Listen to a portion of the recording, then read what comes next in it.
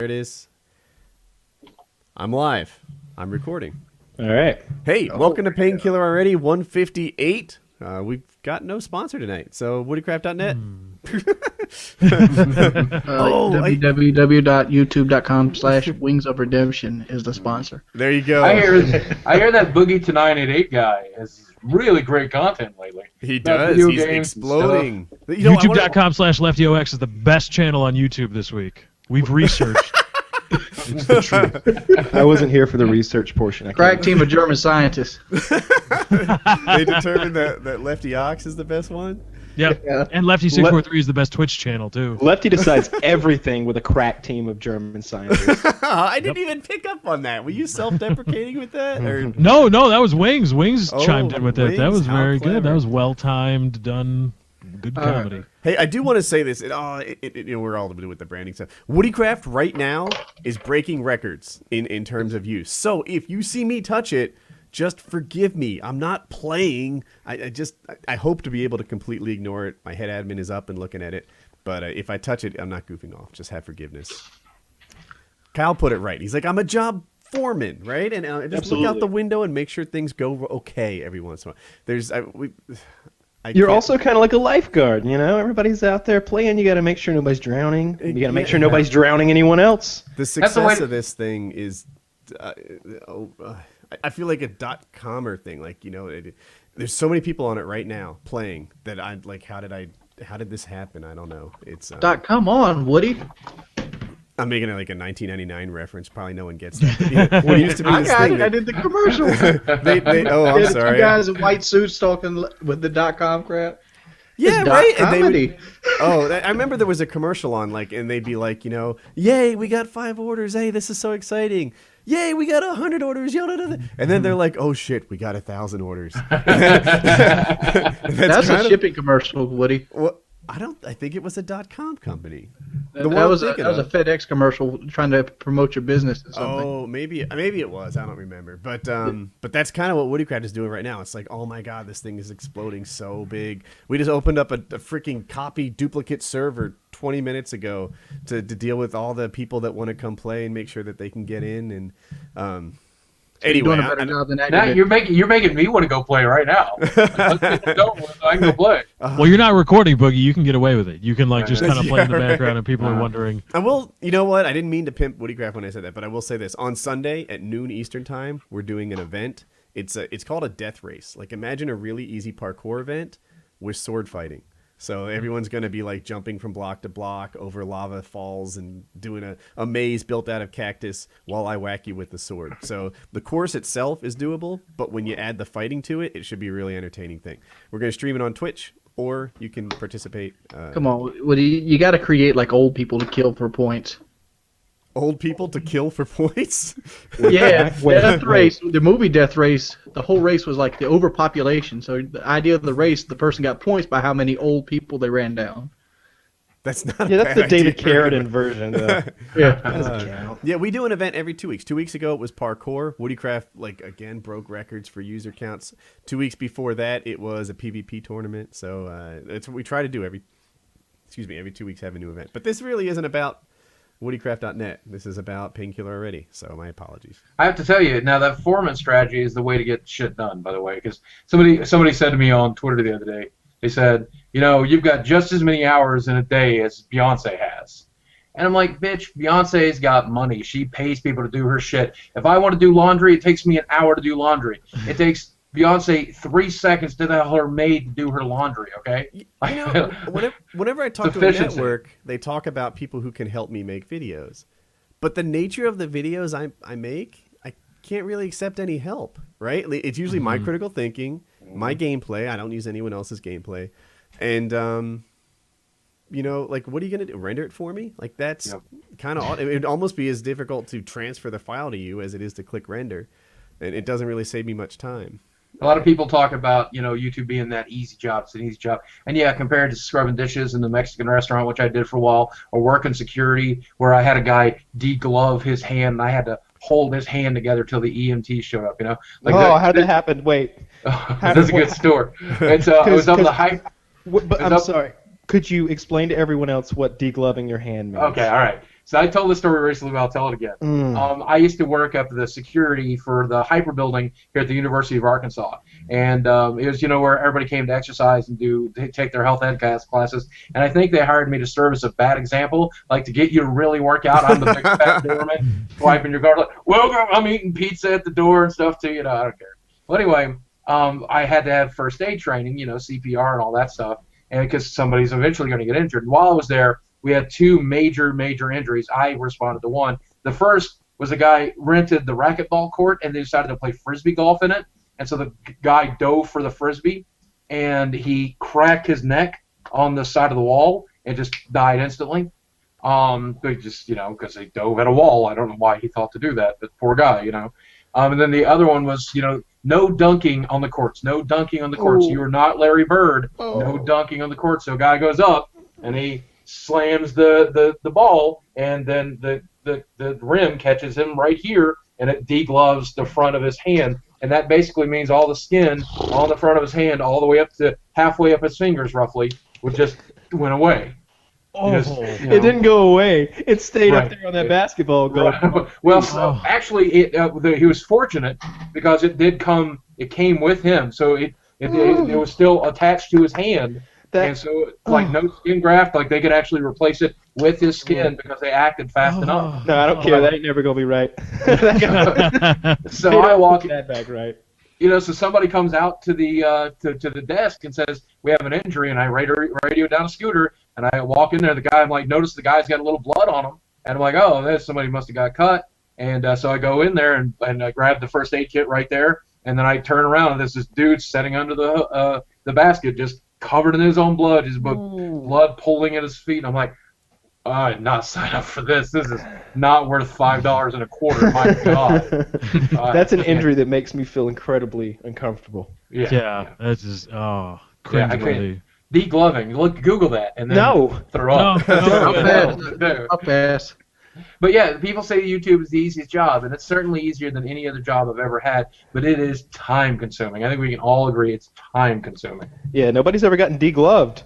Yeah, right, exactly. I'll say that much. Yeah. What I like about YouTube is the flexibility in the schedule. It's time-consuming, and if you go at it full force, right, if you're really working your Twitter, Facebook, and YouTube, which to me are the top three, you're probably responding to comments and finding content and brainstorming for ideas and getting gameplay if that's your deal all the time, all your waking hours. That's what it takes to do it full force. And that's a lot of people are like, man, it must be great to be self-employed. It is, unless you have a spark of ambition in you whatsoever, because you make your own hours, and since there's 24 hours in a day, I think a lot of successful YouTubers work as much in that 24 hours as humanly possible. I can't even sit down and watch a show without thinking I should be working. I haven't played a video game for pleasure in 6 months.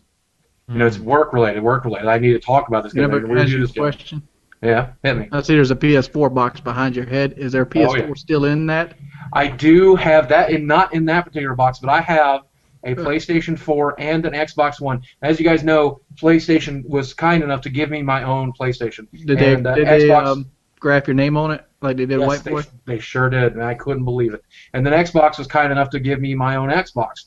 Well, I don't believe I deserve those kinds of things. So I had 2 pre-orders in place, so I kept the pre-orders. And in the next week, we're going to figure out a way to make the most money off of those, probably an eBay charity auction, and then donate that money to charity. So I paid the full $500 for that Xbox I'm going to give away. I paid the full $400 for the PlayStation I gave away. And, I'll still have one, so it's like I break even, but then we get to do a lot of good with it. Can I give you some advice? Yeah, hit me. So I've done a couple giveaways like that before. Yeah. Do everything you can to have open accounting, right? Sometimes when I do charity events, I try to make it if ideally they don't give the money to me and then trust me to give the money to charity. Ideally, the money goes straight to the charity. There was one time I did To Write Love on Our Arms, and they didn't have that kind of setup like March of Dimes did. So the money went to me, and then I took that and I put the check in the mail, in the envelope. I showed me on video mailing the check, because I just want to be. I actually have a thank you letter from them and a T-shirt, because To Write Love on Their Arms, if people don't know, it's a charity that does They help basically emotional problems. Some people have deep depression. Sometimes they're emotional problems that are tied into like drug use issues, and they help people like sort of get back on their feet. That's their thing, and it's a thing that I'm especially sensitive to. People who don't know, I had like a suicide attempt in my kid, and I have people on my channel with these issues too. So it was like a really good charity for my audience, and I just did everything I could to make sure that nobody thought I got that money. And there's another guy, I won't even name him, but he didn't do it quite as cleanly, and it still haunts him. And I believe his heart was in the right place. He just didn't have really visible accounting. Right. It still haunts him. That's good advice, and I really appreciate it. I'll be honest with you, it had occurred to us to, I'll tell you, our thought process up till now has been, let's give it away on the channel, because some of my viewers deserve something nice. And then when I saw the comments on my PlayStation 4 video and I saw the comments on the Xbox video, they were the most toxic it's ever been on my channel. One guy said, and this is my favorite quote, "You fat piece of shit. I don't know why they just gave you the PlayStation. They should have buried it 6 feet under because you'll be there soon enough. I wonder if your wife will kill herself while she's mourning your death." Oh, and I'm like, wow. That's a quality hate comment, right? That is pretty good. Really, that was pretty good. Really I have to say though, like, I can hang with you, dude. Oh, man. That's everyday I've seen comments. worse. What are you Yeah. talking about? Until they're anally raping your daughter while digitally raping your son, I'm not sure that you can. If they have it threatened to recreate an aristocrats joke at your house, you know. Which joke bothers you the worst? Well, who, me? Like what? Everyone has a joke that gets under the skin. Like me personally, the ones that bother me the worst are people that say that I lack awareness or that I have no gun skill. You only get under my skin. Those are the ones that does it. Oh, this is. I don't care about you calling me fat. I don't care about, because Those are I'm probably passionate. the pettiest things. I know, right?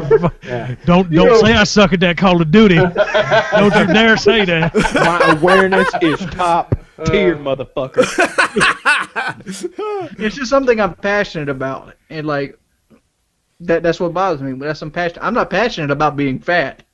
I'm not passionate about well, how you looking forward to that triple bypass hard deck? Yeah, I am, motherfucker. That's my retirement plan. I don't even know what I'm like. I watched Dana White the other day, right? So to tell the backstory in fast forward, GSP fought this guy named Johnny Hendricks. Most people seem to think that Hendricks won, but the judges went for GSP. Dana White says that was a terrible decision. I agree with the crowd. Johnny Hendricks won. And a lot of people gave him like heat over the internet, saying you shouldn't have said that. This was a bad thing, yada, yada, yada. And he's being interviewed by this guy. And the guy's like, hey, I've noticed you've taken a lot of abuse about your statements on this fight. And Dana White was like, have I? I'll tell you what, bro, you're not on the internet. You don't even know that. And that's kind of where I am right now. Like, I'm not reading my own fuck my comments. I'm working all the time. I'm thriving. People are not happy that, I'm not competing as hard as I once did in this international middle school popularity contest. And sorry, bro, my comments aren't hurting me. My whatever you say on Twitter doesn't hurt. I'm in kind of a honey badger stage right now. I'm cool. Wings is like, what are you most sensitive about? I can't think of anything. Your Minecraft server is dog shit, son. It is, man. It was laggy as fuck. Lag. I'm What if looking somebody- at what- the what if status somebody made, window like, a right little now. I'm bit of- sorry. I can't hear you over the record-breaking night I'm having. Yeah, it's laggy because we're doing record numbers right now. It's not even. I could tell you the TPS. We'll go look. It's been freaking awesome. It's things are going so well. I have no complaints. I got to tell you that this is I will get super emotional here for a second, but when the internet was new, like 96, 97, and I just discovered it, I used to be the most toxic user, Like I used to harass people on IRC. We would hack Christian message boards and post like Tub Girl and shit on it. Please don't Google that, by the way. And we don't need literally, I was like the most toxic guy. So I've been there. I've been the guy who got his lulls by wrestling those jimmies. I was that guy. And so I know where they're coming from. And for me, it was from a place of pain. It was from a place of boredom. It was from a place of frustration with life. It was from a place of jealousy. It was from a place of, how dare other people be happy? Are you really a fat guy? Yeah, right, yeah. You know, I mean, like, I couldn't. You asked me to like hack a Christian website. I'm like, damn, I'm too fucking lazy for that bullshit. I was dedicated to making other people unhappy. But you know, the way I see it these days, when people are shitting on my parade, I think of it as karmic justice. That's what I'm paying for that now. All that stupid stuff I did in 96, 97, you know? I've never been that guy. I've always been that positive force. I've always been that, like, good. I don't know how to say it. Like, you know, that encouraging guy. If you don't have anything nice to say, then don't say it at all. Like, I mean, I've told this before. I used to go to Hutch and Beyond and XCals, and I just say nice things on almost every video they made. Before I was YouTube famous, I was off-road famous. I was on forums helping other people fix their buggies and their trucks all the time, like suggestions and to make a short story long, in the off-roading world, a lot of times people combine like different trucks and cars and Jeeps and make something that you can't take to the garage. You know, it's custom. My buggy is it's three parts of 3 different Jeeps, parts of 3 different Toyotas. It's part cement truck. It's part lawnmower. It's all over. It used to be like 11 different things. There's some Chevy parts on there. There's some Ford parts on there. And you can't just take it to like the Toyota dealership and say, look, it's running funny. You got to fix it yourself. And I'd be on the forums helping other people solve things that I had run into in the past. Before I was off-road famous, I was woodworking famous. And I would be on those forums, hundreds of thousands of over 100,000 posts on different forums, just helping people, you know, how to finish Purple Heart wood and things like that, which other people don't know, how to keep it purple and not turn brown so quickly. And I never really quite got into the mind of the Jimmy Rustlers. But I've seen enough of it now that, like, I'm a vet at this shit. You know, it's funny. It's funny you say that because one of the things that led me to believe that I could be good at this whole YouTube personality thing, whatever you want to call it, was the fact that I was locally famous in the gaming community, and it really. And then, you know, where I was originally toxic when I found the internet. Eventually, I found a game called EverQuest, and while I was playing EverQuest, I found that I got punished for being toxic, and I got rewarded for being the nice, friendly, helpful guy you're talking about. And that's actually what kind of transformed my whole life. The friends, even friends that I have now 20 years later that I met in the gaming community, who treated me like I was already a celebrity, is the people that made me who I am today. So that's kind of weird. That is pretty awesome, man. Yeah. So Woody, you weren't that guy on the buggy forums telling people to set their buggies on fire if they weren't happy with. You know what? Fuck you and your piece of shit buggy. Your buggy sucks, noob. Learn to drive. Here's the that was me being the helpful, nice person. It's you were trying to get that poor guy to set his truck on fire. I was trying to get him out of debt. You were like, this guy's a dumbass. He's gonna do From a it. place of darkness, and I offered him a little bit of light in my pocket. for what it's worth, a lot of people who are into off-roading, you know, all kinds of off-roading, are, I don't mean to put them down, but they're kind of towards the redneck side. And there was a lot of engineering questions that they need to answer, you know, and I was the guy that like picked up, they have suspension systems and how they react. I don't want to get too in depth because I think it's a boring topic, but when you have a dragster, right, picture a big dragster with the long nose out front, what you want to do is have it kind of squat when you accelerate, and that takes a really high anti-squat ratio, if I remember right. And when it squats, it kind of gets more traction. But in off-roading, you want the opposite of that. When the back tires start spinning, like say you're climbing something really steep and slippery like a waterfall, then you want it to lift, or you don't want it to lift, because if it does, then it'll start hopping. You need it to sort of stay still when the back tires spin so they can heat up. You get that outside layer of rubber is not very sticky. It's like dry. Heat it up, get it hot, and rub off that outside layer and it'll climb. So I would help people design their suspensions because I could calculate their anti-squat ratios, and I just helped them do suspensions that didn't lean so bad in off-camber situations. And I did it by sort of pouring through engineering books used for race cars and then take that knowledge and apply it to buggies. And that was what I did. Like I help people all the time. Whatever. I think I'm going into boring stuff, but No, I'm fascinated by it. I've been off-roading my life, but I got to tell you something. Now I know I can never do off-roading because math. yeah, there's math. Steering. So if you picture you've got these great oversized tires and you're in like a rock garden of some sort, then you need to have really powerful hydraulic steering systems, usually taken from agricultural uses. And I would just help people calculate what they need. Like, this is the size pump you need. This is the thing. Do you want steering that automatically returns to center when you let go of the wheel, like you do with a car? You know how you turn and just sort of let it go and it spins back? Or do you want something that doesn't give you any feedback, because when the thing bounces around in a rock garden, it can kind of jerk at your wrists all day. So what do you want? Do you want it to respond or not? And I'd help people design. Look at you. I'd help people design these different things. Anyway, that's what I did in the off-roading thing, and I was kind of well known. That's what I did in woodworking. And when I went to YouTube, I kind of had some experience being like, YouTube famous, even though it wasn't YouTubing, it was other avenues. The other question I have is like, why did you buy a Toyota truck if you were this engineered? because Toyota engineering is like incredibly. Yeah, exactly. Well, first of all, I wanted the truck manufactured in America. I'm not sure if you can say the same. And I was manufactured in Kentucky. Thank you very much. Was it? Where are Chevys made now? All the parts are turned in Mexico and other places. My assembled. all the extra parts are made in Canada. Yeah, that's where I think. Well, that's okay. It's coming from. Yeah, we love his Canadians. little brother. We tease them, but yeah, They're good enough. But mine's made in California, and actually the Tacoma. I don't know if it still is, but at the time it was probably the most popular off-roading, like store-bought truck. God, I feel that if I ever felt out of place, it's right now. We own a Ford Taurus. I got a question. Oh no, don't worry, Boogie. My brain, when they start talking trucks, I just. You own a Ford Taurus? Good Lord. Yeah, we own a Ford. I'll tell you why we have a Ford Taurus. It's because that won't do. It's one of the very last vehicles to roll off the assembly line with a bench seat, and I need a bench seat for me to drive comfortably because of how wide my stance is. Have with you my, seen Wings my of Redemption's? Not Wings. Only Use Me Blades Super Pimp Cadillac. Yeah, Fleetwood. You can drive a Fleetwood. Fleetwood. I'll look into it.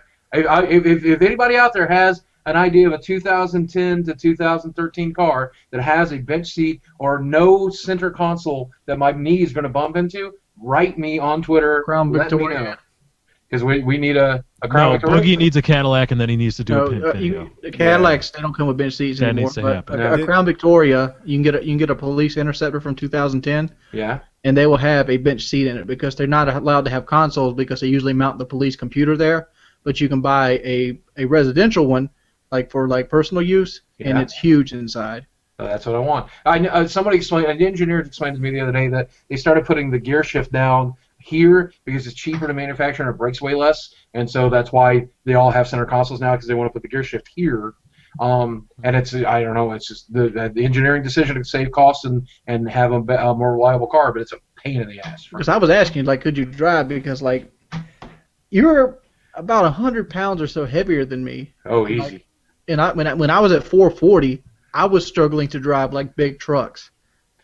If I wasn't for our particular car right now, I would not be able to drive. But I've looked at a few minivans and I've sat in a few, and some seem comfortable. But that's basically that's my requirements for a car. Can I drive it? Can I fit in it? And how the seat? Can I afford it? How the seat is me. I sit on the bolsters of the seats, the part where it's supposed to hug you and keep you in the center. Right. Yeah. I sit on those. If it's got a bucket seat, I'm miserable. Yeah. Basically. Wings got into my Camaro somehow. I'm still stuck on the drive Cadillac, Camaro. man. Boogie, a man of your fame should be rolling around in a caddy. That's just what you belong in. I gotta tell you what I like. I like a Lincoln Town Car. That's what I love. I've always been in love. I own a Lincoln Town Car right now. It's out of service, but I've always loved me a Lincoln, man. Yeah, but I could see a caddy coming up in my future. I've only rode one Lincoln in my life, and that's because they made me. At least you and I are on the same wavelength at this point. Mm-hmm. Lincoln Town Car, caddy, that's where you belong. Lefty, how many Lincolns have you been in your life? Did you keep count? Actually, my dad owned a Lincoln when I was just a little guy. So yeah, I don't have a count though. I don't count one. Wings has a count there's on one. it. Wings, why do you another one. despise Lincolns so much? I don't despise Lincolns. They're a Ford product. But if I had a choice between Lincoln and Cadillac, I'd go Cadillac every time. So what was your one experience in a Lincoln then? It was we went to the Billionaire's Bash. They promised me a Cadillac stretch limo, and they pulled up with a Lincoln stretch limo. That was bad. Did you spit the driver's place? To refuse to get Spit in the in. driver's Those lying place? sons of bitches! Wow. He wouldn't have it. He walked away. It's funny. Didn't they When put we us were- in a? I'm sorry, Boogie. Didn't they put us in an old-fashioned limo, like a 50-year-old limo or something? It wasn't a 50. It was an early 2000s though. It wasn't a brand new one. No. One of the days we were in like a classic car of some sort. Does this not ring a bell? It doesn't ring a bell. It might have been another trip. Did I do 2 with them? I might have done 2 with them. But I think one was remote. I don't remember it. But I seem to remember them putting me in this like rounded classic like Bentley limo type thing. It's nice when you can't remember what kind of limo you were in. As long as it Oh, wasn't was a that the fucking first Lincoln. time they flew me out and put me in a limo, or the second time? I'm sorry, Kyle. Mr. Like, did you just dismiss your driver before the show? Giving me shit. How Jay, No, I how haven't many- seen how you many, every day. Filipino descent people work on your yacht, Kyle? yeah, let's talk about who cleans Kyle's yacht. Filipinos are great for everything. They're small in stature. They fit into tight places, like down in the bilge. Who's gonna crawl into the bilge wings? Filipinos, right? Yeah. Not wings. I cost too much and I can't get to places. Kyle, what was it? Oh, I had a thing. Oh, are you having your yacht cleaned regularly right now while it's in Florida? No. Oh, step up your game. Uh-oh. It's been about a year. Uh-oh. You Since, might not want to go into that yacht anymore. Well, I called down there the other day and I spoke to him about it because the debit card that I had on file with them had expired. So I updated them to my new debit card, and I was like, "How's it doing over there?" "Oh, it's fine." I'm like, somebody checks on it every now and then. "Yeah, we look at it every time we walk by." And I'm like, "All right, good enough for me." Yeah, they neglected to tell you there was like sea corals growing on the side of it. I had the same thing happen with my buggy. The credit card I think it was on was I keep it at a storage facility, and it expired. And the guy like working at the storage facility, he was like 35 years old or something. And they sent me a letter like, "We're gonna sell it if you don't get back to us soon." So I call him, and he's like, "Woody, I'm watching your videos right now." I'm like, "No way!" The guy working at the storage facility was a fan. It made me feel good. This section of the video is what we known as first world problems. And you guys have some serious first world problems, man. I've got to tell you, my mansion, my second mansion, is currently unattended out there in California. Like, what the hell, man? Small family I picked to live in it. I will tell you, when they flew me out to LA for the Volkswagen ad, and then of course I got flown out again for the PlayStation 4 launch recently. They of course gave me car service, and they mentioned, "Oh, we're gonna have limo service." I'm like, "Limo, awesome, limo service." What I did not realize is that what they meant by limo service was an Escalade or a town car. Basically, is what they use in both of those cities for limos anymore. And I'm like, oh, that's kind of disappointing because I was thinking the big long stretch thing from my dreams, Mm-hmm. And I was a little butthurt about it. But when we were in LA, it was the night they filmed the Golden Globes. Mm-hmm. And so the day after the Golden Globes, I'm sitting in the vehicle and I'm talking to the guy, the driver, and I'm like, "So did you work the Globes?" He goes, "Yep. In fact, I haven't slept yet." I'm like, "Oh my God, that sounds dangerous. Like, when are you going to sleep?" He goes, "About noon today." And I'm like, "Well, who'd you work with?" And he goes, "I'm not supposed to tell." And I'm like, "Well, who was it?" He goes, "Jack Black." And I'm like, "Really?" He's like, "Yeah, he set exactly where you're setting right now." And I'm like, "This car?" And so I guess if Jack Black doesn't get fucking stretch limos, then I guess I can't get too butthurt about it. How fucked up was I- Jack Black? Be honest. Jack Black was What? tanked, wasn't he? Jack Black was messed up. I looked at the guy. Did you The guy smell looks. The guy looks at me and he says, "He goes. I was like, how was Jack Black?" He goes, "He was amazing. He was really funny in the car, and he talked with me, and he was just so fun to talk to, and he tipped me so much." And I was like, "Well, how much did he tip you?" He goes, "He tipped me $600." And I'm like, "I'm gonna let you know right now, I am not Jack Black. Okay, you're getting like $10, dude. And I'm at least eating $10 of the mints out of this fucking tray back here, too. So, you know. You got any drinks back here in this refrigerator back here? Sometimes sometimes that limo service means even like they'll tell me, oh, what do you got limo service, and it's great. And I know better than to have the same dreams you did now. It's not going to be like a stretched limo that fits 9 people or something. Usually gonna be a van. It's a van. Yeah. Man, in what world is this a limo? Sometimes the van even says limo on the side of it in like stenciled paint. Like, you can't fool me. That's not a limo. That's just not what a limo is. It's a van. It's a church van. Yeah. Come on now. And I saw how much they charged because they accidentally put one of the charges on my hotel statement, in which, of course, I had them in reverse, and then Sony took care of it. And I saw how much they charged. It was $372 to give them to the airport. And I'm like, dude, $372? I will learn to fucking walk today. I will jog my fat ass to fucking LaGuardia, okay, for $372. I cannot believe that. I cannot believe that. If it's $372, it better be a stretch limo a mile and a half long that I can fucking play Xbox and PlayStation in, you know? Like, come on. We usually get a driver when we go to LA, and it's not that, it's like $70, and he comes and picks you up in like a nice right. like, Well, I guess this is this is New York prices. I don't know. Yeah, that's Maybe crazy. New York Yeah. Golden You're paying Globe weekend $370 prices, or even Yeah, Right. that's possible. Just rent me an Escalade. I can drive myself. Yeah. I was like, man, if I knew you were paying that much, I would have got a cab in a heartbeat. Are you kidding me? Like, I can't believe they spent that much. But Sony went all out, man. We were at the Standard Highline and Lower Manhattan, and we were like on the 12th floor of that building. And like, I've never lived like this a day in my life. Like, if you could go talk to the coal miner's son, 12-year-old boy in Southwest Virginia, I would never believe this, but we're on the 12th floor of the Standard, and we have this view of the Hudson and a Freedom Tower, you know, that classic Manhattan skyline, and the whole wall, south wall is a window. And I'm just like, how did this happen to me? Like I don't know what I've done to deserve this, but whatever it is, I'm glad I did it. Hey, holy shit! You were starting to talk about the PS4 before the show. We kind of closed it, and so let's Oh, talk about it yeah. on the show. Well, this is the console war, kind of. Oh, I'm well versed now in both the Xbox One and the PlayStation 4 because I have them both in my home, and I've probably put 50, 60 hours into both consoles at this point, and so I'm pretty well versed. I'm sorry to cut you off. I watched your video where you were surprisingly honest and forthright about your pick, right? Because you're kind of in bed. I'm looking for a better term. I don't mean to put you down, but you're kind of in bed with both Microsoft and Sony, and one would expect you to say, like, you know what? I've decided they're both awesome. But I told Major Nelson when he was here, I'm like, and I told Sony when I was in New York, I have nothing if I don't have my integrity. Mm-hmm. Like anybody's for sale, and I have a sellout price, okay, but no one's willing to pay it because it's at least 7 figures before you could buy me and buy my opinion.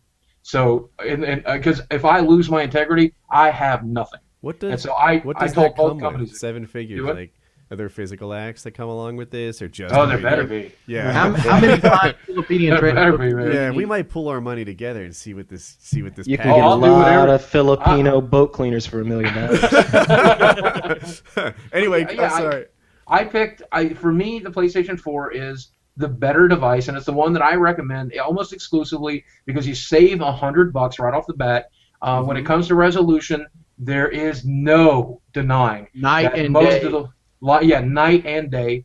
And if you are a hardcore gamer, you should pick the PlayStation 4. If you have a family, okay, and you have a wife that doesn't play video games, and you got a kid that doesn't like video games, I don't know where you found that kid, and you raised him wrong. But if you have that kid, the Xbox is a wonderful choice because not only will you get to play Assassin's Creed 4, not only will you get to play, there's a host of exclusives, but then it's also a really cool entertainment device. The PlayStation 4 still does 90% of that, like 98% of it. What it doesn't have is that TV in, and that TV in does make a big difference. And so my wife is really enjoying the Xbox One. She's enjoyed Xbox Fitness. She's enjoyed the Kinect controls. She's enjoyed the voice controls. She's enjoyed watching it to switch to live TV. And so I can see where it's a good family console.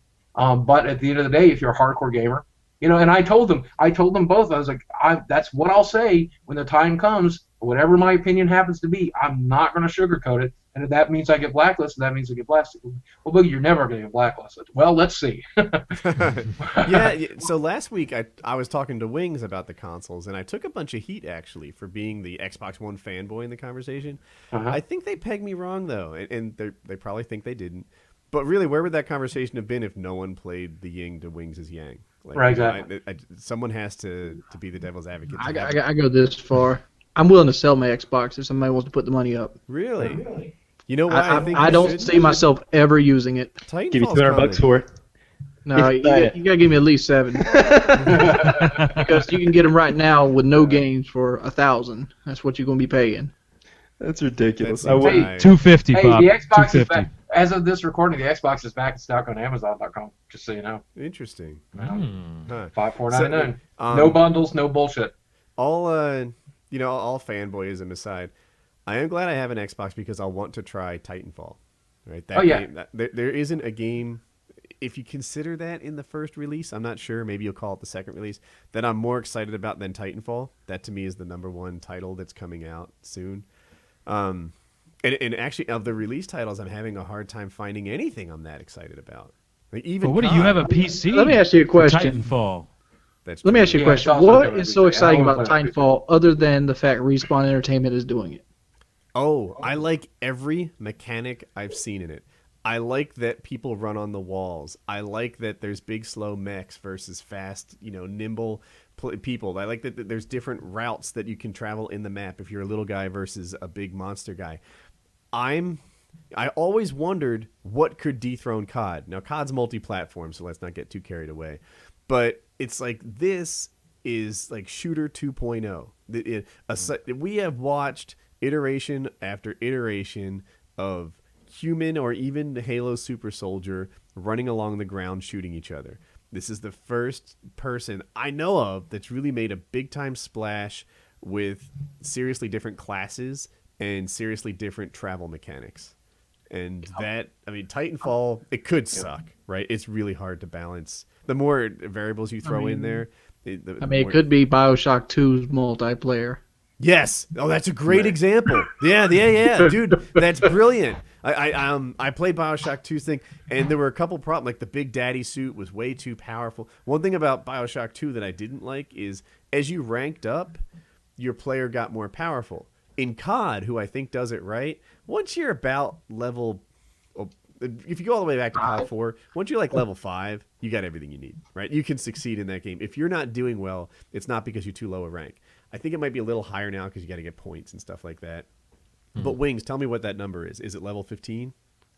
To get good? No, Yeah, 15, not to get good. To have all the tools you need to be Yeah, good. I'm talking about to have a good kit, to be a well-rounded kit. Almost 15 instantly because you can unlock one of the classes, and you've got perks, weapons, attachments, everything. Yeah, but I'm looking at like my ideal setup. It takes about 25 points, which takes about level 15.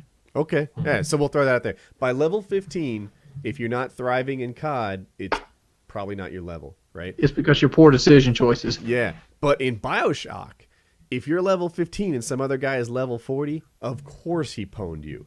It doesn't even matter who's more skilled. He put the time in the game. He has better spell effects. Magic.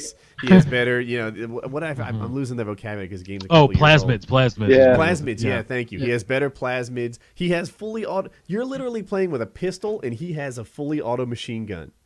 That's not When I see Titanfall's multiplayer, that's what I'm afraid of. BioShock 2 all over again. And another thing I read just yesterday that bothered me about Titanfall.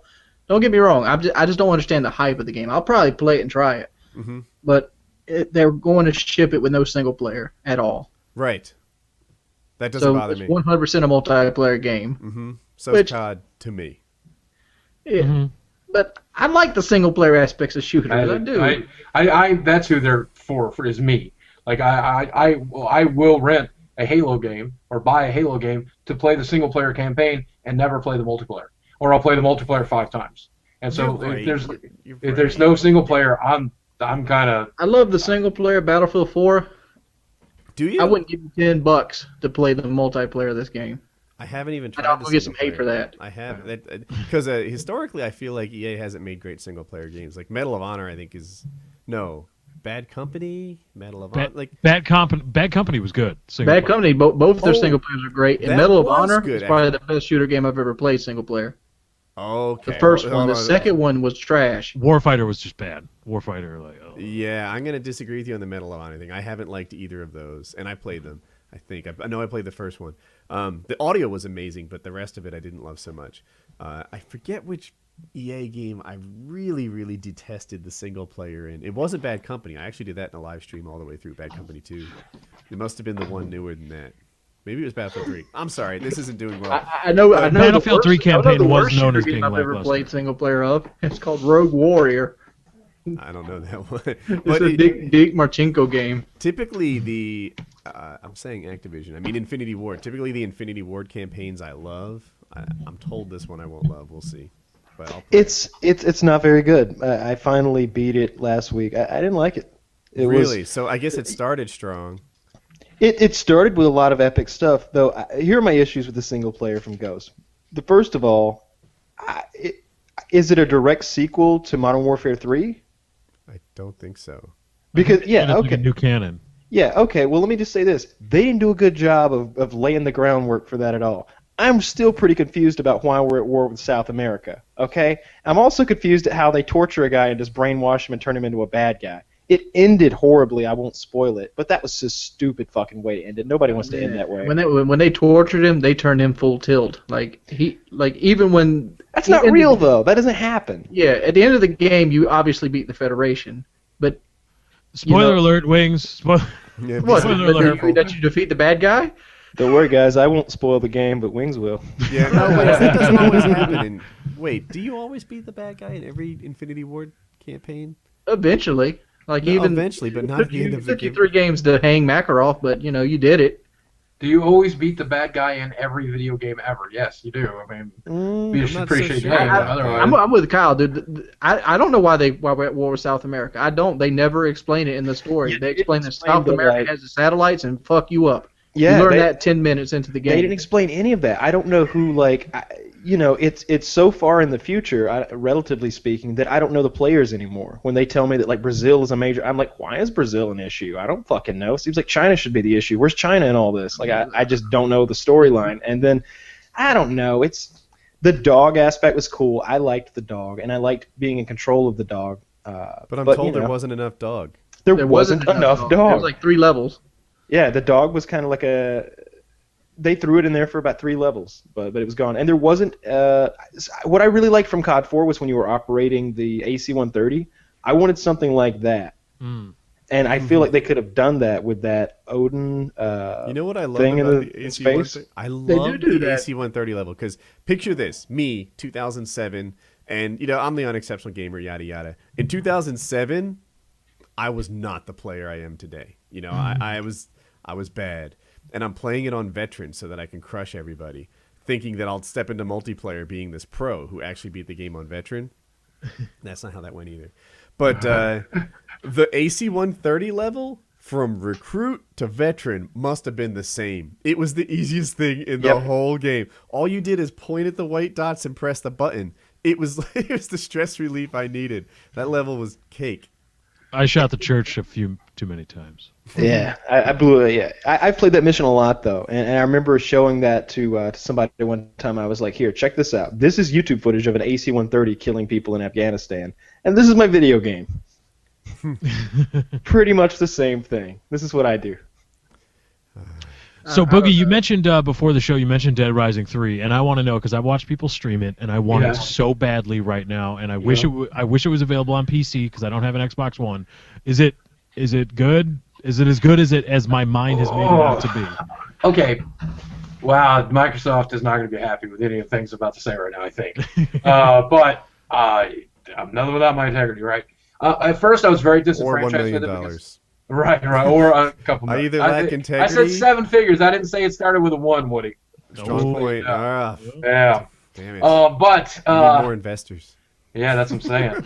But when I first put it in, I was a little disenfranchised because it doesn't look like a next-gen title to me. Because I'm used to seeing PC graphics, so I was like, a little disappointed. And a few things really bothered me, like when graphically you would eat a piece of food or pick up a bottle of water. I think you should animate that it's 2013, but instead the bottle of water disappears when it reaches your face. And so, and again, the controls are a little stilted, but a lot of that has to do with the fact that I'm used to mouse and keyboard. I'm used to this, like that's why I'm excited about Titanfall on PC, because of this. This is where I grew up, Is that is that a membrane keyboard you're holding up?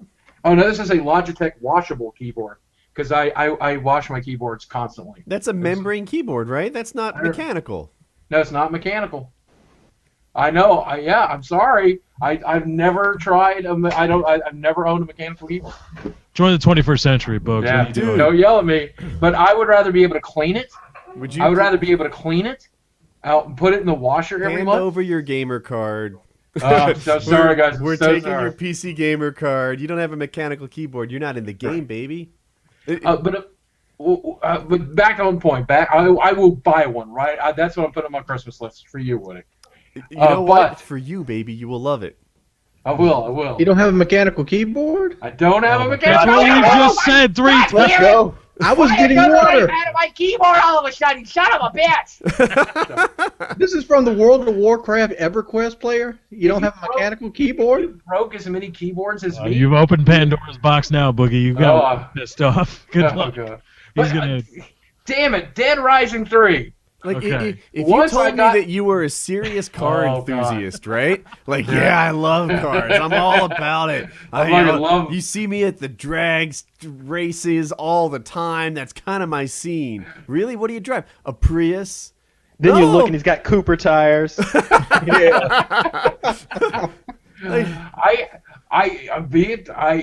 I'm sorry. Boogie exposed. He's a membrane keyboard user.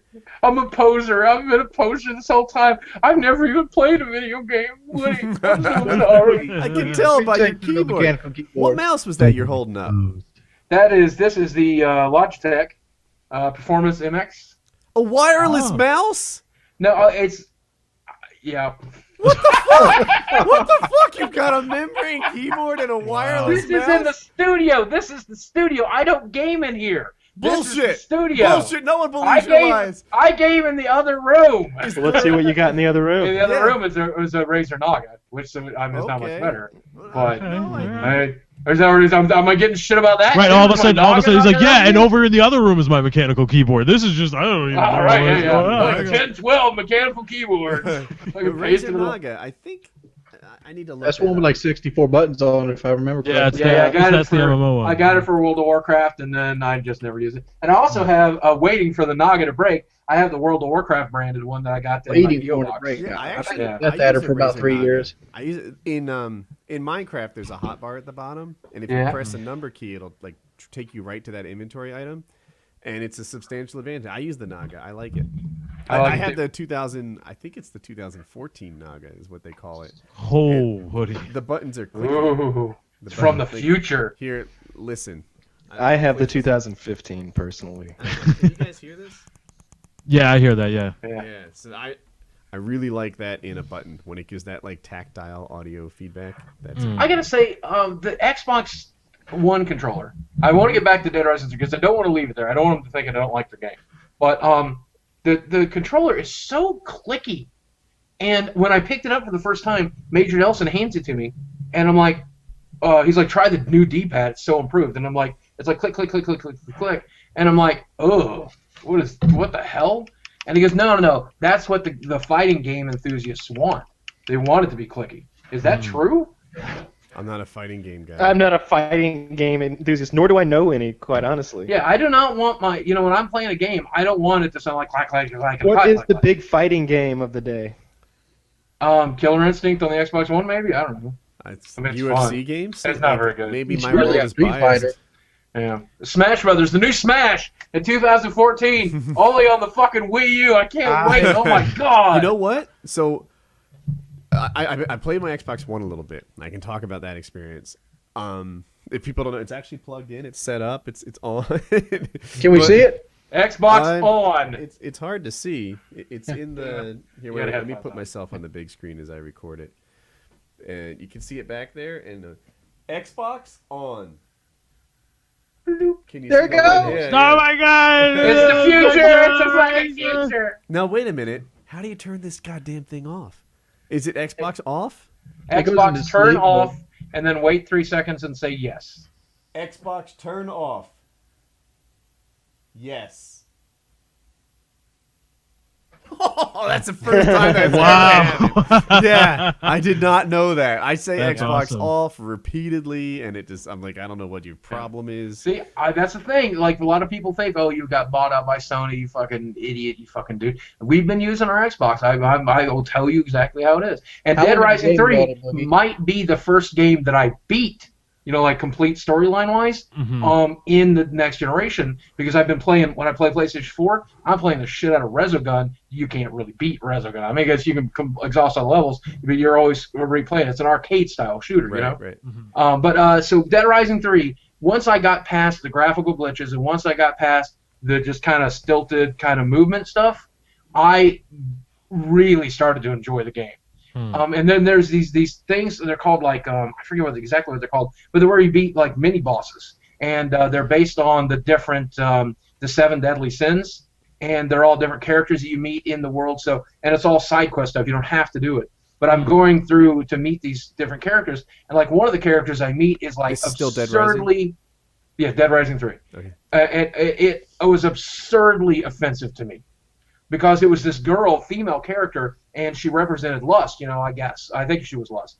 But anyway, she's like in a cop outfit, and she's got like a slutty outfit on. Yeah. And I'm like, man, I'm the okay with this feminists- so far. What's the problem? feminists are going to have a fucking field day. Wait. But she only talked in sexual euphemisms. So like when you defeat her, I don't, spoiler alert, when you defeat her, she says, oh no, I finished first. And I'm like, wow, that's a little offensive. So then I meet Gluttony, No, and it's Gluttony not. is this No. this fat girl. Can you is upload this- some videos of lust?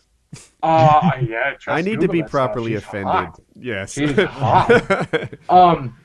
But then I meet Gluttony, and Gluttony is this fat woman on a hover around scooter who's like protecting a buffet so that no one else can have food, and she's like gorging herself in it. And like at first I was like, man, I'm so fucking butthurt right now, and I can't believe that feminism shit. And then now this, and then I was like, oh wait a second, I can take a joke. I'm not, this is actually pretty funny. She's like rolling around in this fucking hover around, like throwing up on you and then gorging herself, and I'm like, that is actually kind of fun. Like that's a pretty well designed boss. So once I got, it's been fun as shit. I've killed 30,000 zombies so far, Lefty. It's been Oh, that's amazing. right, because they got that counter on it. Yeah. Yeah, it does. I don't even fuck around. Boogie It's has insane. reached the Robert Ford level of not giving a So- fuck. Dude, It's he one just of- smoked crack too. That's next. He's gonna light up a crack pipe. It's one of 2 games worth playing on the Xbox One right now, in my opinion. What's What's the the other? other? I really enjoyed, as much shit as it's getting, I've really enjoyed Killer Instinct on the Xbox One. But those are the only 2 launch games Have you played Rise? that appealed to me at all. I played Rise a not little your bit. thing. I found it very repetitive. I found it very beautiful. I found it very repetitive. I played it for an hour and then just put Dead Rising back in. And COD's just not your kind of game. Well, it's not, but if I was going to play Call of Duty, I would play it on the PlayStation 4. Dude, so I've been playing COD on the Xbox One, right? I actually tried to get footage for me on Monday. I tried. I put like 5 hours into it or something. And there were a couple issues. One, Wings, remember how I said the install time's not that big of a deal? Yeah. I apologize. The install time is a big deal. I have 50 megabits down. That thing literally, was it 5 hours or 8 Why would hours? it doesn't even use the internet? It downloads. It takes it off the disc. Yeah. I bought it digitally. Oh. It took forever. Like, I was shocked. I mean, like, hours go by and it's 17% installed? No way. And I don't have a bad internet connection, there are people with better, but I have a solid internet connection, and it took forever and ever to install, so that was an issue. And then I tried to get a gameplay. 15 minutes with the disc. I don't know if you're playing COD on the Xbox One right now. The talent level's higher. It's like game battles over there. Scumpy. You guys know Scumpy from the Optic team? When you have that conversation of who the best COD player on planet Earth is, he's in the conversation. He did a thing where he's saying it's really hard to get gameplay on the Xbox One right now. And I'm sure his standards are higher. I bet the things he throws away I'd be happy to upload. But he did like his first experience with Xbox One. I didn't see it, but I think he played for 4 minutes, rage quit, and called it good. He's like, fuck it. It's too goddamn hard to play on the Xbox One. And I thought I loved the Xbox controller, right? I was like, this guy, look, the Xbox controller is way better than the PS3 controller or PS4, which I have time on, but less time on. And then I used the Xbox One controller, and I realized, like, whoa. I'm saying I love the Xbox controller, and I love the Scuff controller. Once you get off, like, I like the dome thumbsticks. Now I'm going back to the old school Xbox, like, reverse dome. Listen, there are a lot of people who buy PlayStation-style thumbsticks for the Xbox. There are no people who buy Xbox style for the PS3, 4, I don't care. The PlayStation thumbsticks are way better. I guess the rest of it was okay, but once I get to the sloppy triggers that are default Xbox triggers instead of the tight ones I'm used to on the Scuff, and like I just missed my good controller. I'm here with a stock Xbox controller, and it's like, this is how everybody else plays. I hate the rings they put around the analog sticks. Like when you're doing some hardcore gaming, these rings, they dig into your hands. Yes, they're really uncomfortable. I attributed it to the lack of dome. Maybe it's the rings. But if you want to Scuff, by the way, coupon code Woody. But in all seriousness, dude, maybe I'll have a strong preference for the Xbox controller again when Scuff releases their stuff. Yeah. But the way it is right now, like, what was that board meeting like? Let's put sandpaper around our analog sticks. That'll help people. The DualShock 4, I adore it. It just feels so good in my hands. Best controller ever made. Yeah, I've been really enjoyed the Xbox One controller, and I got to tell you, I know they did their research, and I know they did a pretty good job, and it is a good controller, and either controller is phenomenal, but the DualShock 4 just feels perfect in my hand, and I hope that they do give us the option of turning off the LED light if there's not a camera installed, because my biggest complaint about the DualShock 4 is 8 to 10 hours of battery life, depending on what you're doing with it, and I've heard that if you go and disable the LED, it can add another couple of hours. I'd really like that, but that's my biggest complaint. I was reading about this. The PS4, not only does it drain a lot faster, it charges a lot slower. So it's got you on both sides. Yeah. Compared, but of course, it's included as opposed to a playing charge kit. I happen to have two, so I just trade them out, back and forth. That's no big deal for me. Mr. Big Shot. Yeah, I was like, well, they gave me two, That's why he doesn't have a mechanical keyboard. He spent it all on the extra. Spent it all on the DualShock. How noticeable is the resolution difference? Because you guys that have both, and you mentioned it. Strikingly noticeable. Very. Your favorite thing in Call of Duty, it's bizarre. And if you look at the IGN footage, IGN originally pre-launch showed the PlayStation 4 footage and the Xbox One footage, and they showed the PlayStation 4 at 720p. Okay, so now they've admitted that they did that, and they've released an actual version. Go watch that video. It will shock you. The reason I'm not really crazy about my Xbox is because, like, after playing the PS4 version of Ghost, I have no interest of ever touching the Xbox One version. It looks like the 360. No, it doesn't. So hold on a minute here. My time is spent in the 360 and the Xbox One version. The moment I played an Xbox One, I was like, oh, thank God. I thought this was going to be a depressing year. I'm whipping out the Suicide Kit on the 360 look of that game. Whoever came up with the color palette for I'll call it the last gen version of COD, fire that fucker. He is terrible for your franchise. It is really important that a game is aesthetically pleasing, and he did a terrible, terrible job. But on the next gen, the Xbox One, for example, it looks light years better. And for me, mostly, it's just the atmosphere. You think that looks light years better? Hook your PS4 up. It's hooked up. It's just not turned on. You know why? Dude, that's sad. That's sad. I can't believe great. Dude, I'm not even fanboying here. Yeah, I'm not either. Night and day. When you look at the PS4 version of Ghost and then look at the Xbox One version, 1080p both of them. Now you won't think you're looking at 360. I got two things I want to say. One, the reason I'm not playing on the PS4 right now is that I'm waiting for HDCP stripper bullshit to arrive in the mail. Yeah. So fuck you, Sony, on that. Don't expect a lot of YouTube support if you make it so you can't record games. And two, the whole like which console looks better. As a PC gamer, I feel like we're arguing whether 7th graders or 8th graders are stronger. Oh, how long have you been working on that analogy? That's the best That one just yet. came up right now. Yeah, no, That's brilliant. it's like Dude, make it a meme real quick. It'd be so easy. Wait till 8th grade rolls around. The kids start to hit puberty, and they can not- bench I don't press know what crazy literally what a 70 and 75 pounds at once. It's like, dude, You don't you don't understand what these understand. new consoles do for the PC gaming. Since consoles are so profitable. Oh and God! Thank you for saying this. 'cause Please tell me what I don't understand. profitable Please than tell PC me gaming. these thoughts that I haven't known for a decade more. All right. Well, somebody out there listening may not know, right? But he's Right? telling me, don't put me down, bitch. I know exactly. I can make the All right, argument well, you're let me about see to where I'm make. going at. Just let me hear it out. You might know. They're so much more profitable, and they open up so many more doors. Consoles have been holding PCs back, and graphics aren't what we're looking at here. What I'm excited about is games like Fallout, games like Skyrim, where they have codes and scripts they run off of. They have characters seem like they're everyday physical people.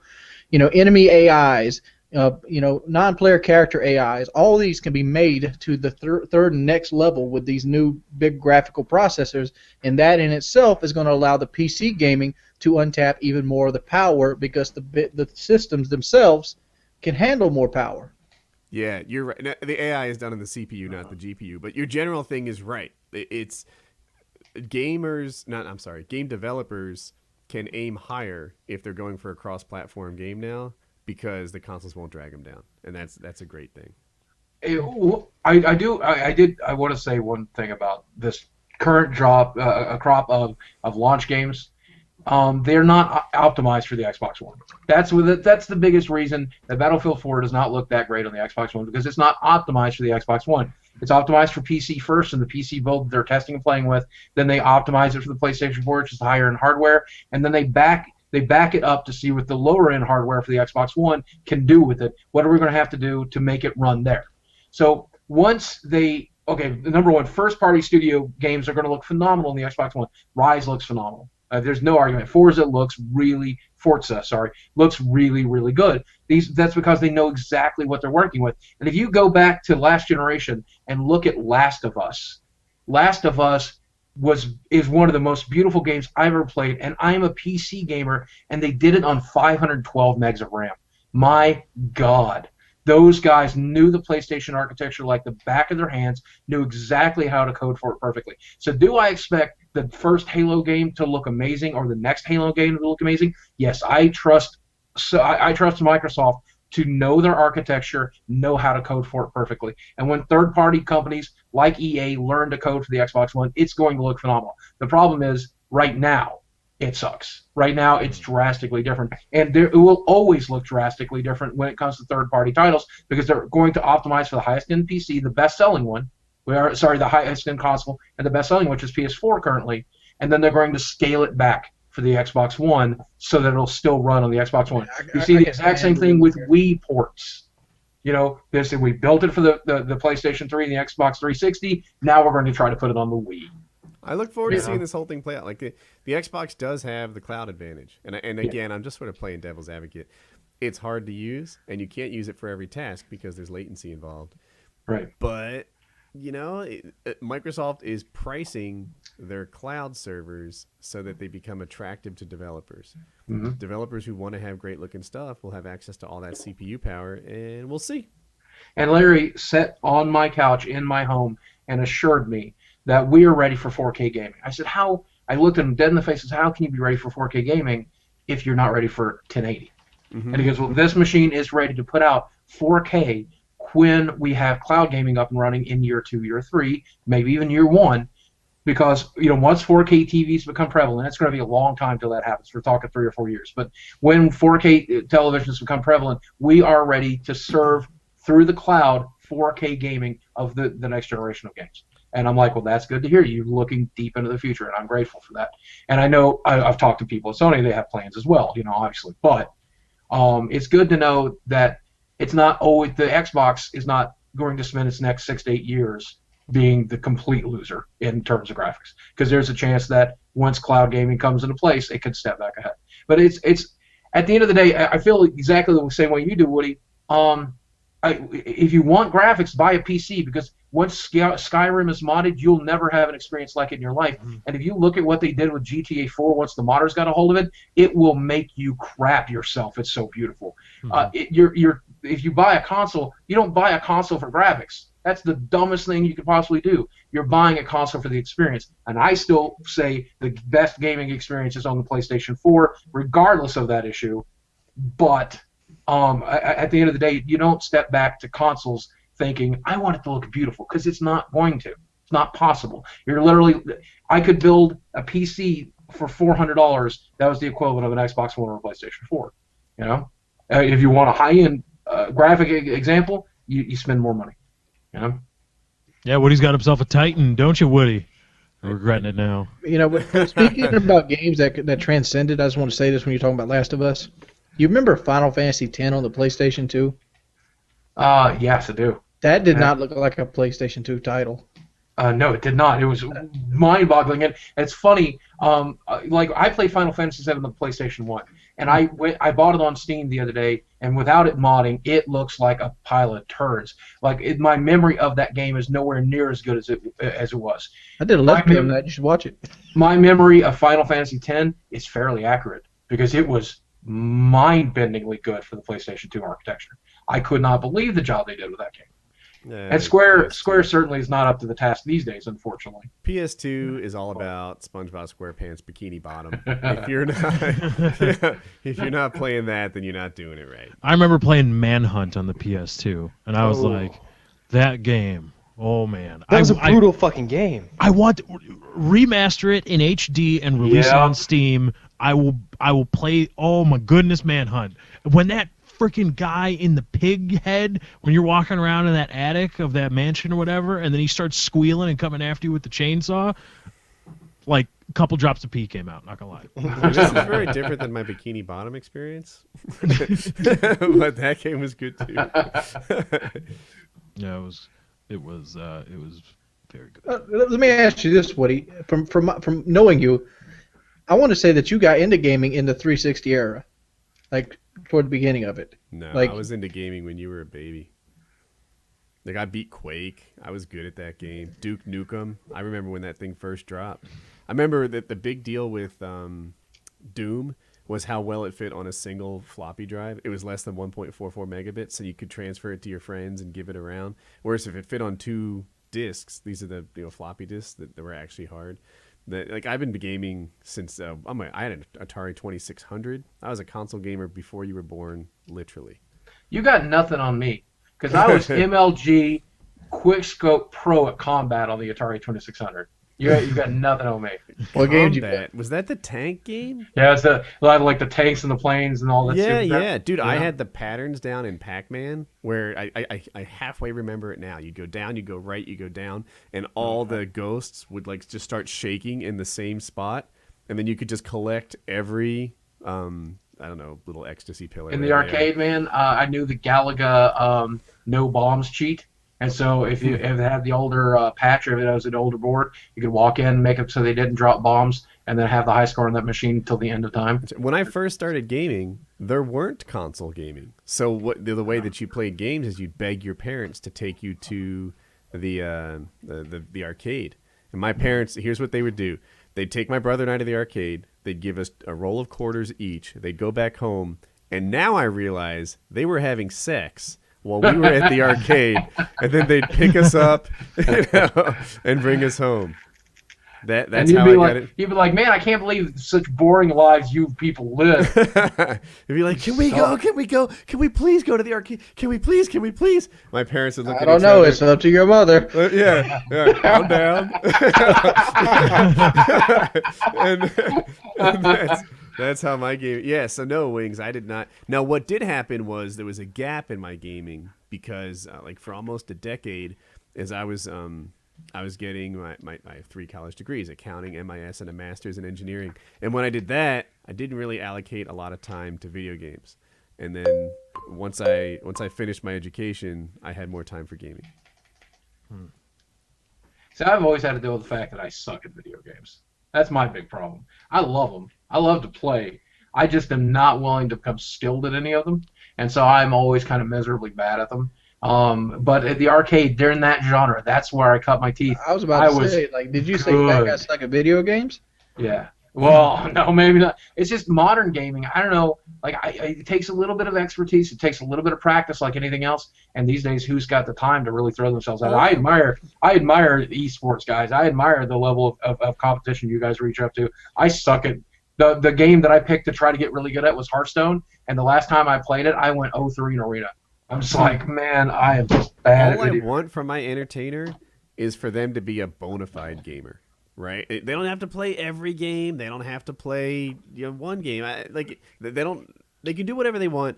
But when I watch them play, they need to obviously be into games. I'm not going to call out people on YouTube, but there have been popular YouTubers who, when you watch them, you're like, I think they're just riding the gaming fad, right? Because there was a time when gaming was like the biggest thing on YouTuber, and it's like, I'm not sure this person's really even a gamer. It seems like they just spotted a thing. And, again, I'm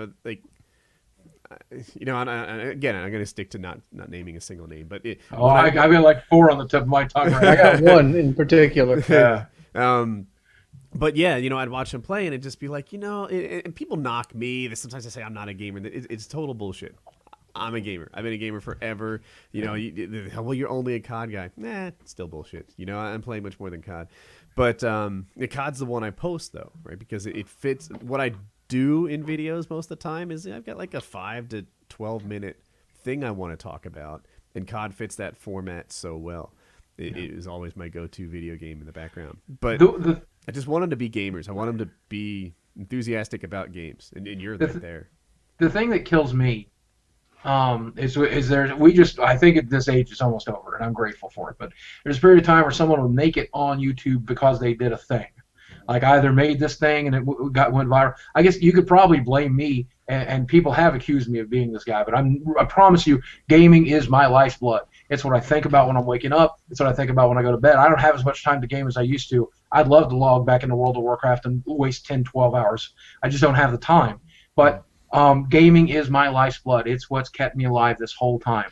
And that's why I talk about games. That's why I do it. It's becoming more prevalent now because people are really noticing the fact that I'm a gamer, and I'm glad. But back in the but every once in a while, someone will become famous for their thing. Either they vlog, or maybe they did a news show, or maybe they did a clip show, or maybe they did whatever.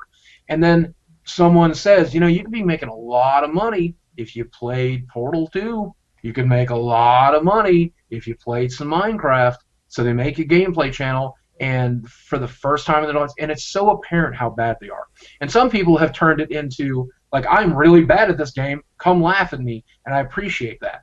But the people who won't make a joke of it, who can't laugh at themselves, who are trying really, really hard, God, I almost calling one out. I'm sorry. People are going to connect to them. Type it in the thing. Type it in the thing. So, yeah, I really want to know because I'm not as good of a sleuth as I guess I thought I was. Oh, that's one of the people. Yeah, I knew it. Yeah. Oh God! Every time I see that one particular video, I just want to punch myself in the face. And I'm curious if people figure it out. So those guys in the subreddit are going to be loving falling over this and studying it. If you're not a game, I welcome anybody to the gaming fold. My fiance likes Kirby games. She likes Mario a little bit. She loved Little Big Planet. She likes Candy Crush. And you know what? I call her a gamer because she likes games. She thinks about those games. She plays those games. I guarantee you, in the time that we've been filming this, she's in the other room right now playing Candy Crush on the iPad at some point. Okay, absolutely happening. Mm-hmm. And I'll call her a gamer, and I welcome her to the fold, and I welcome anybody to the fold. Okay, but don't try to cash in on it.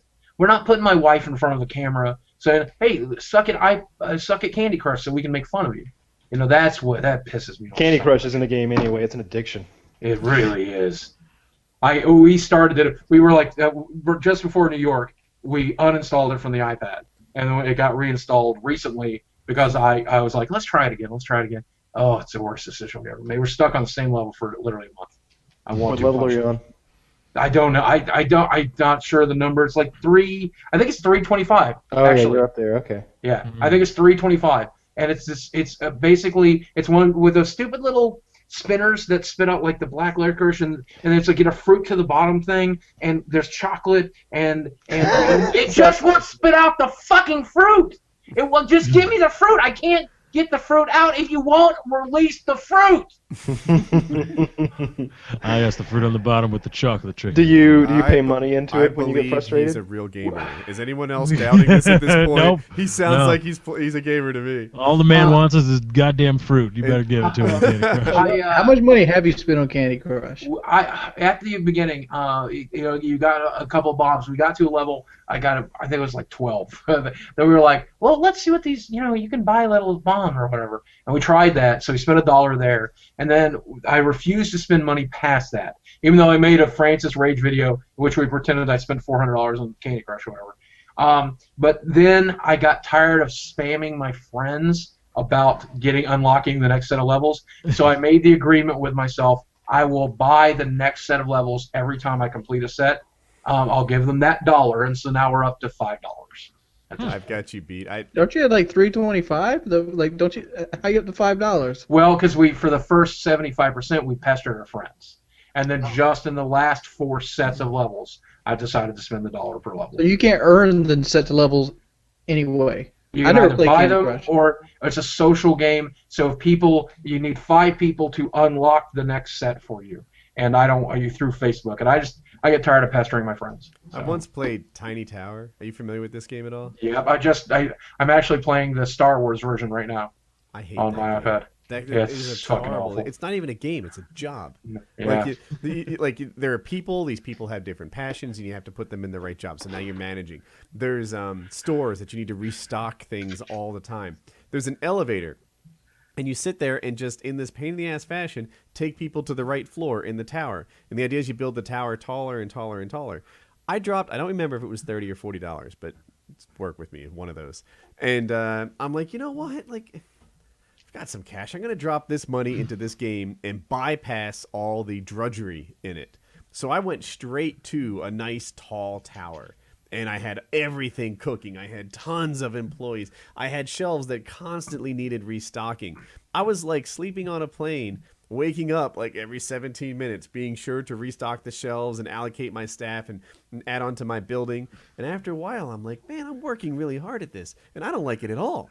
I'm just working. I'm running a hotel with this bullshit for no reason. I uninstalled it, and I don't look back at all. If you advance far enough in that game, it just becomes a really punishing job.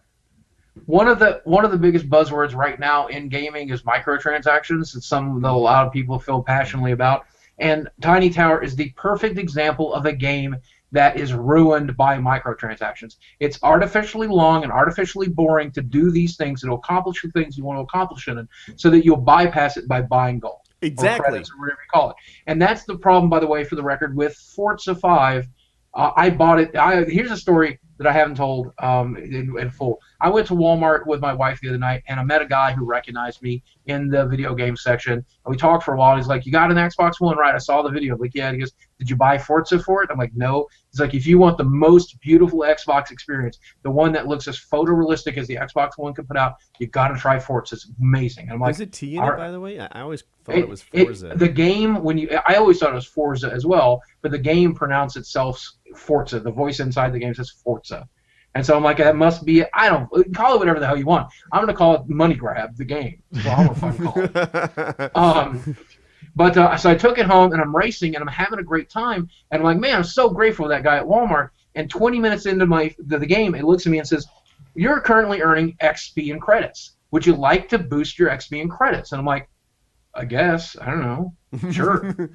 And it says, well, you have 100 tokens. You can use tokens to boost your credits and experience. And I'm like, oh, so how much does it cost to boost? Well, 100 will buy you 30 minutes or 45 minutes or an hour of boosted XP and credits, and then you'll be out of tokens, and you'll need to buy tokens to be able to boost your XP and credits. And I'm like, all right, well, as long as I never hear about this system again, I'll be okay. So no, I don't want to boost my XP and credits. I just want to race. Never mention it again.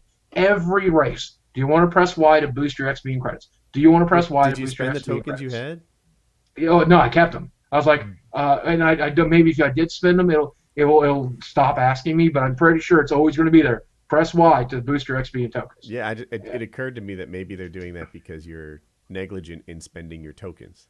Well, it might be. God, I hope that's the case. But someone, so then that got me interested in what was wrong with the problem.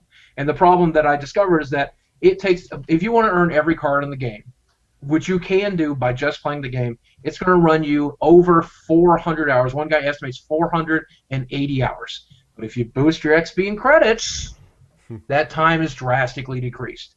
And furthermore, you can also just buy credits straight up at the store to buy the cars anyway. So that the game is designed around microtransactions just like Tiny Tower. Now, I don't mind Tiny Tower doing that because Tiny Tower is free. It's otherwise free, right? I paid $60 for Forza, Money Grab, the game. I paid $60, man. And now Gran Turismo for the PlayStation 3 has come out, and there's a car in it that will run you about 120 pounds, whatever that translates into to English, like or to the American dollar. Yeah, that's a lot. And and you're talking to a guy who used to stand in front of Street Fighter 2 at the arcade and plump a quarter in it, have the guy to the left of me beat the shit out of me, and then plump another quarter in it, plump another quarter in it, plump it. I'm used to pay to play. Okay, I want to play you in Street Fighter, the arcade game. Oh, you're gonna beat my ass too. Oh, but Killer really? Instinct, I'll wreck you, just so you know. You just might. Killer Instinct, that's I'll not wreck my you right game. now. But there was a time when I played Street Fighter in the arcade quite a lot, and it's not like I was world class or anything, but typically if there's somebody next to me, that person loses. Do you know who my character was? Bet you can guess. Oh, it's not Ryu? It's E Honda, baby. E Honda. E Honda. I lost all the time, but I would only play Honda every time. Slap that button, he does a little hand move. Yeah, It's got those yeah, sumo so quick good. hands, yeah. But anyway, the point that I'm making is, fuck microtransactions and $60 games. Either the game is free and has microtransactions, or it's $60 and we're done. Then you PlayStation 4 has something equivalent to that. Have you seen the Angry Birds game, Star Wars? I can't believe. They charge $39. like $5 on the phone, and they charge $60 for the PlayStation 4 version. But now Yoshida has mentioned that he said that we do not set the price for that game, and I'm like, you can kind of probably argue it if you really wanted to. Yeah, you allowed that price to happen. Yeah, I mean, and the company that makes the game came out and said, look, we make a lot of money off of Angry Birds. We had to redo the art for it so it looked better on the big screen. Then we had to strip out all of that stuff, so that meant coding, all the microtransaction stuff, and blah blah blah blah blah. We make more than $50 off of a downloaded copy of Angry Birds anyway, so we're actually losing money. And I'm like, that's some bullshit. Whatever. I think at the end of the day, the consumer should be happy with the money he spent. And like, I don't feel like playing like a phone game on my PS4 for $60 would make me happy. I like the way Wing said that, right? Because the consumer is the one who decides whether he gets ripped off or not. You know, you can charge $1,000 for a game, knock yourself out. So long as you have a happy customer, then you're in good shape. If you charge $1 for a game and you have a happy customer, you're still in good shape. Yeah. I pay a lot for Call of Duty. You know, normally in a year, well, I buy it early, so I pay a lot, and then I buy like a map pack on top of that. So what does that bring me to? $110, $120 a year for just one console? I typically buy it for 2, so I'm in for a good like $200 a year. This year I'm buying it for 3 consoles, so that's $180 right there. I haven't even talked map packs yet, and you know that's a lot of COD. But and if you're truly passionate about a game, and the game is truly good, I will tell you this: Last of Us. Again, I'm going to talk about the game till I'm dead. Okay, I'll talk about Borderlands 2 instead, because Borderlands 2 is a game that just very well spoke to me. Randy Pitcher, if you ever see this, I loved your game. I met him at the PlayStation 4 thing and didn't immediately realize who he was, and I regret not hugging him that day. But Borderlands 2 is one of the most amazing games I've ever played. It really spoke to me, and I bought every single piece of DLC they had because I was emotionally invested in that game. I wanted the company to succeed. I'm sorry about what they did to Aliens, the Colonial Marines or whatever, but I wanted that franchise to get a third game. I love them. If you create a game that's phenomenal, like Call of Duty, like the games that you guys are invested in, there's nothing wrong with buying a map pack. There's nothing wrong with spending some money on your game. If you love the franchise, if you have an emotional investment, if this is how you want to spend your time, and that's how you want to spend your money, that is awesome. If you're talking $110 on Call of Duty, if that's what you love. Well, let this get out, but I'd pay $30 per like DLC for Fallout. Yeah. I would have easily paid. I get the season pass for Borderlands 2. I would have easily paid twice as much. I would have easily given $60 for Tiny Tina's Assault on Dragon Keep or whatever the hell it's called. That was one of the most innovative pieces of entertainment I've ever enjoyed, and I played through it 3 different times. I love 3 that different characters. character. Tiny Tina is one of my is actually so my good. very favorite character in all of the Borderlands. In either one. Are you familiar with the voice actress Ashley and her YouTube series? Hey Ash, what you playing? No. It's sometimes cringingly bad, but it's very amusing. And the voice actress, we were watching her content last night. She just got added to the characters from that web show have been added to Saints Row 4 as posse characters. And I was like, well, let's go look up some of her content. And we were watching it last night. It's funny because the character she plays in that is pretty much Tiny Tina. And I like to live in a world in which that's just how she acts all the time. Like she just walks around going, "Girl, you look good in that dress." I just want to live in that world. Yeah. We've been all gaming tonight.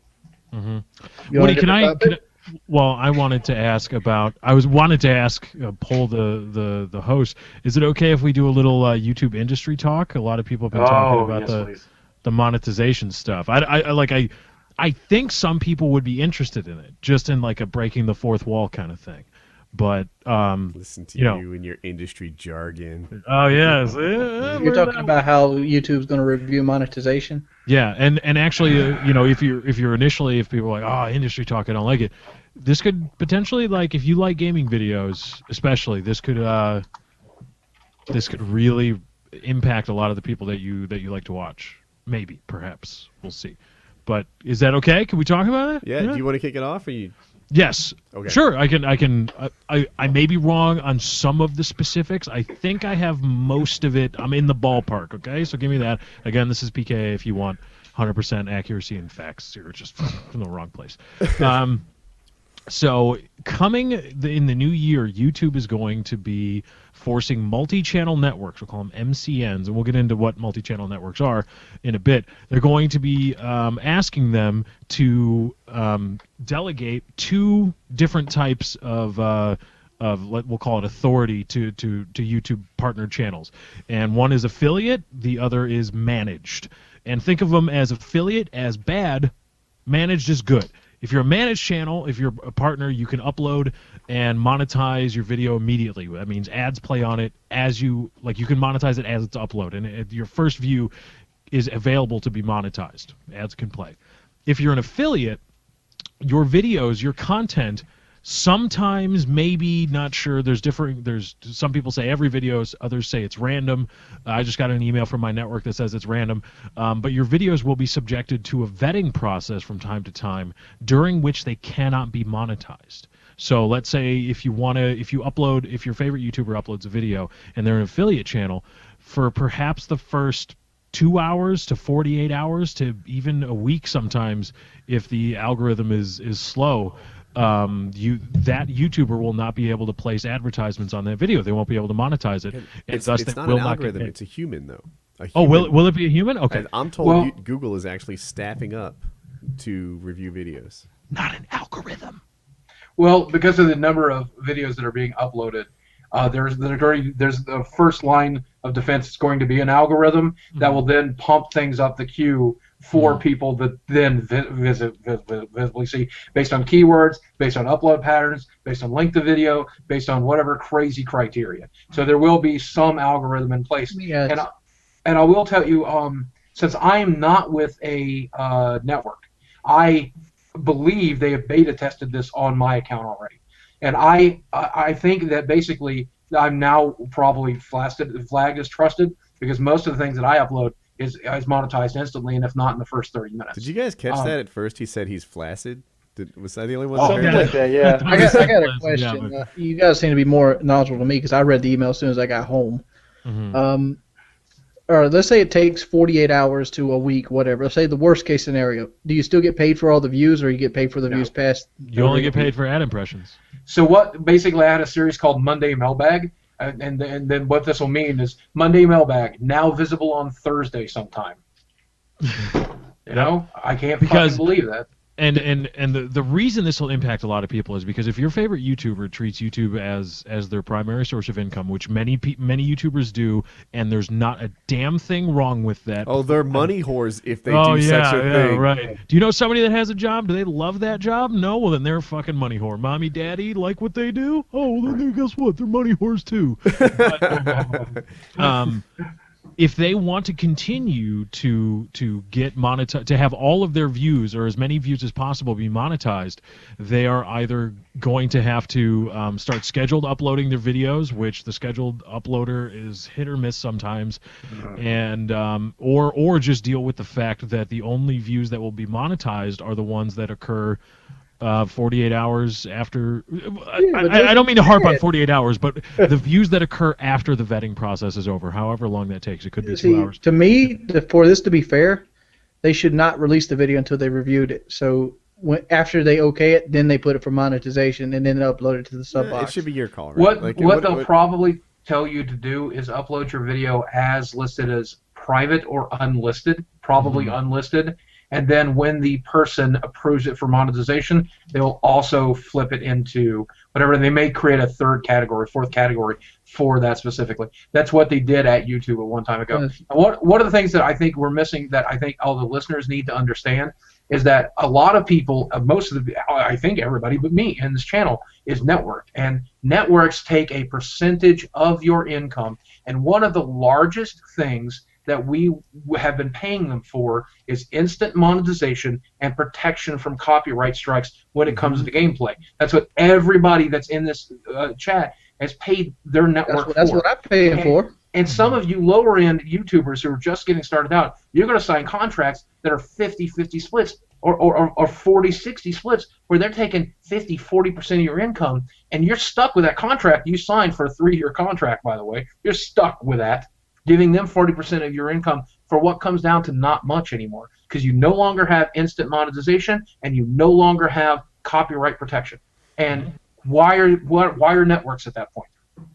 You know, like there's no point. There's no point. That's a multi-channel network, by the way. Boogie just explained it perfectly. There is a point possibly that sometimes these networks bring on a sales team. Right, like IGN was known as having a really good sales team. So you might. If you ever see ads for like feminine hygiene products on my videos, you know damn well that was a filler ad, right? That someone didn't like reach out and say, "Trust me, Woody's audience is perfect for this," right? Because they're all guys. But if you see a Call of Duty ad on my channel, there's a good chance that the sales team at my network got a premium rate and said, "Look, the people who watch this are the people who really need to see your ad, and there's a relevant premium ad on my channel, and I get a higher CPM because I have a sales team finding better things than filler ads." All right, can I just harp on something here? So you're telling me, like, say I make a video where I'm happy and I'm proud of it, I think it's going to do well, right? And it goes up for monetization, review. I should instantly unlist it or private it until they finish it. Upload it as unlisted, and wait for the monetization flag to get thrown, which could take up to 3 or 4 days under the new method. Notoriously, the sub boxer just don't work when you do like unlisted and private and stuff like that. Yeah, you roll the dice, right? Like it's not that they never work; it's that they sometimes don't work. Right, and that's one of the most frustrating parts about being a YouTuber right now. And I really shouldn't say this, but I'm gonna say it. Right now, a lot of YouTubers over the past year who create the content you love to watch, we have lost a fair amount of our confidence in YouTube. And that's very frustrating because they have done a lot of things that don't make a lot of sense, and we're all afraid. And if you talk to people like my friend Daniel Nerd Cubed, that guy, he's making an after YouTube plan, and I have an after YouTube plan. My after YouTube plan is Twitch.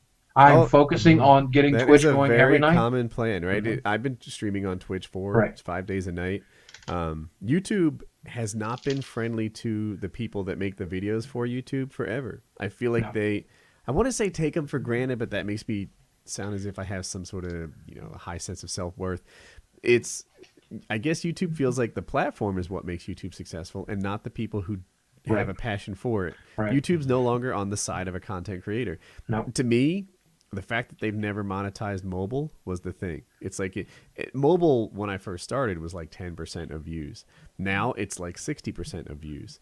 And YouTube's not sharing that money, right? I think as far as YouTube's concerned, they're like, dude, I'd rather mobile be 99% of views because I don't pay Boogie for it. You know, Boogie, Woody, Wings, all these guys, Lefty, they don't get a dime out of these mobile views. Therefore, the more mobile, the better. And I never plan to let them in on the growing segment of YouTube. You know, screw them. So it's like, well, YouTube's not my friend. Noted. Now YouTube is like, all right, in a gaming video, they're really topical and they're like sort of fresh. Would you guys agree that you maybe get 90% of your views in the first 2 days? Yeah, dude, 48 hours is a death sentence. That video might not have been uploaded. You might as well delete it and re-upload it. Yeah, for me, after 2 days, I'm probably at 90%. And then I might make $3 in the next year after 48 hours. Okay, yeah. So it's really all about how it's doing right away. And they're taking that from you, too, without any sense of, like, give a shitness on the content creators. So YouTube is becoming a really unfriendly place for anyone who hopes to make a living there. So you need an after YouTube plan, right? Unless you're one of those special guys, right? If you're Scott does Minecraft, right? He's crushing it right now. PewDiePie is obviously crushing it. Jenna Marbles, EKYR Speedy. These guys are going to be partnered. Not affiliated, but partnered. Do I have the two terms right, Lefty? Managed, I think, managed, is the one. Managed, right. So these guys are going to be managed. They're going to be instantly, they're going to exist under the rules that we've all had for the last couple of years.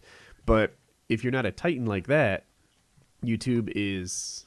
Well, what about guys like us that's had channels like 5-6 years? You're immediately an affiliate. For most networks, you're immediately an affiliate because what they don't... It's about copyright infringement. YouTube wants to offload their... liability for copyright infringement onto the networks, and the networks are immediately passing that on to. That'd be a pretty big shot. Like Wings, you're not a candidate for manage. You're not going to get there. Boogie, I don't think you're a candidate for manage, right? You're looking at affiliate. I know I'm looking at affiliate because I've talked to it. The only person that we know, someone's echoing. Kyle? No, it can't be me. Okay, Not me. I don't hear it anymore. Maybe I definitely heard it though. I heard it too. But maybe Kyle's associate FPS Russia could get managed, and outside of that, it's a pretty high standard. That's what I'm saying. I'm just saying, track record should go into this. Like, I've been on YouTube going on 6 years now, and I've never gotten a strike. Mm-hmm. That should Really? play Never into got something. one at all? Right. Never gotten one at all. Man, I've had tons of strikes. I've uploaded porn to YouTube on a channel before. Like on that KLM5986 channel, totally uploaded a naked chick on there. Oh, but so Woody, I think we can all agree that YouTube content creators have had their face shaken a little bit. And now, recently, this is what I'm describing the perfect storm situation. Now we have the users' confidence shaken with the Google Plus integration.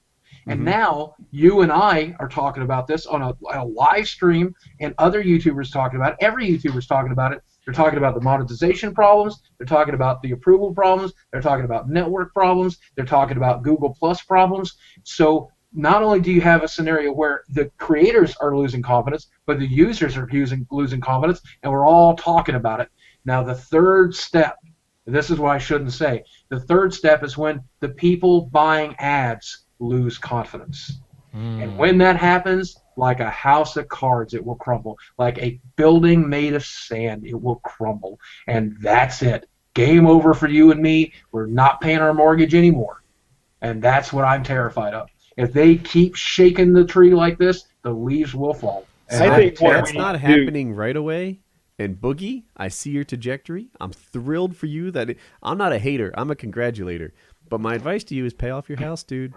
I know, trust me. Every dime. I'll tell you something. Here's something, and I believe everyone should live this way. If you ever come into the lucky position that I'm currently in, I used to live off of $1,000 to $1,500 a month budget. I still live off the exact same $1,500 budget I have lived on before I knew what YouTube was. And there was a period of time where I was on, everybody knows this about me, but I was on disability for a while, and I didn't have that. I had a $600 budget. That was every dime I have. I'm almost with you. I still live it up big at the movie theater. I get the buttered popcorn. My wife likes the popcorn. I just like the time. I have $900 worth of bills right now, and I'm happier than I've ever been. Yeah. Yep. Yeah. Every bill, my entire month bill is $900. Yeah, I got that movie theater money. I go up there, give me some Raisinets, a drink, and a popcorn, because I roll deep like that. But We need, I feel bad. My after YouTube plan is so like sparse compared to your guys. My after YouTube plan was to be able to live off a minimum wage job if I needed to. Yeah. yeah. But, I read an article the other day. Well, my wife pointed this out to me, and then I read the article. But it said that people spend money in 3 different ways. You look at how poor people spend money, the way middle-class people spend money, and rich people. We all spend money 3 different ways. A poor person knows that their money is going to be gone tomorrow. So they will spend big the day they get paid. They will go out and they will buy a thing. And you'll see a particular expensive snapback. You'll see expensive shoes. You'll see an Xbox. You'll see a PlayStation. I'm going to buy that big thing to show that I had wealth at one point. And then I'll have the thing which can't be taken away from me if I get sick. If, I might sell it, but it can't be taken away. I have the thing. Mm-hmm. The way a middle-class person spends their money is they save it. They save it. They keep it. It's more important to a middle-class person to have the money than the thing. That's how they show wealth. I have money in the bank. And the way a rich person spends money is money equals power. I use money as a tool to alter the world around me. I hire people. I change lives. I create a charity. I create a corporation. That's how a rich person spends money. So my recommendation for everybody, even if you are poor, try to spend like the middle class. Yeah, that's what I must do. Some guy was... I want to say laughing at me. It's hard to interpret text. But over Twitter, he's like, "Oh, I bet Woody, regretting his decision to leave Cisco now. I've saved enough money to live about 15 years." Wow. Smart man. Smart man. Yeah. So how much are you regretting that decision? Does it eat at you at night? Sleep, Woody. I can't hear you. I'm chopping on buttered popcorn. I wish I could install that picture of Woody Harrelson crying on a pile of money, wiping away his tears with money right now. Wish I had a way to just throw that on the screen. Yeah, that's exactly I've you right now. saved and saved and saved. That's where we are. Yeah, I never, I hate to be like a downer, but I never know when this YouTube thing is going to crumble. And even if it doesn't, I never know if I'm ever going to get sick and I'm not going to be able to work. I never know that heart attack or that stroke that everybody's tweeting to me about 40 times a day is ever going to happen. I don't know. And if it happens tomorrow, I want to know that my wife's taken care of. I want to know that my family's going to be okay. And so I put it all in the bank. I put it all in the bank. My intention a second ago was to look down and say, like, this is a $6 T-shirt. But I looked down. This is a free T-shirt. That's something, Woody, that bothers me, and I bet it bothers you sometimes too. But I think about the fact that now that I've got a little, they give a lot. Like now that I've got a little, I got a little power, I got a little whatever, they want to give me stuff, and I'm glad that they do. But that's why I was talking about giving away the PlayStation and the Xbox, because I couldn't sleep at night knowing that I got free stuff and there's people out there. I know what it's like to be poor. I grew up poor. I can't, and then this free stuff shows up every once in a while, or I get paid for doing a simple job, and sometimes it does eat at me. I know. I don't know if you were here. I was talking about how my success has been eating at me too. Like I've been working more than most for years now, right? Like since I left Cisco, you said it great. You said this is a great job, but if you have any ambition, it's all consuming. It's 24/7. I would sit there and scour the internet all the time for things that I thought would make interesting commentary. I'd work my Twitter day and night trying to be the sort of person that somebody would follow. I would make videos, get gameplays, learn intricacies in Call of Duty to give tips. If you have any ambition, this is 24/7. And now, I don't know if I've ever mentioned it on PKA, but I have a Minecraft server, WoodyCraft.net. And we'll be streaming from there soon. Yeah, hey, there's an event on Sunday. It's a death race. Anyway, so I am doing that like all the time. Every time. Right now, I'm sitting here peeking at it, making sure that everything's running smoothly, that everyone's having a good player experience. We're constantly making this thing the best that it can be. Nobody outworks me in this thing, and whether it be YouTube or Minecraft. I'm not saying that no one will ever have my level of success, but it won't because they worked harder, right? No one's outworking me, and I still feel guilty sometimes. Like, am I really deserving of this? Like I never thought it was going to go this well, this fast. It's out of this world. The guilt comes with, I think more than anything, who is it said that if you love what you do for a living, you'll never work in a day? I think that's the big thing. And Woody, I know you love it, and I love it. I think everybody in here loves what they're doing for a living. I was born to talk to people. I was made to entertain. Even though I don't look the part and I certainly don't act the part, I was made to do this, and I know you were too. I know everybody in this channel was. And that said, we're doing what we love, and that feels guilty sometimes because even though it does consume 7 days of my week, 24 hours of my days, I love every second of it. You know what gets me? What gets me is when I don't like it. I feel extra bad, right? So imagine this. Imagine I upload a video and it doesn't go over like I think it will, right? Now all of a sudden I'm like, oh, woe is me. Look at this. I'm having a bad day. Really? Really? This is your version of a bad day? You woke up at 10, you stayed in your underwear till 3 p.m., you made your video, people didn't like your video? That was a freaking awesome day before this job, you know? The worst I've ever felt, and I can't believe I'm saying this, I got paid to do a job, and the job I got paid to do, the guy wanted to write me a check. And I'm like, a check? What? Is this 2006? Okay, check, or deal. So they write me a check, and I get the check, and it's a $500 check. And I have to now go to the bank.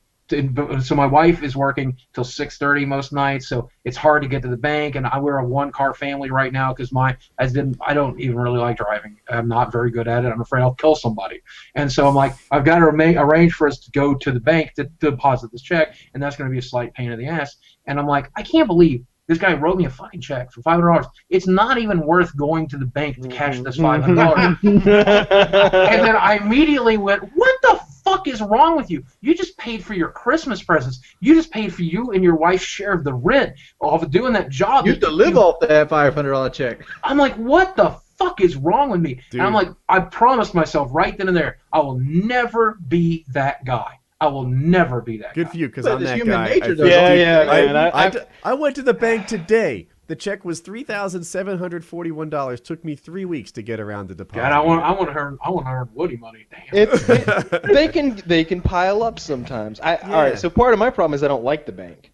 And, you know, if you've got a couple of different revenue sources, maybe you're getting some small to medium-sized checks coming in, and 5 or 6 of them could pile up. And then you're just like, holy shit, now I look like a psycho walking into the bank. I'd like to deposit all of these. And they're just like, holy, like this is from 2 months ago, sir. Like, what's my excuse then? I did this literally 2 days ago. I walked in with 4 or 5 checks, and and I had to tell a lie. I was like, yep, been out of town.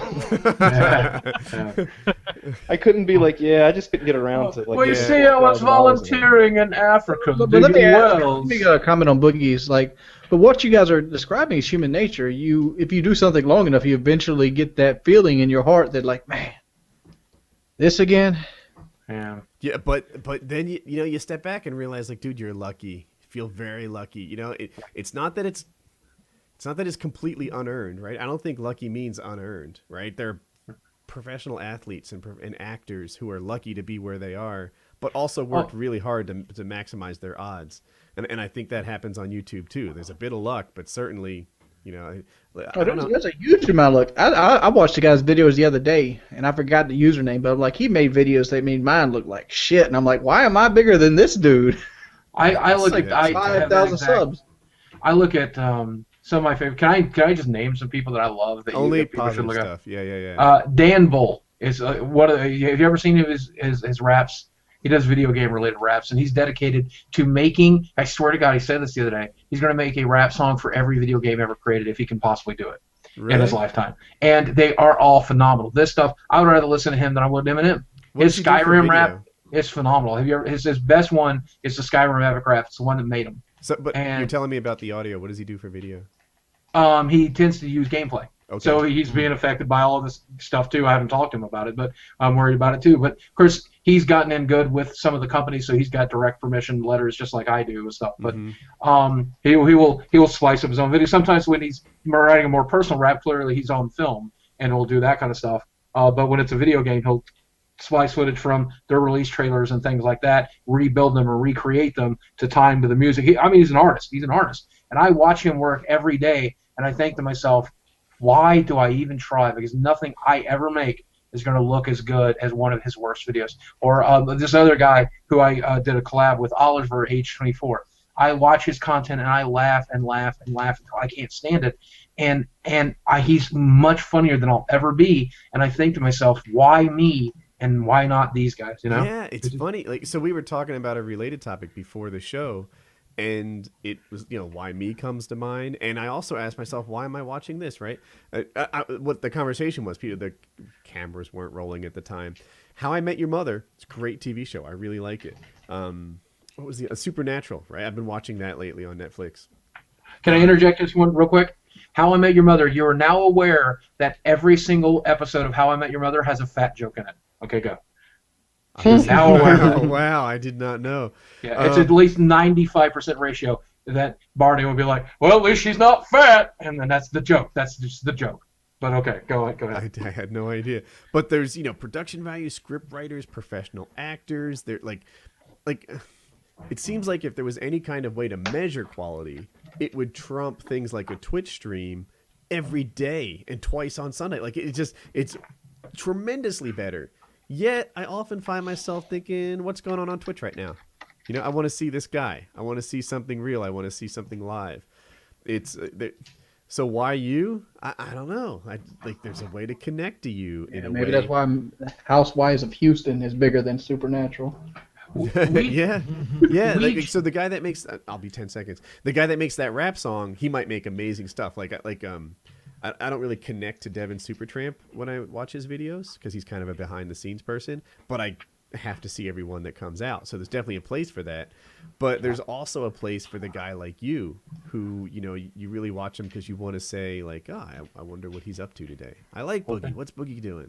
Well, thank you. I appreciate that. You back to what you said about Twitch. Until I started streaming on Twitch, I never understood the appeal, and now I understand the appeal. I've got 500 of my closest friends, or 1,000 of my closest friends, which my Twitch stream is successful. It's certainly not as successful as I'm sure yours, but I've got 500 people that are in the room with me, and we're just playing a game together the same way I will go out to the living room and play Mario with my wife. I need your Twitch. We're just sitting there. What are your Twitch numbers like, Wayne? Oh, my Twitch? I got 500 people ready to call me fat. Yeah. Well, I mean, we get that too, but I have some good moderators, and I have Nightbots censoring the word fat, just so you know. I do that too. I censor the word fat and auto bans. Yeah. I get it because that's connection, and that's the thing I've always tried to do with my YouTube career.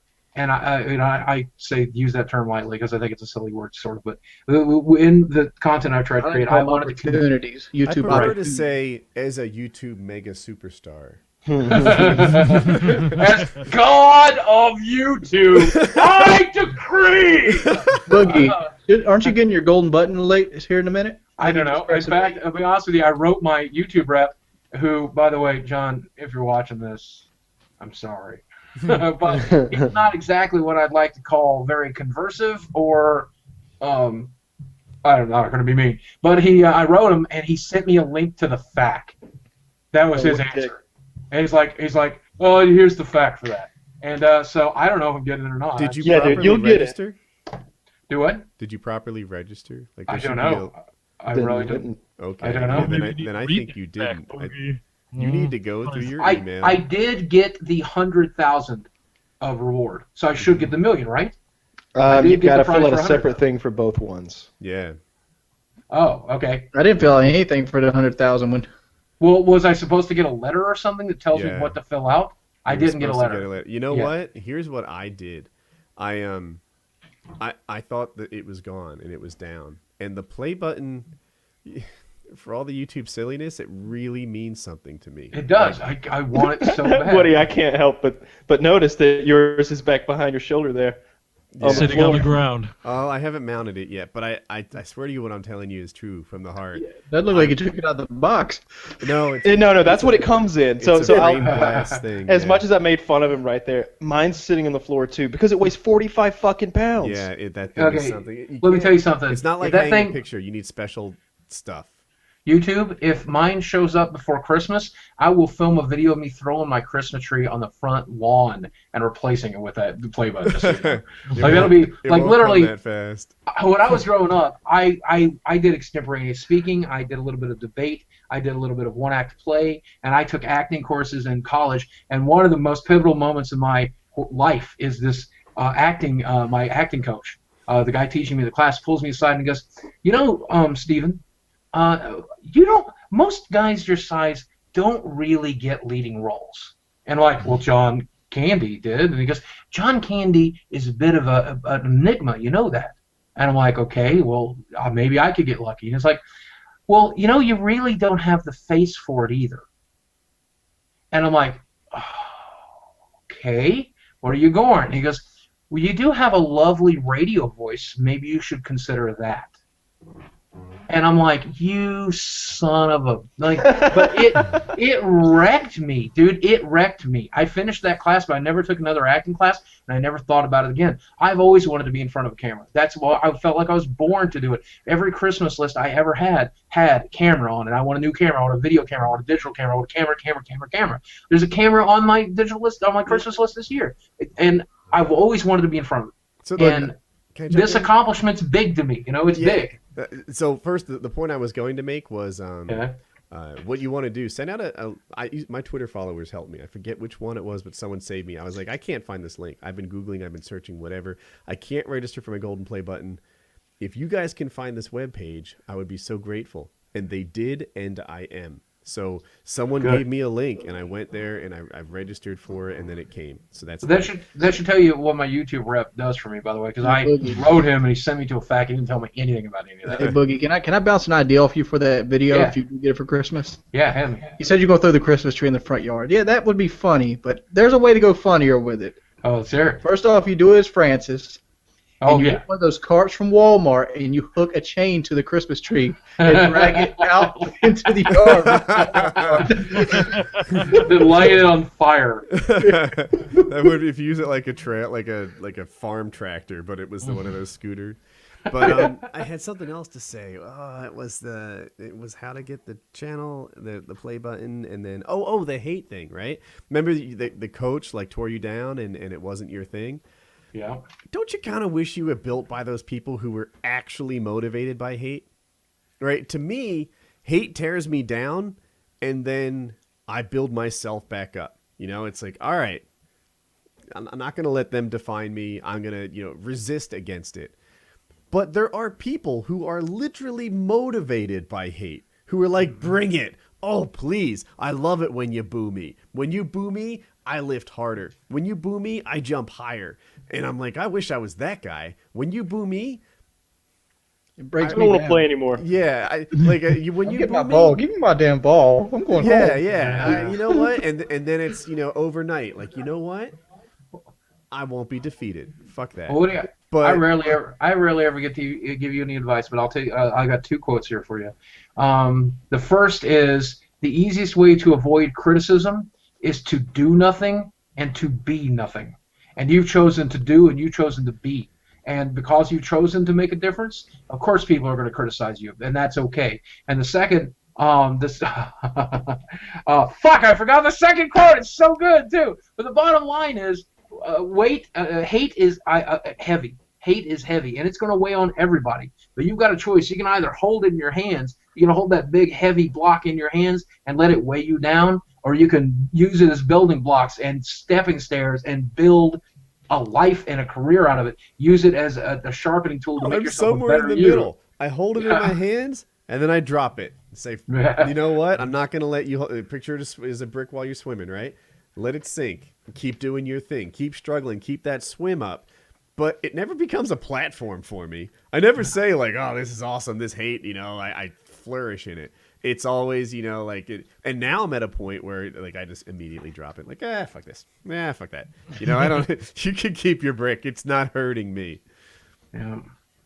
I'm at a point where it still hurts, and it's always going to hurt. It's always going to suck one way or the other. You know, I hate looking at my top comments on YouTube. I hate seeing the length that someone will go in their day to try to make me and my wife miserable. But at the end of the day, I realize that it means we're making a difference. And two things. And number one, for every hater there is out there, even if it was only for every 1,000 haters, one guy is like, man, I really like that guy. That makes me feel really good, and I'm glad that I made a connection with that guy.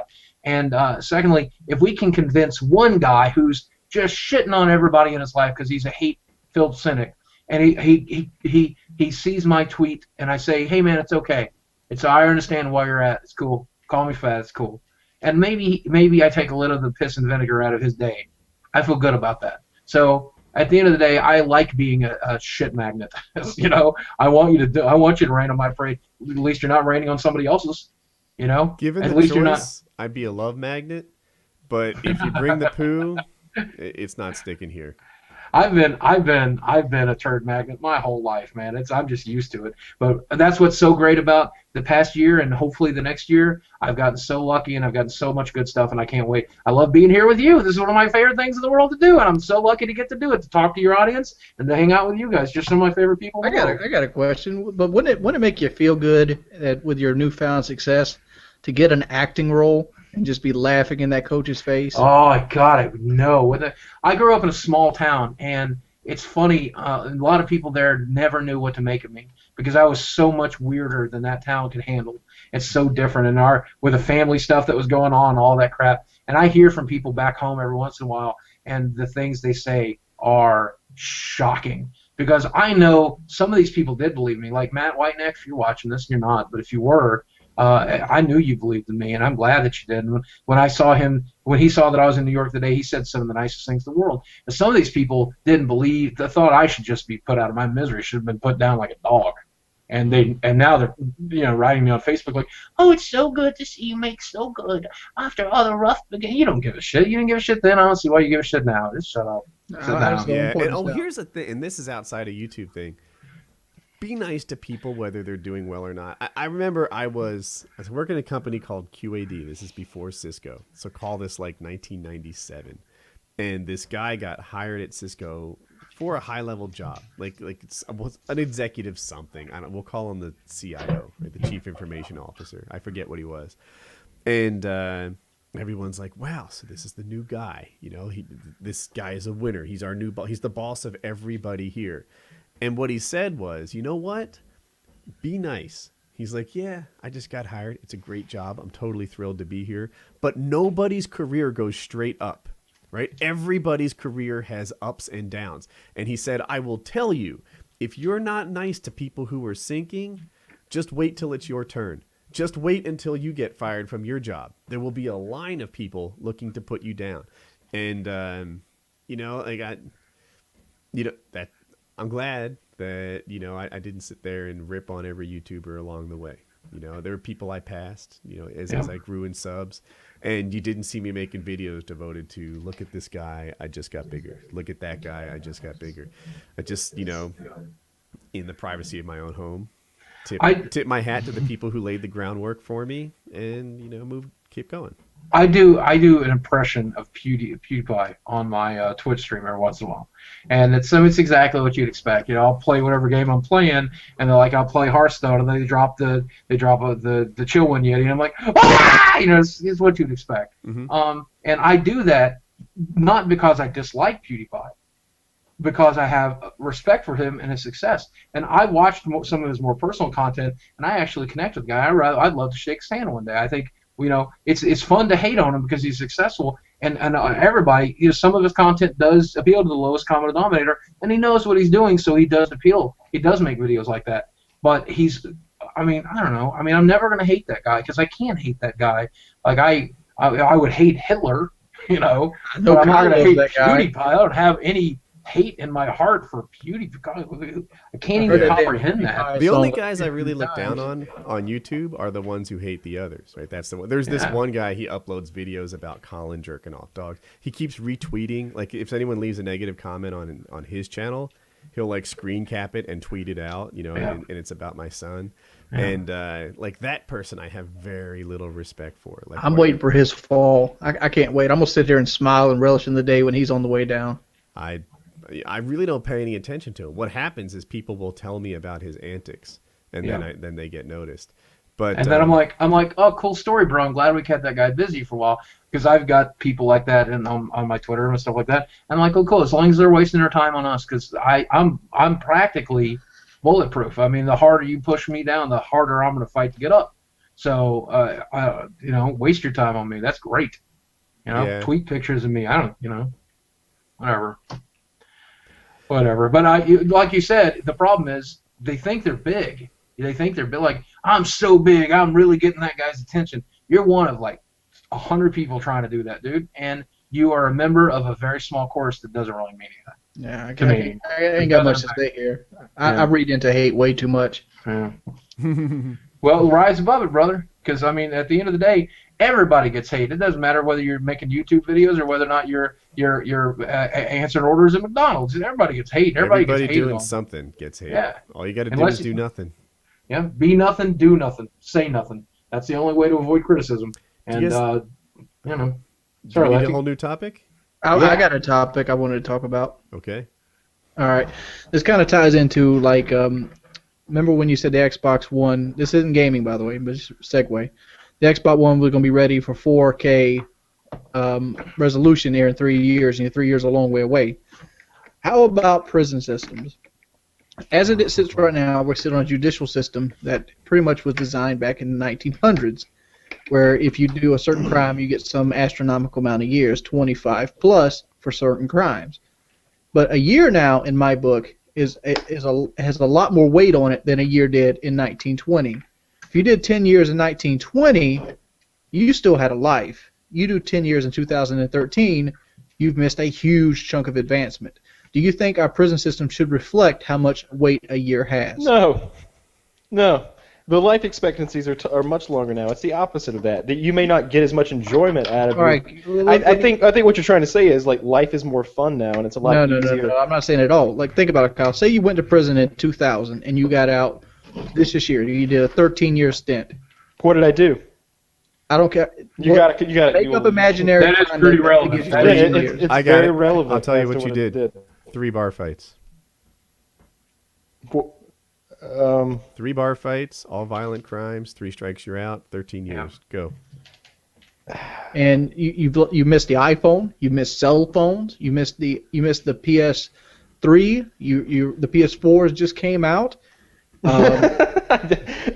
I'm just saying, these are job skills that you need. You went from the early 2000s where the internet was like you're a nerd to the internet's everyday life. I hate to be rude, but I mean, be entirely honest with you. You know what's going to weigh on your chest a lot more than whether or not you missed the PS3? The fact that you were unhireable because you're a fucking felon. No, that aside, you don't have job skills that you would normally have with 10 years. True. Yeah, you're saying that. Yeah, maybe you had some sort of career. Now, if you were spending your time wisely, you'd have been, getting a few degrees while you're in there. I got a thing. I want to talk. Can I have the floor for a moment? Yes, sir. So here's the deal. I think it was the 60s, not the 20s. I was reading about this recently. And what was happening is judges in the states were not applying the punishments evenly. And the people who set the laws at federal guidelines had their heart in the right place. They said, look, for some reason, when you do this crime in Minnesota, I want to pick 2 states I know are next to each other. All right, when you do this crime in North Carolina, then they tend to go light on you. And, there's a guideline, but the judges are free to override it. So instead of getting 15 years for this crime, you tend to get 5 in North Carolina. Yet in South Carolina, they're sticking to this thing at rates close to 100%, and you're getting 15 years for the same crime. It's not fair. So we're going to issue federal sentencing guidelines, and now everyone's going to get the same punishment everywhere. The problem is that it gets to be that instead of even-handed judges, applying crimes that they think fit the people, right? Maybe this guy, it's his 3rd bar fight, and while technically that's a violent crime, he doesn't have the same sort of mean spirit that this other guy did who's been mugging at knife point or something like that. So they took away this judgment call that judges would make and made it a federal guideline. And the prosecutors now are doing the sentencing by choosing what they're pursuing, right? You know, like, all right, Wings, you got into a bar fight. I have a choice of assault or criminal assault or simple assault. I think this is Jersey. And if I go after you for, like, you know, serious assault felony charges, that's one thing. And if I go after you for simple assault charges, then that's another far lighter, easier thing. You have prosecutors who are measured on how they put people away, choosing what you get sentenced for, and judges who have their hands tied. And it's a big problem. It's the reason that our prison population is soaring, because they've taken any kind of leniency out of the system. I'll go as far as to say that our criminal system is completely busted. As someone who's studied it extensively, I'm not an armchair Redditor who knows this. I've studied it extensively, and I can tell you that absolutely our criminal system is busted. And the key comes down to the fact that it's profitable. The fact that we turned for-profit prisons into a thing is an issue. They're highly profitable, and the more bodies that are in there, the more money you make. And so there's a heavy weight on the United States government. It is arguably one of our largest industries in the United States. How does it make money? I guess I'm uneducated. It comes down to they will do work, and that will make them money. So they'll hire out these guys to do work, either create a thing or make a thing at slave wages, so they can get commissary bucks. On top of that, there's federal funding and state funding that comes in to pay for it. And so you make money from the federal government, you make money from the state government, and then you also have these guys doing work that is profitable work that you make money from there. Yeah, and can I repeat that? So the prison is a company, and it provides cheap labor.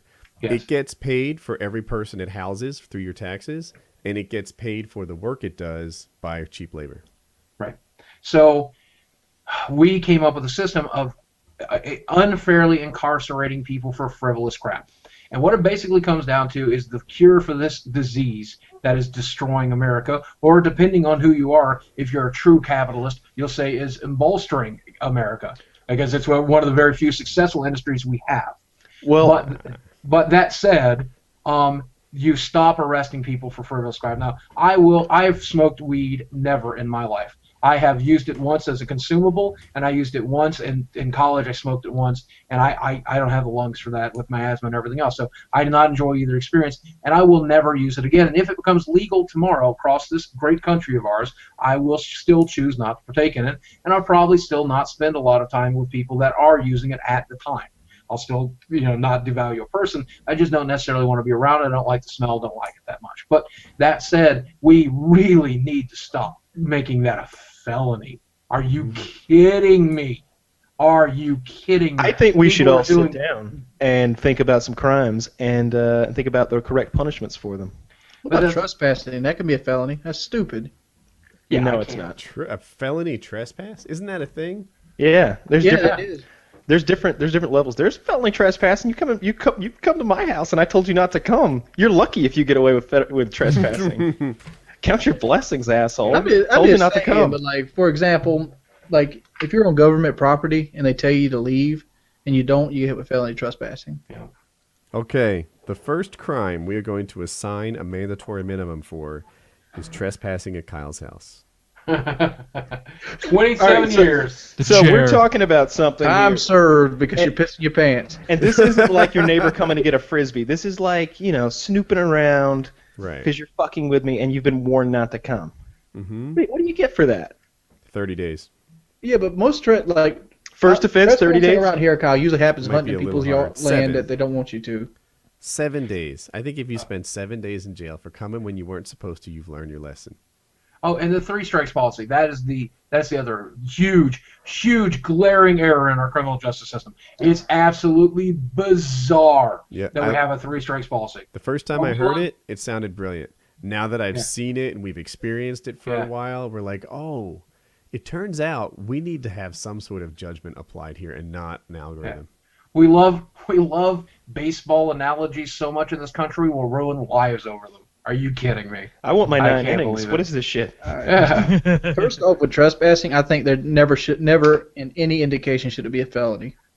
Ever. Wings, I have another crime. I need you to assign a sentence. Hideous YouTube comment. Oh yeah. Colin I'm Wings be fat fair on here. Twitch. I'm going to be fair here. I don't think you should serve any time for a hideous YouTube comment, but you should have like privileges revoked, like from the YouTube side itself. Like maybe the privilege you lose the ability to comment for like a week. No, wait. Let's say they go beyond calling you fat. Let's say they say something about raping your sister. It's still the same thing. And It then doesn't they hurt at the end of trespass the in day. your house. So they get to spend 7 days after they've said they were going to rape All the right. sister. So, Yeah, That's I live in conspiracy South to Carolina, commit. so- That's serious. so it's legal. They've written on a YouTube channel or a Twitch stream the most hurtful thing they can think of. What's their penalty? Just a Oh, if block. you're that one guy, you might get jail time. What's, I think the first time they should take your account away from you. Account's gone. The second time you write something crazy like that from your second account, let's say I guess they're tracking your IP. I think that someone should come see you. Kyle seems like he's the guy who. Well, wrote the okay, that code. went in a different direction than I was expecting. I was thinking IP ban, but you're what? Oh no, they can get right around that IP banning stuff. Yeah. No, someone needs to Yeah. come see you. I'm not saying they come and Like hurt Jay- you, no, but, like Jay and but an Silent officer Bob? of the law would come to your house, knock on the door, especially if you're some Oh, man, 17-year-old They finally, and they you're on finally your earned their parents' internet. paycheck. Someone needs to come to your house and say, "Hey, you're Brian. Did you post on YouTube.com that Jay and Silent Bob were fucking assholes?" And that you ask them, "Okay, well we don't like that on our website. Now if you do this again, they don't like that on their website. And just so you know, it's a crime. The next time you do it and they inform us, we're gonna push further. So like third time, they go to into the court system. I don't know what they get, but maybe I've some got jail it. time. I think your punishments all suck. I think that if someone leaves a comment for the express purpose of rustling your jimmies, you lose your internet access for 3 days. Oh, if I That's lost my harsh. internet access for 3 What, are you gonna days, hit 'em I with an would EMP? actually die. Well, work with their ISP. Okay. Dude, that's harsh, dude. I lost my internet access for 1 day, and it's like life ended. Like there's nothing to do around my house without the internet. WoodysGamertag, tough The on electricity crime. might not be on in the house, and I wouldn't give a fuck if the internet was out. Yeah, you can still use Wi-Fi on your phone if you still have. Well, no, my modem needs electricity. Never mind. I'm stupid. What about assault? What if you're one of these knockout game guys and you deck somebody? I don't think the kids that play Knockout deserve prison time. I understand they kill people by it sometimes. I think they deserve jail time, not prison time. Well, I'm saying this. Like most of the people that play games like Knockout are usually misguided teenagers, and I think they need to have some sort of group therapy and like some kind of like positive adult figure in their lives. The knockout you've game. done- First time you Hold do on, it? hold on. Prison system. The knockout game for people that don't know is when you walk up to someone not paying attention and hit them hard enough in the face that they get knocked out cold. First offense, the cops throw you a wicked beating. Like imagine it's like the 70s and you're in Boston and you're not white. Okay? That kind of beating, okay? 70s Boston. My kind of beating. Yeah, that's Lefty knows what I'm talking about here. They get those batons out, the ones that extend out, and they whip the shit out of you. That's the first thing they What do. did you get in the yard? You know you're not the right color. That's pretty good. That's what Bostonian is Wing's best accent, I think. Yeah, Yeah, I there think you you go. need a wicked beating. That's the sentence.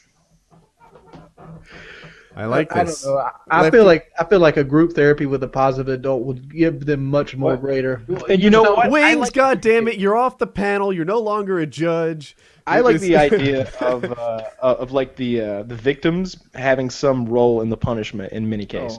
Oh yeah. Oh yeah, So, yeah. That's I've good always stuff. So felt- if you do something to me and then like I don't know some magistrate or some probation officer basically punishes you from there, I don't really feel anything.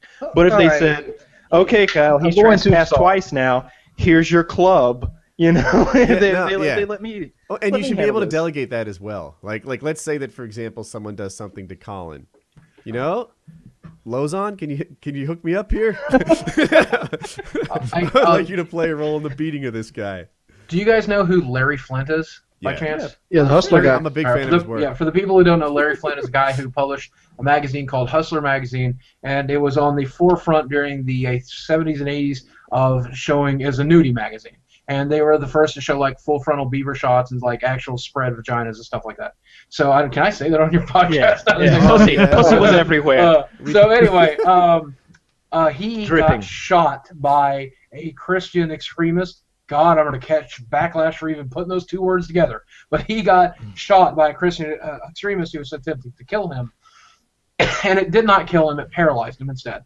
And if you haven't seen Woody Harrelson's the story of Larry Flint, or I forget People versus Larry Flint. People versus Larry Flint, you really should watch it. Ed Norton, phenomenal film. To give you kind of an idealized version of what actually happened to him. Well, Larry Flint is right now, today, actively campaigning against his shooter getting the death penalty. Too late. What, did it happen? Oh yeah, it already happened. Oh my gosh, I didn't know that. All right, so here's the problem, and I don't know the specifics, but Larry Flint wasn't the only guy that guy had hurt. That guy had done. I think that guy had shot more people or done more bad things. Boogie, you're muted. Yeah, when you type, you get muted. You're good now. Sorry about that. No, I muted him again. I did not know that that's what it was coming down to. I didn't know that the guy had passed, but it should show you that Larry Flint, the monster that brought you the spread vagina for the first time in America, went out of his way to try to save this guy's life. I think that's absolutely phenomenal. Yeah, I can't believe that because he's not just paralyzed. Like it changed his voice too. It made it. I don't know why, but he doesn't sound normal anymore. Right, I got a question. Like, if you get the death penalty, why do they make you wait around like 15 years to do it? I think a lot of it has to do with the appeal system, and they'll kill you right away, I'm pretty sure. But if you don't appeal, they'll like crank it out in a year. But you appeal, the appeal system leaves room for error, and that's a shame because apparently there's a lot of corruption in the system, and a lot of people that didn't do the crime end up getting the death penalty and have in the American justice system. But that said, that's there for their other evidence to come up, and for you to appeal, and for the judge's decision to give you the death penalty, making sure that that was a correct call when you may have deserved less, and bring it up to a federal level, and maybe for it to go all the way to the Supreme Court if your case is unique enough. It's just the American criminal The system. state I live in doesn't have a death penalty. What kind of stuff warrants a death penalty? Like the last one I seen was that Jodi Arias case. Hang on, we're getting away from putting punishments to these crimes. Oh, yeah, you're Lefty. right. Yo. What is the punishment for a subscriber that tells you what kind of videos to post? I can fill this one for Lefty if you want me to. I could feel the hate coming from Lefty. Back in my time in Auschwitz. No, you'll 5 days in the county jail. 5 days in the county jail for Wow. telling you County what to jail. post. Yep, fuck you. My channel. You don't like it? Start your own. After you get out of jail, obviously. But yeah, Yeah. Once you get out of jail. or maybe start one in jail. Do a vlog from jail. Live from the pokey. This is the video Lefty should have made. There And you don't go. worry, I won't post any comments telling you what to post while you're filming in the yard, because I don't want to join you. I don't come to McDonald's to tell you what to put special sauce on. Oh wait, I do actually. Yeah. I actually do. Yeah. Yeah, I thought Lefty was going to go hardcore and be like, well, you handcuff them behind their back, and then you put a nail up real high and just hang the handcuffs on the nail so the shoulders come out of socket. Wings, do you need That's fucked up, dude. Wings, do you want Yes. a crime to assign a penalty to? Sure. What happens if a grown man, call him 25 years old, keys your truck? Oh, hell. You ever seen the movie Undefeated? No, probably. In the movie Undefeated, the fighters, they have to sign these things called blood packs. That if one of them dies during the confrontation, that it's legal. Okay. So you can beat the other guy to death. First off, he should get a room by himself, a padded room, so he won't get hurt, a chair, and some handcuffs. And the person who owns said truck will make him physically sign a blood pack. And then you're allowed 5 minutes. All right. 5 minutes in a padded room with a handcuffed victim. Dear God. Good Lord, Wings. You said I was gonna go fucking crazy on this person. Well, if you got to, you know ahead of time that you're going to have to sign a blood pack if you key this truck, and that could mean the end of your life. I don't think deterrents do anything, but then again, that's one of the problems with the American criminal system. Deterrents don't do anything. No. Like, for example, here's a good example. I've been caught for speeding twice in my life, both by the same cop and in the same area. You know how many times I wanted to speed in my life? Zero. Deterrents totally do something. Yeah. Deterrents are the I reason slow I down. don't speed faster than I do. Deterrents are the reason that I don't do all kinds of victimless crimes. Deterrents Yeah, are the reason I think Yeah. hate crime laws are unconstitutional. Mm-hmm. Deterrents are why I never smoked weed. To be entirely honest with you, I never wanted to run the risk of ruining my life.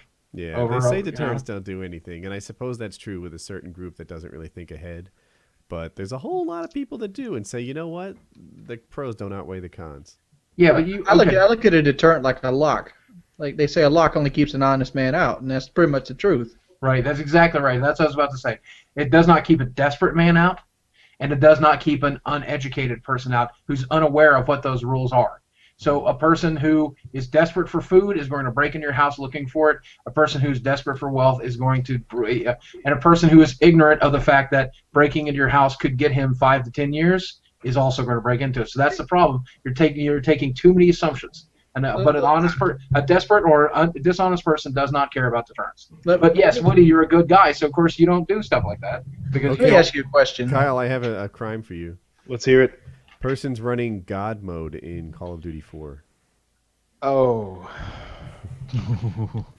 that's bad. man. You know, those people ruin a wonderful thing for a lot of people who really enjoy it. They did. I think we should ruin something that they enjoy, and I don't know what that is. Maybe it's making, if it's like it depends how old they are. If it's a grown man, Tell their mom.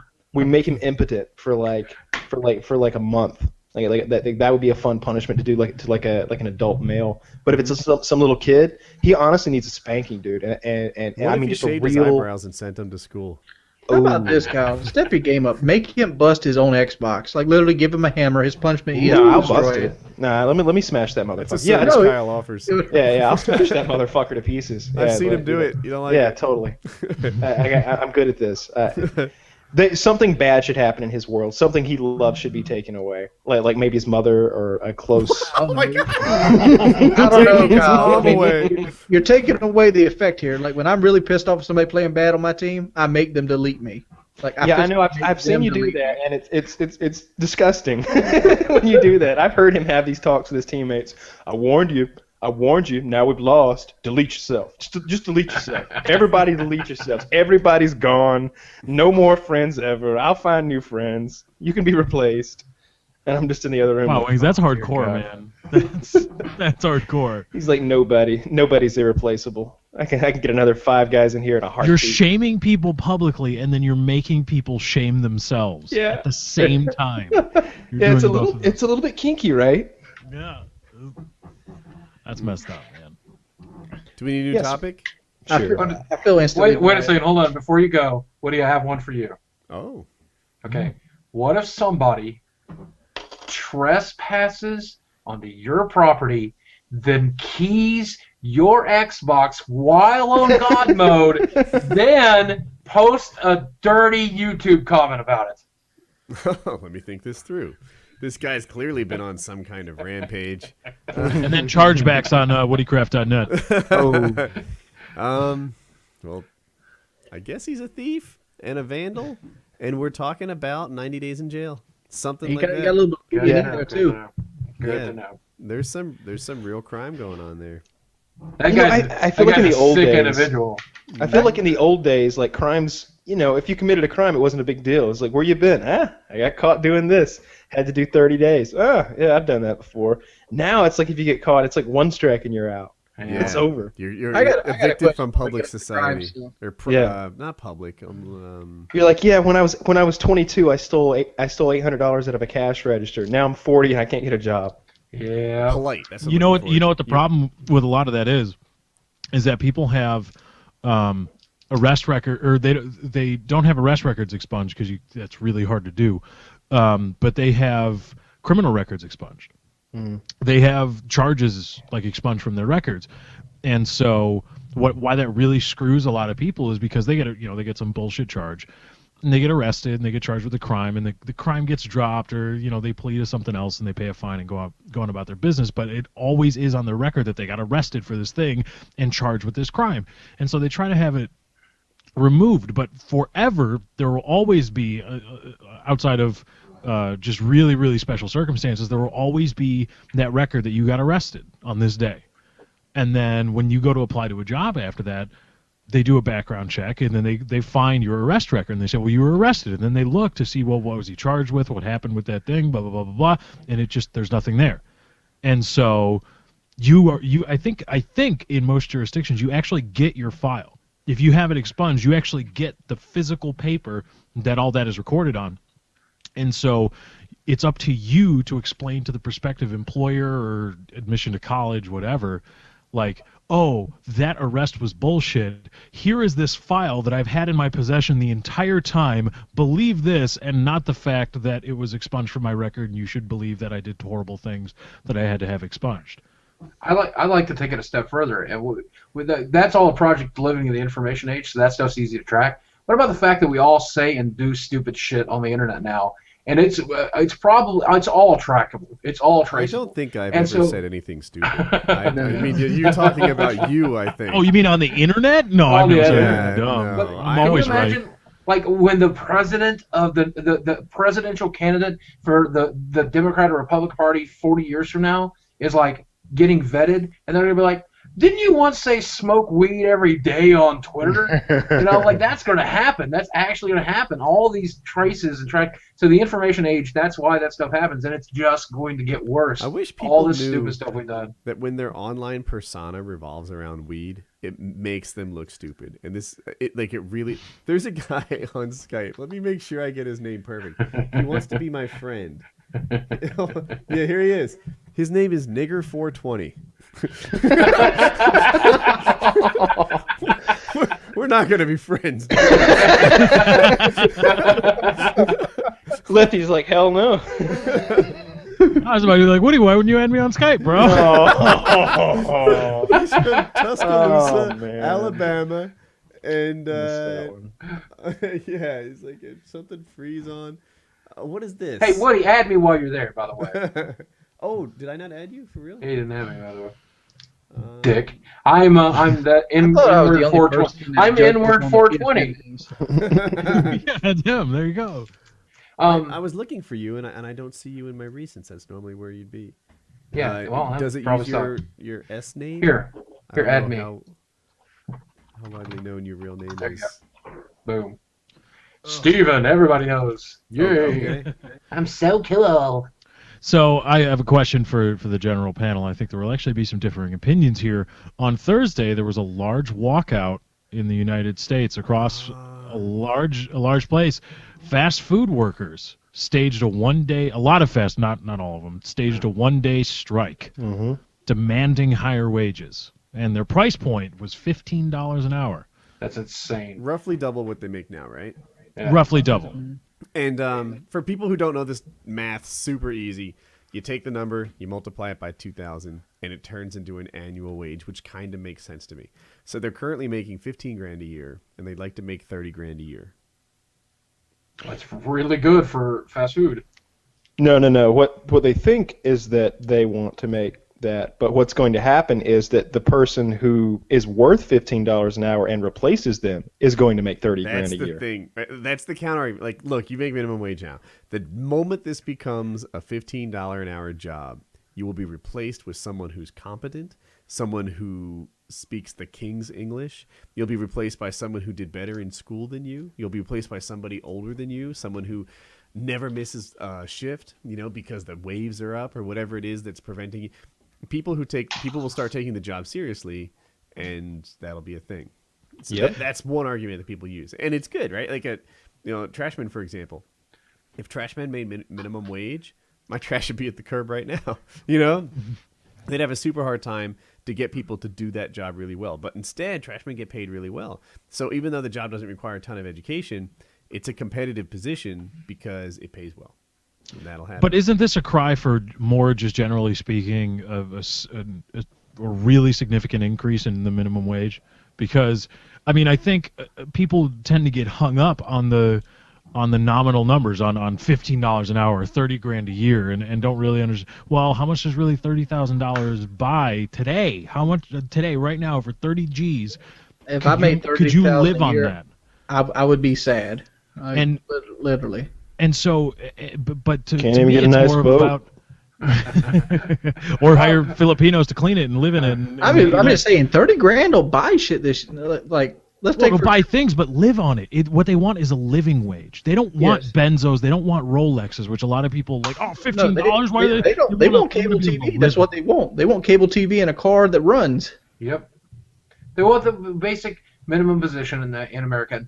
And I don't want to go on one of my tangents. Your users have specifically told me not to do this, but the bottom line comes down to you can judge a society by how well its worst citizen lives. And the worst citizen in the United States is not living very well, so therefore the country is not doing very well. And I believe that. I agree with that entirely.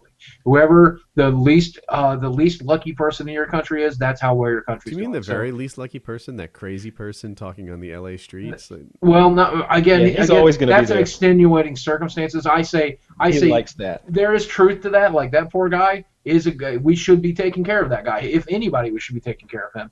But I would go as far as to say is the competent, slightly educated, slightly capable of working person, I would say if he's suffering, then your country's suffering. I think that if the crazy person or the disabled person is suffering, it's because your country is full of dicks who don't want to take care of people that can't take care of themselves. But that's a separate issue.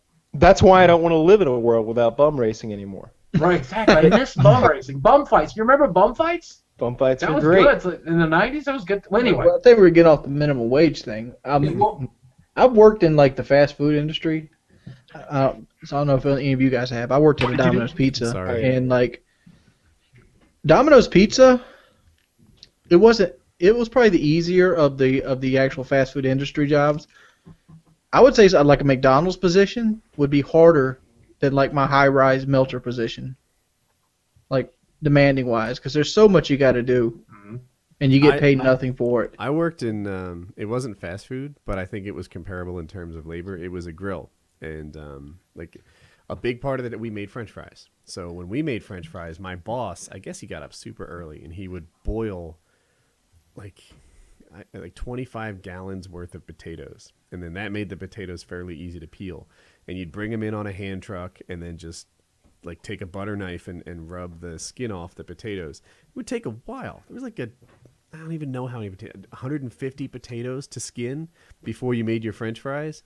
And I washed dishes, I skinned potatoes, and then when all that work was done, it was like a privilege to serve people. And it was kind of a grill environment. So you'd take their order, you'd write it down, you'd get them their drinks, and then you'd hand it to them, or take it to their, you'd butter their toast and put together the food and bring it out there. It wasn't that hard. It wasn't such a bad job. You just skin potatoes, you'd kind of get in your How much groove. did you make a week? This was so long ago, money doesn't even like count. Yeah. It was $3 an hour I made.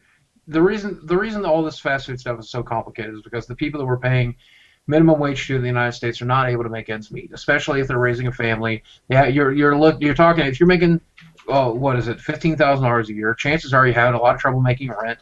A lot of chances you're not able to afford basically the bare minimums. And the problem with that is the fact that we have these systems in place like Social Security, like food stamps, like these variety of different systems in place to help people who are not making ends meet. And so these people qualify, and they end up having to, if you call, I saw a video the other day where if you call the McDonald's helpline for their employees, they will help you not by raising your wages, but by showing you how to get on food stamps to make ends meet. And then they have a person on the other end of McDonald's helpline to talk you through the process of getting you food stamps because you're working full-time. And if you look at their website, their employee website, they recommend having a second job. Don't work 40 hours a week, work 80. That's how you make ends meet. So, and that's, all right, so let's take a step back and say this. Should the minimum wage be higher? Do we not let the market supply and demand determine wages? No, we don't let. No, because you can't trust the market anymore. That's the problem with the capitalism. You could never trust the market because originally the market had 12-year-olds in coal mines. Yeah, exactly. They're short. It makes sense. That's true, though. Let me put it this way: 40 hours a week at $7.25, which is the South Carolina minimum wage. I'm sure it's different in every state. It's about $260 after taxes, which is $1,040 a month. Which you times that by 12, that's $12,480. That's below poverty. Poverty is $14,500. Is that what it is? I thought it'd be higher. It's $14,500. That's what poverty is. And I've lived under it. For the record, I've lived under it. I've lived under poverty. I lived off of $8,000 for 2 years in a row, $8,000 each year. So I know how hard that is. Without the grace of other people, I don't wouldn't think have had it that survive. minimum wage should be under poverty. I think minimum wage should at least amount to 20,000 because you get car insurance. Car insurance can run a person that's made a few mistakes $150 a month, Yeah. even on a there's bad car. jobs that are designed to be like part-time jobs. But then, if they're not because I've seen that argument thrown a lot. Well, they're not designed to be. You shouldn't look at McDonald's as a career option. Then why are they accepting 40-hour-a-week workers? Well, Why are that's they- why another are they thing. With full-time? like Obamacare, most of these workers have gotten their hours cut back, so they're not I considered was about to say, full-time. don't worry, that 40-hour week is about to get cut back to 35. Well, it's actually surprising if you look at what Walmart's done, which is the largest corporation, the largest hiring corporation in the United States of America. They have actually, under Obamacare, realized that it's more cost-effective to hire everybody full-time. And they spent the last year trying to fill all the positions. In preparation for Obamacare, they tried to fill all of the different positions by short-term workers, and nobody gets hired on full-time, and nobody actually gets hired. Everybody's just temp. That way, when you fire people, you don't actually fire people. You're just letting temps go. So they did their best to try that model, and that model failed. And anybody who tries to copy it, they're going to fail too. Walmart has now figured out that it is more cost-effective to hire a good worker who's dedicated to their job, who's willing to work hard to keep their position and offer them benefits. Walmart It's more employees don't effective get to do paid that. minimum wage, though. I'm pretty sure. Like It around here, depends they on get the paid city. $9-10 an hour. It depends on the city that you live in. Walmart, even though it gets all this negative rap, I'm a bit of a Walmart apologist because I live in Northwest Arkansas, and they are here, and they have graciously affected my life in very positive ways. But they do try to pay what they'll call a livable wage in whatever state or country it is. So somebody in California who's working for Walmart's probably making $13.50, and somebody who's working in Arkansas is probably earning $8. I think minimum wage should be about $10.50. That's where it should be at. I Yep, think $20,000 to $21,000 is where minimum wage should be at, not $12.48. I mean, even Jeremy gets 12. Yeah. I'm just saying, like right now, $725 is way too low. $12,000 a year is not livable income for anybody with any kind of aspirations to live a life that's worth living. I want to say this too. A lot of people are, hard. I've seen people on Twitter, they fixate on $15, and it's like and I say, okay, well, you know what? Okay, yeah, maybe not $15 is what the minimum wage should be, or what is a livable wage. I disagree. I don't think a livable wage or the minimum wage should be a subsistence wage. I think the minimum wage should be there should be a fudge factor to it. But anyway, that's neither here nor there. But $15 isn't really that unreasonable. You know what's really unreasonable? $7.25 an hour. Yeah, So, it's but unreasonable. let me just throw stuff out there. Lefty, It's I just the fell in love with you, contrarian. by the way, just so you know. Oh, Well, join thank the you. get in line, bitch. Yeah, I got it all, baby. There's a line to the loving Lefty. So, all right, we're talking about McDonald's employees, and McDonald's employees are unlikely to get outsourced. But if you raise the minimum wage, and I'm just playing devil's advocate here, for some jobs, it will be no longer cost effective to employ them in America. You'd be like, look, at $7.50, we can have them here. At $15, suddenly we're at such a disadvantage with the low cost labor countries that we have to ship these jobs away. That's where the government steps in.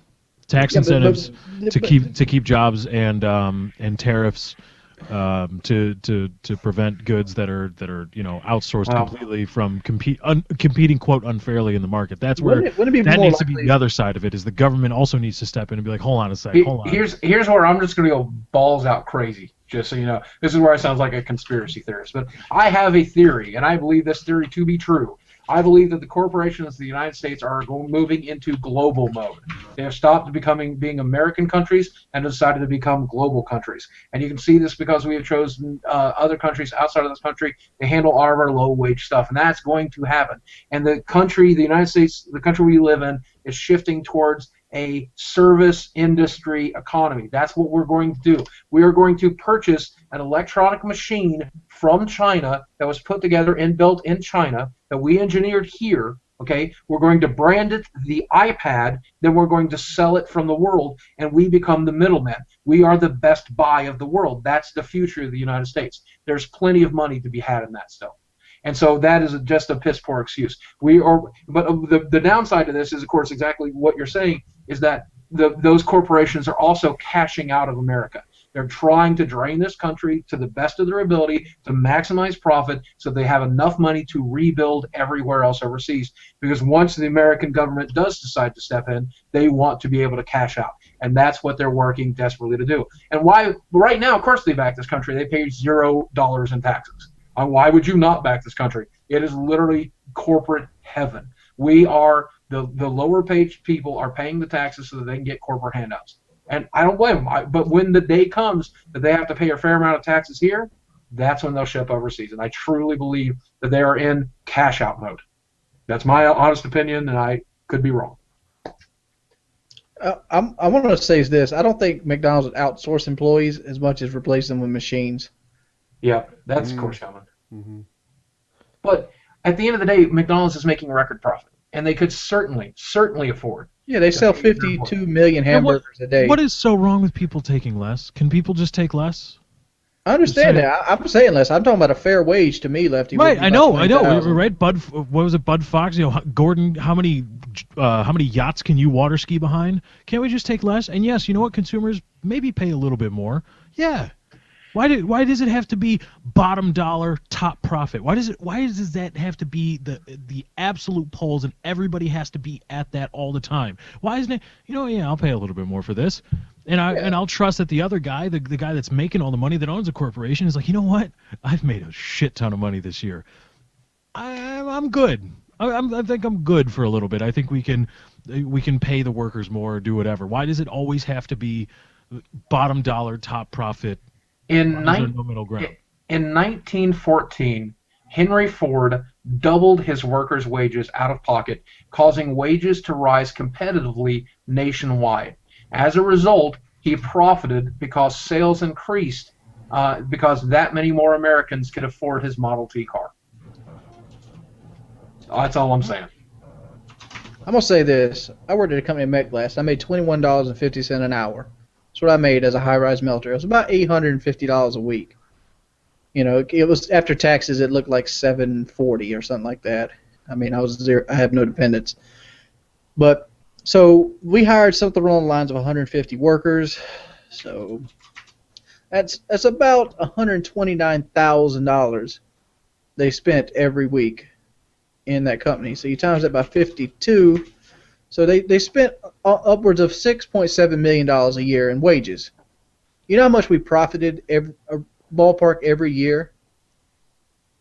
We profited $85 to $88 million a year after all the supplies were bought, after all the employees were paid for, everything.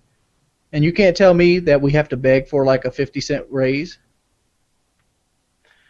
Give an inch, lose a mile, right? That's the whole concept here. That's why they're asking for $15. By the way, they don't expect to get $15. They expect to get 10, but they're asking for 15, so they hope they can get 10. They hope they'll settle for like a $10 or $11 sum. Yeah. Mm-hmm. They'll most likely get 9 though. They'll most likely get 9. And you know what they'll probably get? Nothing, because it's McDonald's. And what is McDonald's going to say? Fuck you.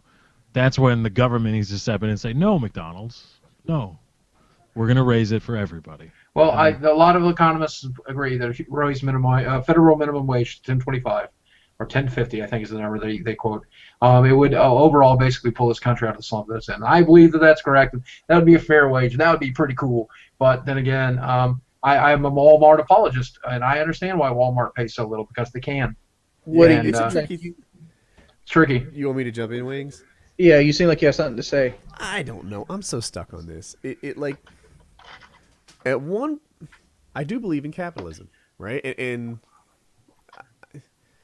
there's a managed capitalism is what I believe in. Lefty was on target when he said, look, you can't completely trust the free market. That had 12-year-olds in minds, right? Lefty just doesn't want 12-year-olds to look black. But there are other valid reasons. You were working on that. I said it, weren't you? That's good. There are other reasons to keep 12-year-olds out of minds too, right? The minimum wage is also a good thing.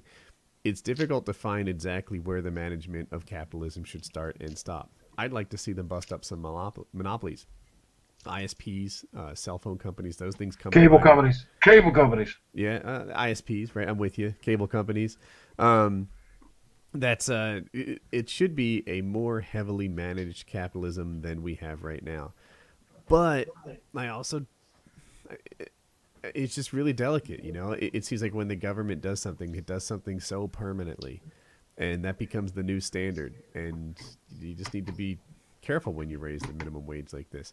You know, to talk about right now, the gap between the rich and the poor is widening, so huge, right? You see the things about the CEOs making on average 300 times now what a normal employee made, whereas back in the 70s it was like makeup. I think it's 15 or 30 times what a normal employee made. A lot more. 30 times normal is good. 300 times normal is just, you know, this guy's been elevated into the stratosphere where he has generational wealth that his grandchildren won't have to work. That's getting pretty extreme. But do you really want the government to set wages at the CEO level? I mean, we're doing it at the McDonald's level. How about the CEO level? Should the government be setting this business of them stepping in?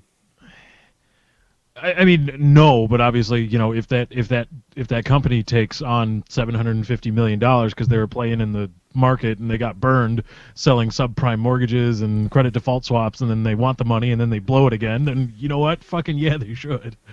Absolutely. I think a company like that stays under government control until they finish paying off their debt, at which point things are different. You know, and then they'll hopefully have the incentive they need to get out of debt. Like, look, I can't wait for the government to stop telling my CEO how much he's allowed to make, and that's one solution. Recently, Finland tried to pass a law that said a CEO of a company cannot earn any more than 12 times what their lowest paid worker does in the corporation. Too low.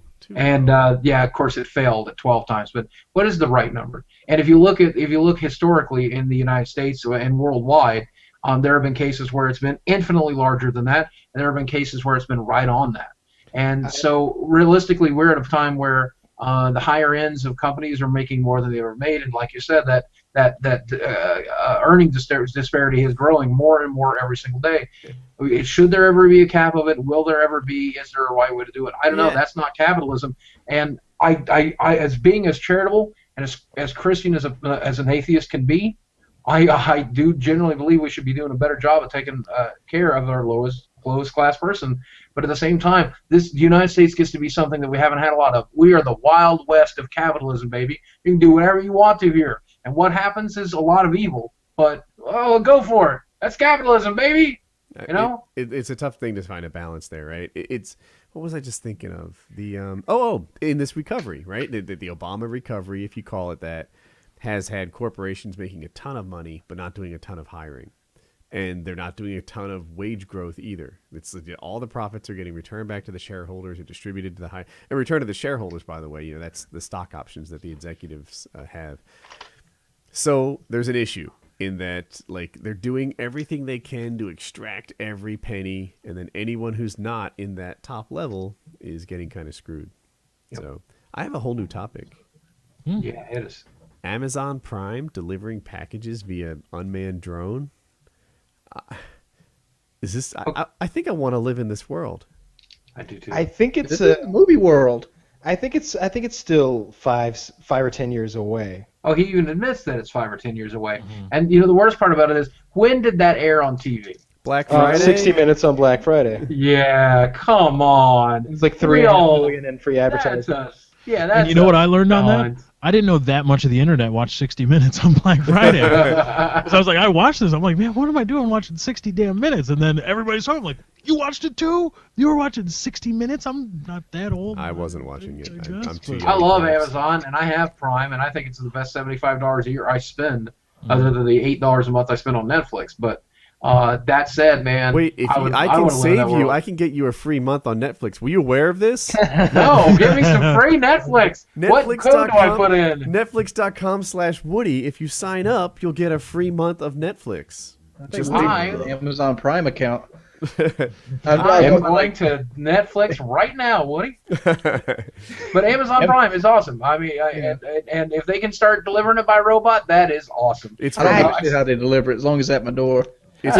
new I think it can customers. get there faster anyway. I don't know about these drones. Yeah, you got a better plan. And then, Yeah. of course, the big joke that everybody makes is, I bet that FPS Russia guy probably knows all about this, is skeet shooting with prizes now. Just wait out the woods. Oh, I saw that on with your Reddit. assault rifle, right? You know. Just Oh, I like- saw that on Reddit. That was hilarious. They had they've got like a picture of the Amazon Prime drone holding an Amazon package, and it's like skeet shooting with prizes, and that's so true. If you saw one of those flying over your place and you were in an outside shooting skeet, that thing's coming down, right? And I mean, at the same time, nobody robs UPS trucks, so nobody's gonna rob an Amazon drone. I think. It's different though Why? because there's not a guy in a brown suit, in a big truck protecting this package. It's just kind of hovering I'm around. sure that drone will have cameras on it though, and we easily recognize you in court. Drone there's a cameras, private- GPS ships. Wait, there's a private corporation flying drones with cameras and GPS over private land? Lefty, I think I you're like missing that the at all. bigger point here. Packages in 30 minutes.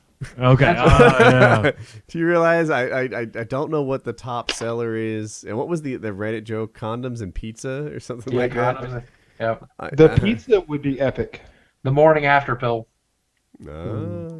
You don't need that thing fast. Who is that much of a lazy? Yeah, you got fool that you're 72 too hours, Lazy to... I want to make sure she takes it before she leaves. Yeah. Good thinking, good thinking. And as far as the lazy, that's me, dude. I buy so much on Amazon. I buy stuff on Amazon just because it'll actually happen.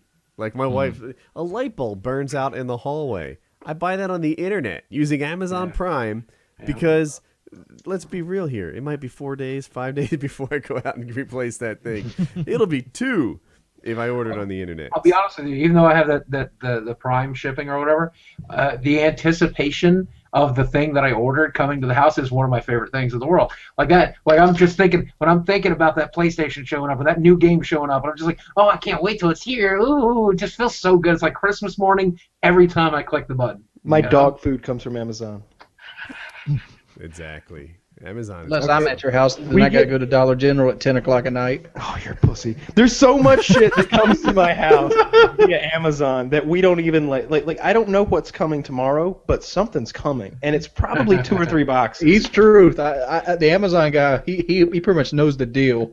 You know, the worst part about this is from like 98 to 2004, I was a shut-in. Like I left the house like once a week to go to Walmart, and I look back on it now and I realize had Amazon had Prime back then, I could have just never left the house at all. Dude, I would I'm have a been shut-in awesome. right now. All I do is work. I work and work and work. My wife will come in, open the door, put food in front of me. I just keep working. God, can I borrow your wife for a couple of days? Desiree, sandwiches, please. She's awesome. That'd be Yeah, awesome. she's one of a kind. You should see like the strawberry shortcake stuff. Oh she my makes. God, It's Woody insane. has the best wife in the world. I gotta tell you, I'm gonna be entirely honest with you. I think I might have a run for your money because I'm my glad. wife is I don't see no strawberry the shortcake. best. I don't see Yeah, that strawberry absolutely. shortcake. I don't see anything. All I right, Oh, we think can you have a both have test. equally We can have a awesome test. wives. You need No. to see, God. you When's need this to gonna see my ruin it? Twitter feed. And I got my wife so much baking stuff, and even though we're not supposed to be eating it, and I we will occasionally. We'll take a break from keto. We'll take a break from the diet. But I got her this cupcake. She loves to make cupcakes and take them, the gaming shop and hand them out. So it makes 2 different flavors of cupcakes. You can make black and white cupcakes, or you can make like strawberry banana. You can, I don't know. She's gonna love it. And so Can you I'm tell us- getting cupcakes. Can you Would tell you us fellas about be the up for a weight loss test? thing that you're doing? The what? There's a weight loss thing you're doing. I think Yes, it's our I will 6th talk year. about it a little bit. It's a show that is in the UK. I believe it's on Channel 4. And that's about as much information as I could directly give So you. would because you say I'm not that you're an supposed to say. actor on a TV show? Fucking acting coach? I guess it's a reality TV, though. So you're an actor on a TV show. Yes, so what you're yes. saying Reality. is Is that your you- name in the credits? Right, and I You're can't an wait. actor. I should have an IMDb page. So all I'll right. send that sucker. So would you describe yourself as an international television star? Because that's the Suck vibe it, I'm getting. nerds! Oh, wow. You can always go back to him and be like, how many people know you? Because motherfuckers all over the world know me. Yeah. Already. Hey, you remember that time you directed that play at Community Theater and like 16 people showed up? That was a good day for you, wasn't it? Uh-huh. Oh man, yeah, I don't know, man. I'm so happy for my success. I couldn't be happier. And this is the life that I dreamt to live in. If you could go back and tell my 12-year-old son, a 12-year-old kid version of me, that one day I would be in a hotel in New York, shaking the president of Sony's Japan's hand, hugging Jack Tretton, in meeting the guys who made Last of Us, and I couldn't. Jeff Keighley recognized me off the bat. I mean, these people were coming up to me. I wasn't coming. I couldn't believe it. I can't believe it. I can't believe it. Wow, And that sounds really awesome. and to be here. I want to make sure you guys know how much I love talking to your audience, how much I love talking to you guys. Just my favorite people. You're my peers in this industry, and I adore the fact that you have any modicum of respect for the stupid shit I do. Subscribe, dude. His link is in the description. What? I said Yeah. subscribe. His link is in the description. YouTube.com/Boogie2988. I'll break stuff over there and talk about sad. That's what you should do with that Xbox you got back there. I'd like to see Francis smash that motherfucker in some rage.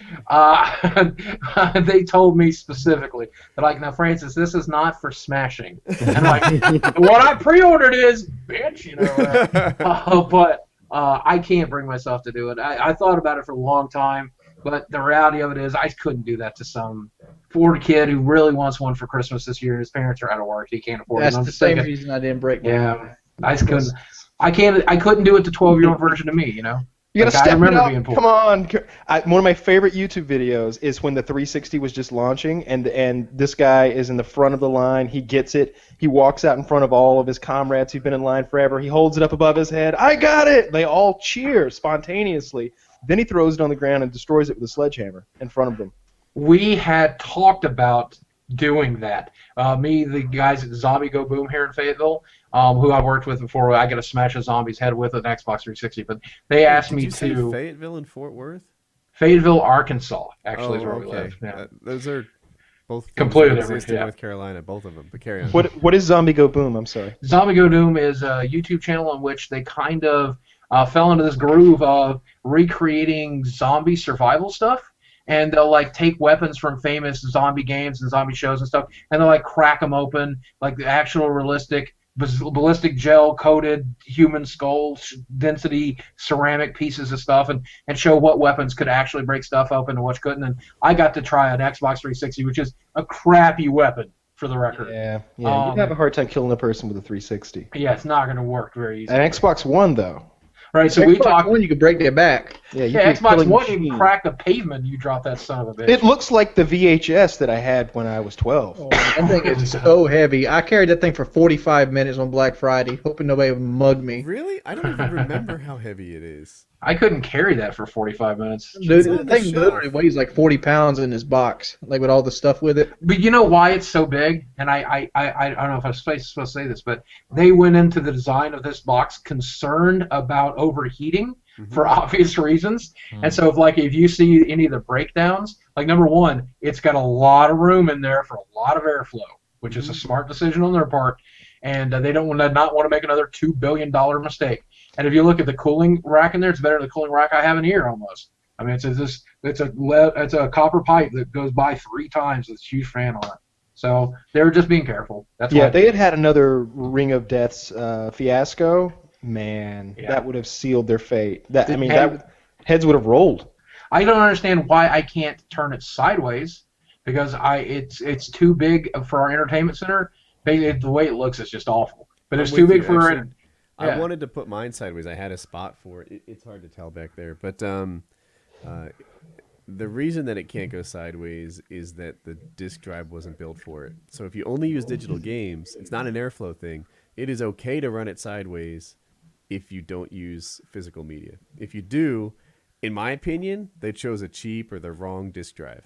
Well, the PS4 can be run sideways. It can. I have mine sideways. Or vertically, I think is a better way to put it. But you can Vertically, put the PS4 vertically if you want to. So I just switched the spots I intended to put them in. And I mean, don't get me wrong, I love the idea of going all digital, and I'd love to go all digital. And when it comes to my PC, I am all digital. The problem is I'm already capping out at my data cap every month because of going all digital on Steam. You have a data so- cap? Yeah. Well, I love Cox Communications in the United States. Now, we talked about getting a business line like the last time we talked about this, Woody. And the problem is the business line for Cox Communications is 4 times as expensive for less bandwidth per second. 250 maybe. Yeah, it's about 250. I was like, are you people crazy? Are you people crazy? What is the bandwidth? What is the up and down for the business line? I don't know off the top of my head, but it was about 75% of what I'm getting is a residential line. Wow. Is that 75 megabit though? Because if it is, it's probably a better deal. No, it was not. It was 12 megabytes. It's ridiculously bad. Okay. It's just ridiculously bad. I'm basically begging for Google Fiber to show up here. Like if Google, I will move to where it is. You cried about 12? 12 down. He's crying about. Yeah. What do you got over there? 5. Wings loves to whip out his bad internet. Dave. Wings has 2 lines though. The other line's I do have 2 lines, but the one I play on is 5 download, 0.1 up, with 110 millisecond ping. Yeah, my computer line is 15 by 4 with 5 millisecond ping. So sorry. Well, you have a 4 up? Yeah. That's not that bad. No. That's not bad at all. You could stream on that. It was 8 by 2, but they doubled the speeds. That's right. I had a really refreshing conversation with a guy from Cox Communications. One night the internet was down for the umpteenth time in a month because they were working on it. And I talked to a guy there, and I don't want to get him in any trouble. We're going to say what he said anyway. I was like, this data cap bullshit. I can't believe you guys are moving in the wrong direction. He goes, well, you know why we're doing this, don't you? And I said, no. And he goes, a lot of people are cutting the cable cord, and a lot of people are relying on their internet to stream Netflix and other entertainment, and plus some people are using piracy. So if we're going to maintain our profits, we need to get you to use a more expensive package. And we made the mistake of making our cable internet only $30 a month when we started. So we raised it $5, $5, so we got up to $55. But people raised hell because they see the difference on their bill. But if we put an artificial data cap in place, a soft cap that we're never going to punish you for, we have an excuse to send you a letter every month that tells you should upgrade to a higher level. And our highest level is $99 a month, which is about what most people are spending on cable anyway. So if the people who want digital cable, they can keep it, and the people who want to watch Netflix, they'll pay about the same price, and we maintain our profit margin. And I'm like, wow, I can't believe you're actually willing to say that to me. I was like, well, then why does your top tier package have a 400 gig cap? And he goes, well, that I don't know. I'm like, okay. But yeah, that's why there's artificial caps in place so they can maintain profits. Because a $55 a month the day fee HCC gives me a data cap is the day I put their phone numbers on my Twitter. Man, we talk about McDonald's and Walmart like they're the big evil corporations. The ones I hate are the ISPs. I hate those cocksuckers. Do you see South Park's take on it? Yeah, totally. Yeah, I agree. They're absolutely evil. It's terrible. I hate my ISP. I think Woody said it best that the one company everybody hates is their phone company. I was gonna go there too, right? It's like there's Verizon. Two industries where they don't seem to care about their customer. If people felt about Pepsi the way they felt about AT&T or Verizon, Pepsi would be all hands on deck, emergency, we have to do something. But Time Warner and Verizon and Comcast are like, whatevs, you'll still be here. And it's the monopoly. You gotta have my shit, and I got it. I got the crack for you. The thing is, companies like that, Verizon could, or Time Warner could change its name or something and leave the same towers, and you'd never even know it. You don't know who you're mad at because it's not a product you can hold in your hands. It's a service. Yeah. What do you do? That's capitalism. When capitalism gets to enjoy its Wild West days, that's what they do. I want my town to create its own internet. They won't do it because they're cheap. Yeah, I was hoping eventually Walmart will decide that Northwest Arkansas needs access to high-speed internet, 1 gigabit, and maybe they'll push for it. And if they ever do, I'm more realistically, I'm hoping for a law to be passed that requires people to have require a minimum bandwidth. One of my neighbors, I haven't looked into if it's profitable or not, but this is what he did. He went to all of the internet providers in the area, and he bought as much internet as he could, and then he put up towers, and he basically made an enormous Wi-Fi tower, and he sells receivers that you can put on your house to receive his Wi-Fi signal. And he's pumping out internet from his house, I don't know how tall this tower is, but you can see it from miles. And he's pumping out a super Wi-Fi signal over there. I don't know. He's got 2 massive lines coming from different directions. I don't know if that's profitable or how that works, but it's ridiculous. Maybe he's a break-even corporation. Maybe he just wants to screw the man. Maybe he just gets awesome internet and he breaks even. Yeah. This guy's a farmer, though. He's a what? He makes A money. farmer. He's got to make money. Yeah. Farmer, best scam ever. These chickens literally shit eggs, and I sell them for money. Corn grows from dirt, and I sell it for money. Well, now what do you mean? Now let me ask you. Let me get this straight. Now you all going to cut me a check? Yes. To grow corn? Yes. And then after I use that money to grow the corn, you're going to give me money to sell the corn? Yes. And then I'll just get a check for being a farmer too? Yes. All righty. You're talking I won't about grow corn. There's a skit, I saw it somewhere on YouTube, and the guy was like, this is the scam, let me tell you about it. And he's like, these cows, you get milk from their titties and you sell it for money. It's the greatest gig in the world. And he's describing farming as this, like, plants come from dirt and then you sell it for money. He's like, he's got like a roll of cash. Like, I got green cash right here. All these chickens are literally made of chicken. I know farmers who are like that, though, who are like generational farmers, and so the farm is paid for, and like most of the equipment's paid for, and those guys make millions of dollars. Like they have hundreds and hundreds of acres worth of corn, wheat, and different crops, and they're professional farmers. It's not like some old guy on a tractor who's just making ends meet. Like these guys have turned farming into a profession. They are. It's like two brothers and both of their sons, and they work it relentlessly, and they have millions and millions in just equipment and tens of millions in property, and God knows what they're making. Subsidies help too. Subsidies help too. And for the people who are watching out there, by the way, if you got a plot of land, if your family owns land, you can grow your own vegetables this summer, by the way. They taste a lot better than the crap you're getting at whatever store you're going to. And they're free. They come out of the ground. They just literally spawn out of dirt. Grow some freaking vegetables. Also, eat vegetables. Also, yeah, but I like the Monsanto genetically engineered corn. Boogie just called me a fatty. Yeah. Monsanto is one of the most evil corporations out there as well. Oh, yeah. Why are they evil? They're not evil, and I'll tell you why they're not evil. Because they're feeding 7 billion people. Do you have any idea how statistically likely that we would ever feed 7 billion people is? Mm-hmm. And we are just a hair away. We're about 1 billion people away from not being able to feed everybody. If there wasn't for genetically modified crops, we would not be able to feed people. Yes, we all eat crap, but that's keeping us alive, the fact that we choose to eat crap. If we all demanded grass-fed beef, guess what? A lot of people are going to starve. I don't know about that, because they say that if Americans they said that Americans throw enough food off of their plates away to to balance that, to feed that the whole world could be fed, but we're just wasteful. Monsanto does some nasty shit though. Monsanto will, so they have these genetically engineered corn seeds, right? And if you want to grow their corn, you have to get the corn seeds from them. Or is it corn? Help me, Lefty. Is it what crop is it that they do this to? Corn. Right, it's corn. It's corn. Yeah. And so basically, they will not allow you to grow your corn from their seed and then keep some of the seed to replant. That's illegal.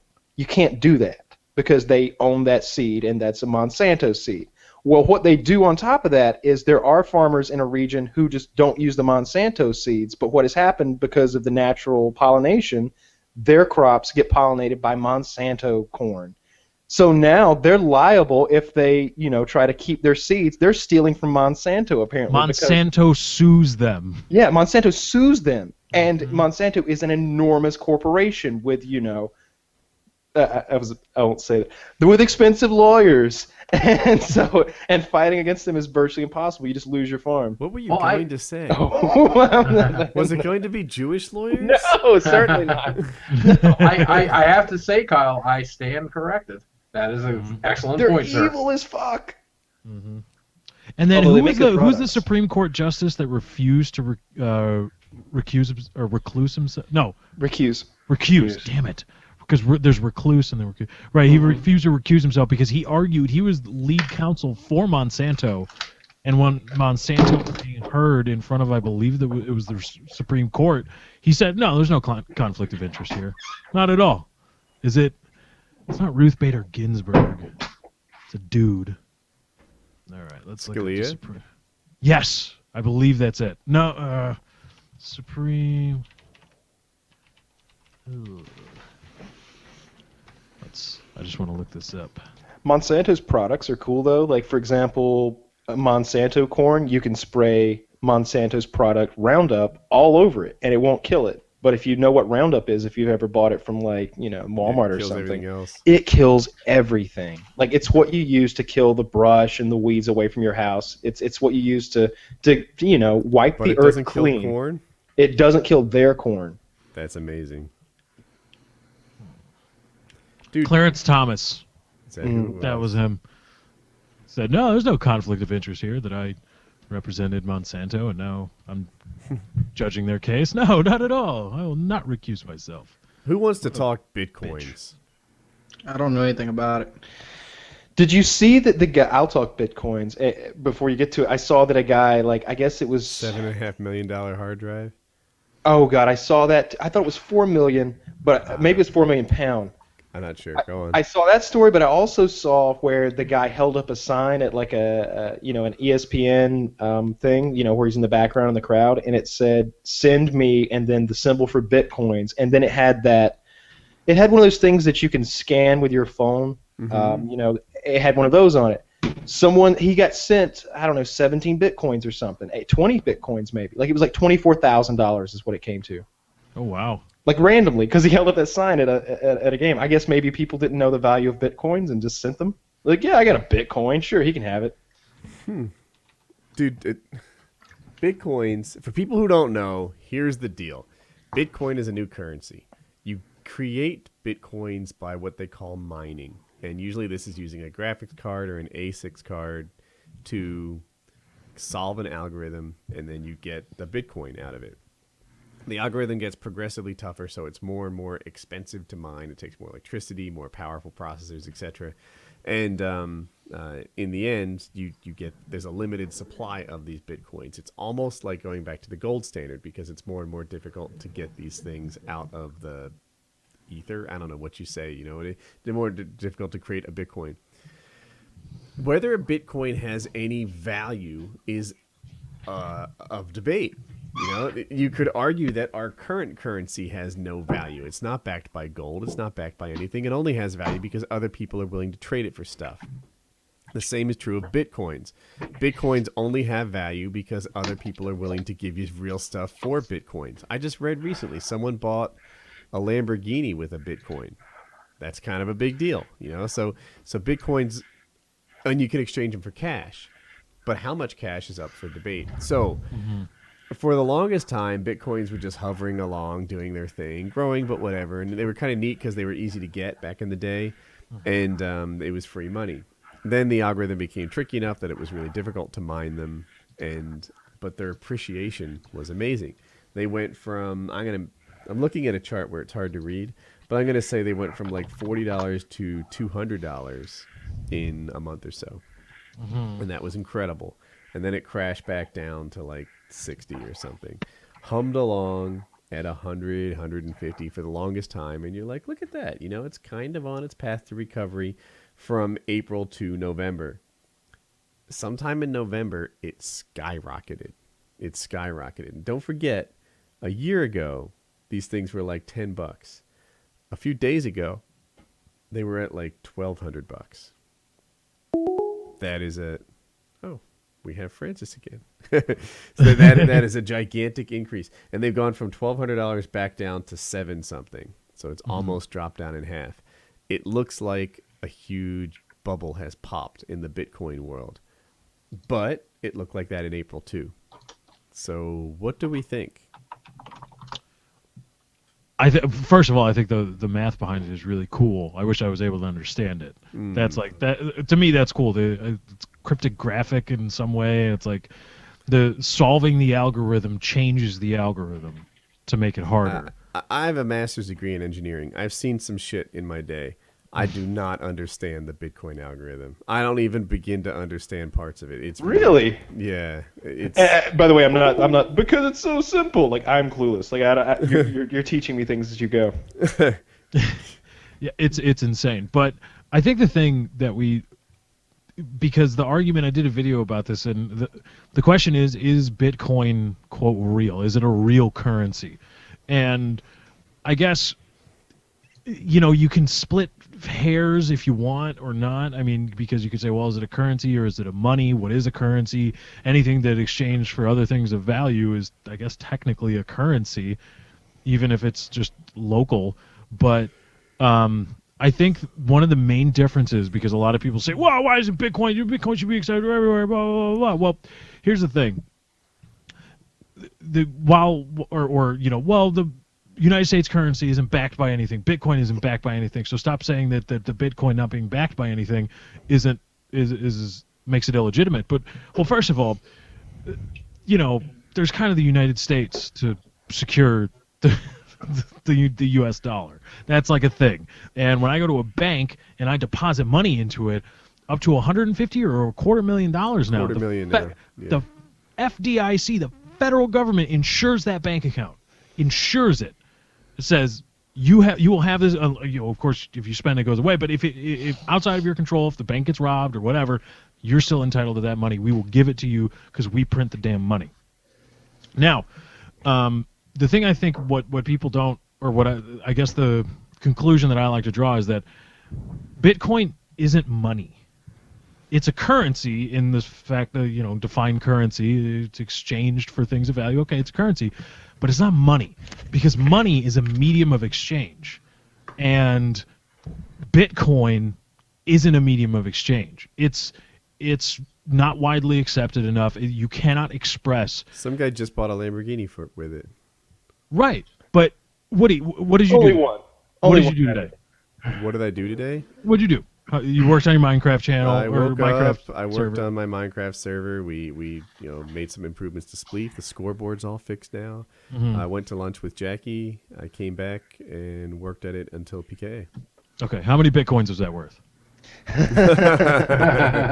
have no idea. When you worked at Cisco, how many hours did you work a day at Cisco? Or you were salaried? We'll say 8 to 10 how did you hours a day. express your work in Bitcoins? The idea of a medium of exchange is that it takes us away from the barter system. It's like, well, I remodel your kitchen and you've got, oh well, here's 4 chickens and a cow. It's like, well, I don't need 4 chickens and a cow. I want something of value, and so that's the reason point money. of the money, right? And So Bitcoin isn't that. It's not that yet, and I don't think it really is, because the only time I've seen Bitcoin, and this is the other issue I've had with it, the only reason I've seen Bitcoin is people talking about how much it's worth in other money. Is that people say, oh, you should care about Bitcoin. Well, why? Because it's worth $1,000. Oh? Well, shouldn't I be worried about, or shouldn't I care about what a Bitcoin can buy and not what it's worth in another currency? It seems to me that it's a lot of people are in my imaginary threshold and completely arbitrary threshold. Too many people are using it as a means to get other currency in order for Bitcoin to be considered any like a legitimate money system. It's a hard thing to legitimate wrap your expression head of value. around with something like that. I saw an interesting post on Reddit the other day, and it basically went like this. It was, if I own a gold mine and I know I can tell you without a doubt how much gold is in that mine before it is mined, do I really have to mine it? If you think about it, no, you don't. You could just say, I've got 800 pounds of gold. It will cost $100,000 to mine. Therefore, this mine is worth X amount of money. Who needs to take it out of the ground? What are you going to do? Slap a gold bar down on the table somewhere? Just sell the rights to the mine and it's done, right? Mm-hmm. Good point. I guess I don't know. Oh, that guy that bought the Lamborghini, did he just get it for half price? It's so volatile. I have a Bitcoin strategy. I'm going to break even on it, guaranteed. Yeah, I'm not buying it. definitely. Right. It's one of those things. It's is a- time machine material. It's like, if only I knew. There's a I company remember somebody in 2010 telling me, or I think it might have been later than that, but in that neighborhood, that I should be mining Bitcoins. And I'm like, I don't even know what you're talking about. That sounds like a scam. You're an idiot. Man, if only we'd done it. Dude, there's a company right now that wants to give me parts to build a PC. And I'll make a PC building video. I'll teach people about the company and maybe something about putting together a PC. This should be good for everybody. I was thinking maybe I'll do like some 4-way SLI. I don't think it's called SLI. Crossfire Bitcoin mining machine. I like that. But isn't there something you've got to work out? Like it's to the point now where people have to work out how much they're burning in electricity, like how much the electricity actually costs to run it, and they've got to do the math on that. And be like, okay, now I'm able to make serious money on bitcoins. Yeah, Did you do that, Woody? There's websites that help you with it. I go solar power with this. Woody's hooking up a bike. There we go. That's perfect. Wings. We're gonna get you a bike. Wings is gonna Bitcoin mine with an electrical generator. Right? You are going to create the electricity. I didn't like this idea when Kyle pitched it to me. It was a great idea. It still is. Kyle wanted me to hook a monitor up, and the only way I could play Ghost was to keep that monitor powered to bike power. Yeah, that way, because if you hook the generator up to your Xbox, your internet connection, anything like that, then as soon as you stop pedaling, the game's over. But if you just connect it to the monitor, game keeps going. Your ability to play just decreases because I like that idea a whole That's a lot. good plan. That's a good plan until your bad ass has to do it. It's easy to do too. His first rebuttal was, "Oh, I bet that's hard to do. We'd have to be engineers." I was like, "Google exercise machine generator." I bet 1,000 people have done, and they have. If you Google exercise machine how hard power do you generator, have to work to power a monitor? I'm afraid it's not a sustainable level of effort. I bet it is. I bet you. You could. I'm just going to throw around electrical terms: capacitor, resistor, voltage, and current. Transistor. That's There you 50 go. million transistors. I could just maybe feel like you have- gotta be Lance Armstrong to. What if you had a play battery? I bet you could balance it out, and maybe you could have a battery that ran to the monitor, and your job was to keep the battery at a high enough voltage that it could continue to sustain. There would be some way to make it work. I bet it could be done. There's an EE out there that's probably watching this video that's like, oh, I've already drawn it up on a napkin. Here you go. Here's a perfect way to Exactly. do this circuit. I'm telling you, if you Google it, it's right How there. about They've done it. Draw it up on the napkin, build it, and send it to me, and I'll do videos on it. I'll tell you, I did see, this is fat Because guy. I am not that smart. This is fat guy mentality for you. But the other day I saw on the Diablo 3 subreddit a guy who had set up a treadmill in front of his computer desk, and that's how he played Diablo 3. And he said he lost 40 pounds playing Diablo 3. And my immediate thought was, man, he had to play Diablo 3. That's a lot harder than like regular exercise. I'm Could have so been Dark sorry, Souls. What's that ridiculously hard game that doesn't look like fun at all? Is it Dark Dark Souls? Souls. Dark Souls. Oh my god. So wait, I got a question for Boogie. Boogie, Yeah. did you watch the boot camp videos? I did. I caught about half of them, roughly. I watched you make a supporting video of Wings early on in the boot camp process. Absolutely. How did you feel at the end of the boot camp process? I have not seen the end of the boot camp process, and it was actually really surprising to know that Wings was home at this point. I did not fully Well, it's been understand a that month until- though. Yeah. Okay, so yeah, but at the end of the day, how much did you end up losing, Wings? In total, and all, Yeah. like I've gained That's- a little bit back. Okay, but that's I don't know. I don't understand why I'm gaining it back, but I have. I left Kyle's house at like 404.8. Yeah. I'm currently sitting at 411.4, I think. So your total loss was I mean, at the end of the boot camp, my total loss was right around 40 pounds. okay. You lost 10% of your body weight. That is a tremendous feat, and that is amazing. And I know a lot of people are hating on you for this or that or the other. I caught a lot of the slack, but I've been a little too busy to keep up with as much of it as I'd like. But the bottom line is you lost 10% of your overall body weight. Yeah, I did a Facebook post on it where I'm like, I was feeling down because I went back up to 410, and I want to take a lot of that is I'm not drinking enough water and I was intaking too much sodium because I haven't really been cheating. You can say I'm lying all you want. I haven't. I mean, I've been eating like Morningstar stuff, and I've been eating soup, and that's pretty much all I've been eating. What's Morningstar? It's a vegetarian burger kind of thing. Like instead of having a Well, chicken patty, you have a chickpea patty. It's got a lot of sodium in it, and It's soup's got, got a lot of sodium in 520 it. milligrams of sodium per patty, and I didn't realize that when I was eating it. But I've cut those out completely.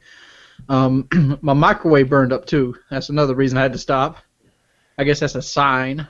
But what I've been doing now is I've been trying to I've been cutting fresh chicken to make sandwiches with instead of using like prepackaged chickpea patties. And tomorrow I'm going to go get the stuff to start making my own soup. I'm going to start with a chicken and rice soup and make enough to go through the entire week and see if that helps.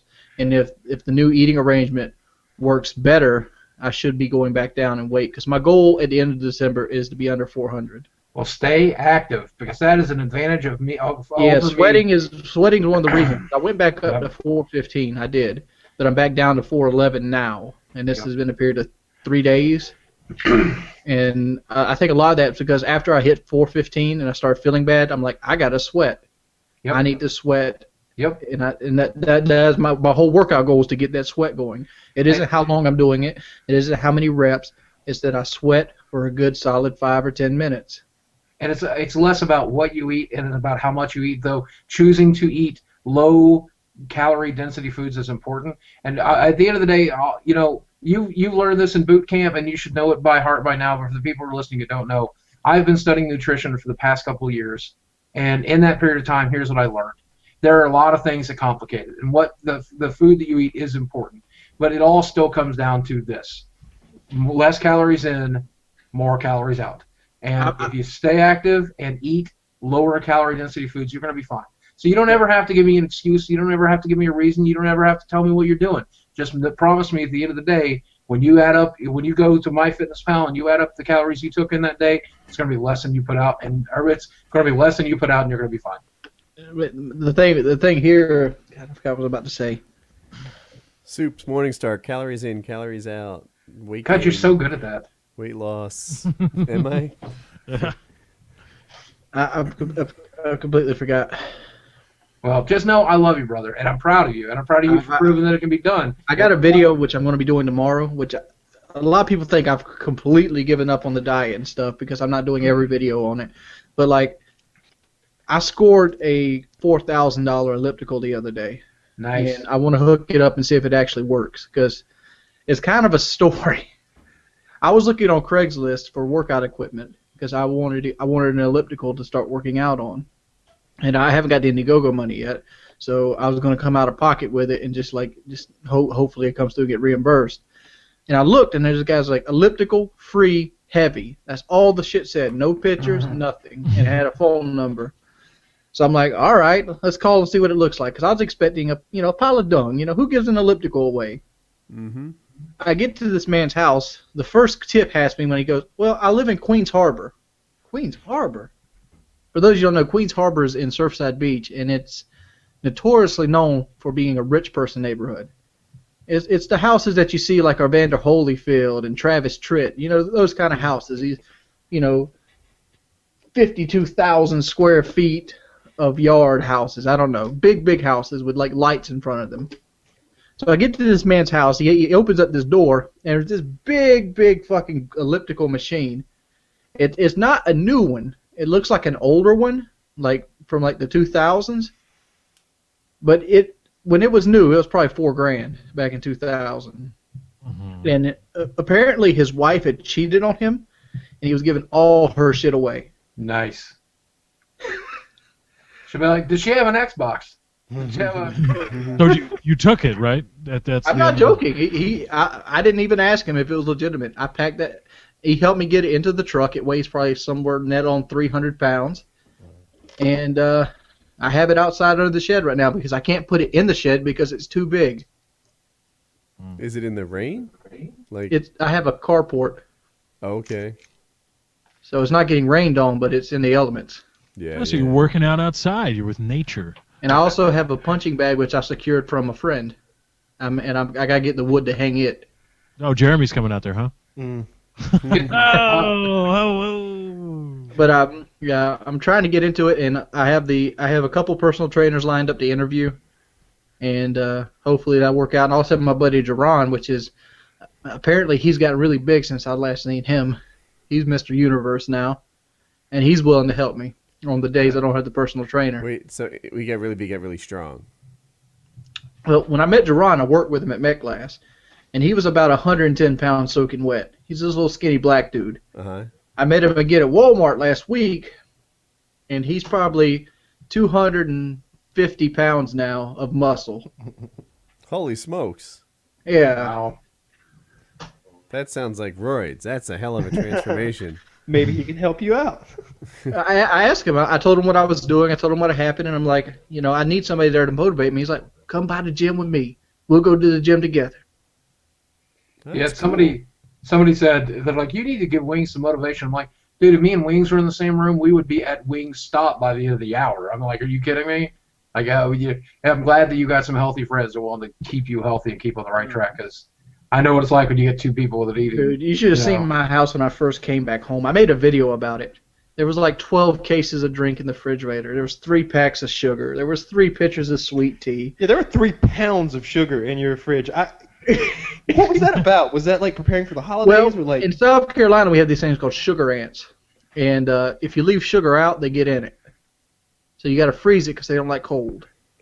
So you don't keep it in the cabinet so the ants don't get to it. But why 3 pounds of sugar? Because I personally only own 1 pound at a time. Well, we drink a lot of sweet tea in this house. Okay. If you decide to make it 16 gallons in once. So we make swim we make anywhere between 3 to 6 pitchers a day when I was going to my prime. Holy Christ. Wow, jeez.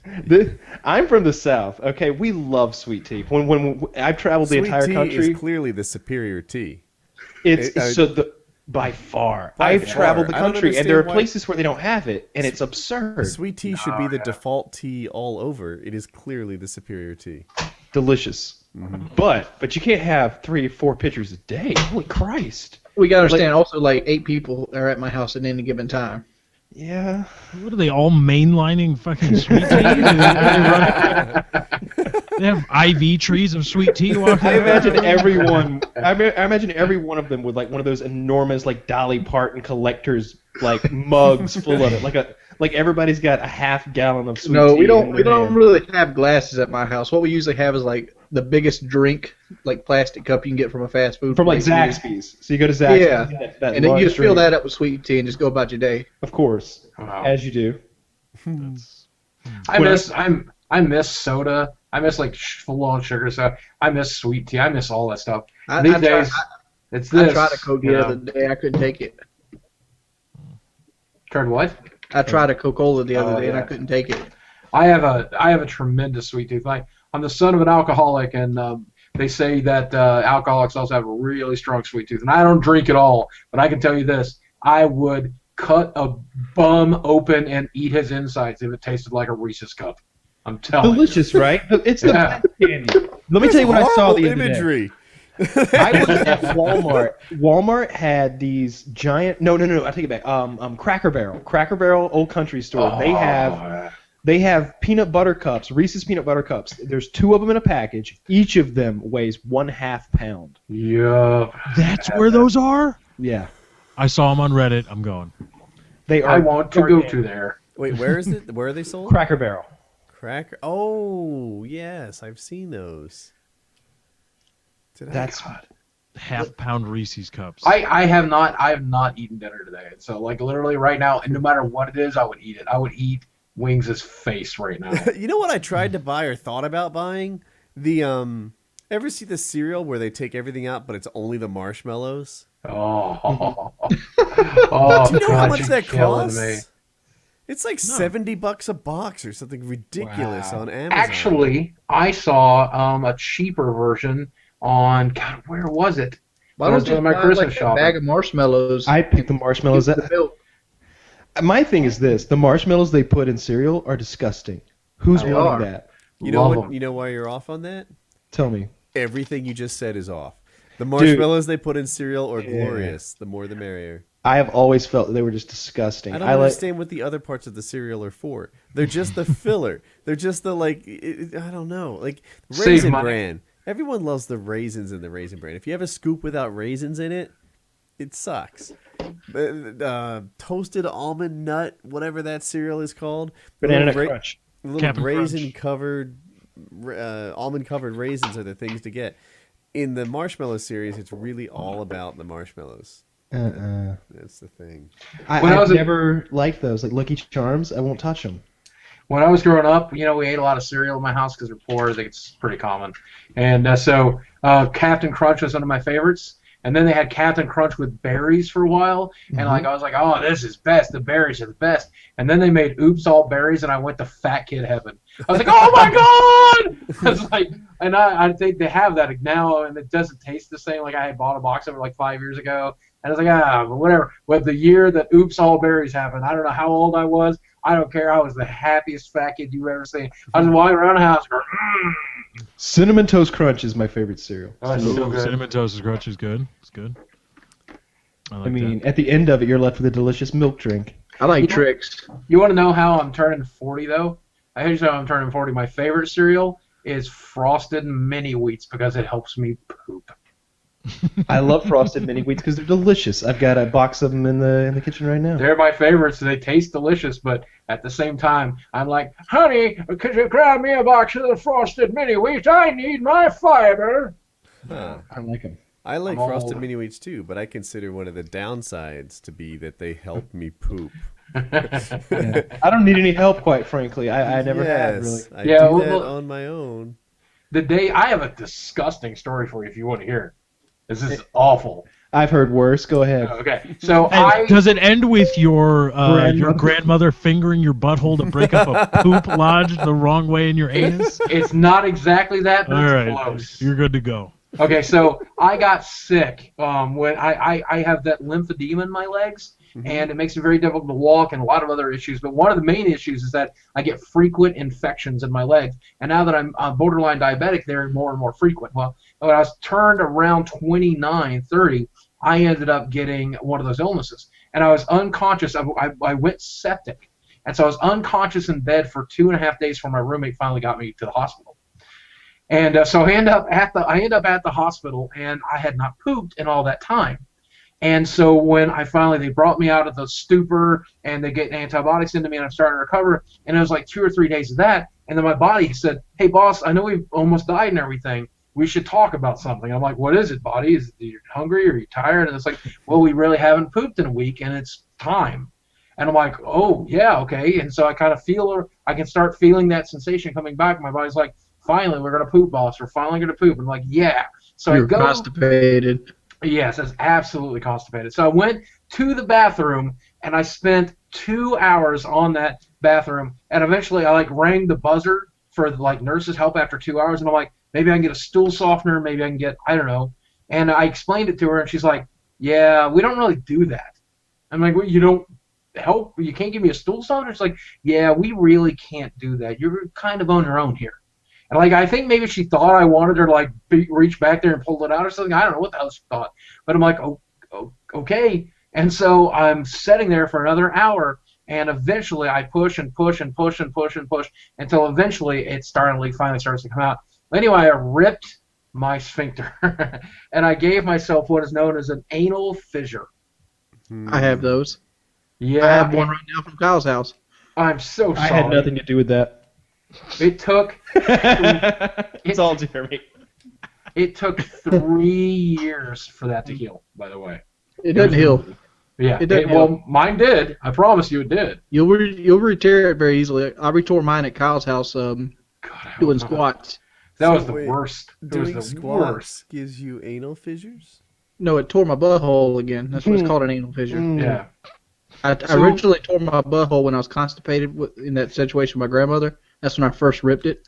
But if you do something where you put a lot of stress on it, it re-tears very easily in the same spot. So is it incredibly painful or what? Not really.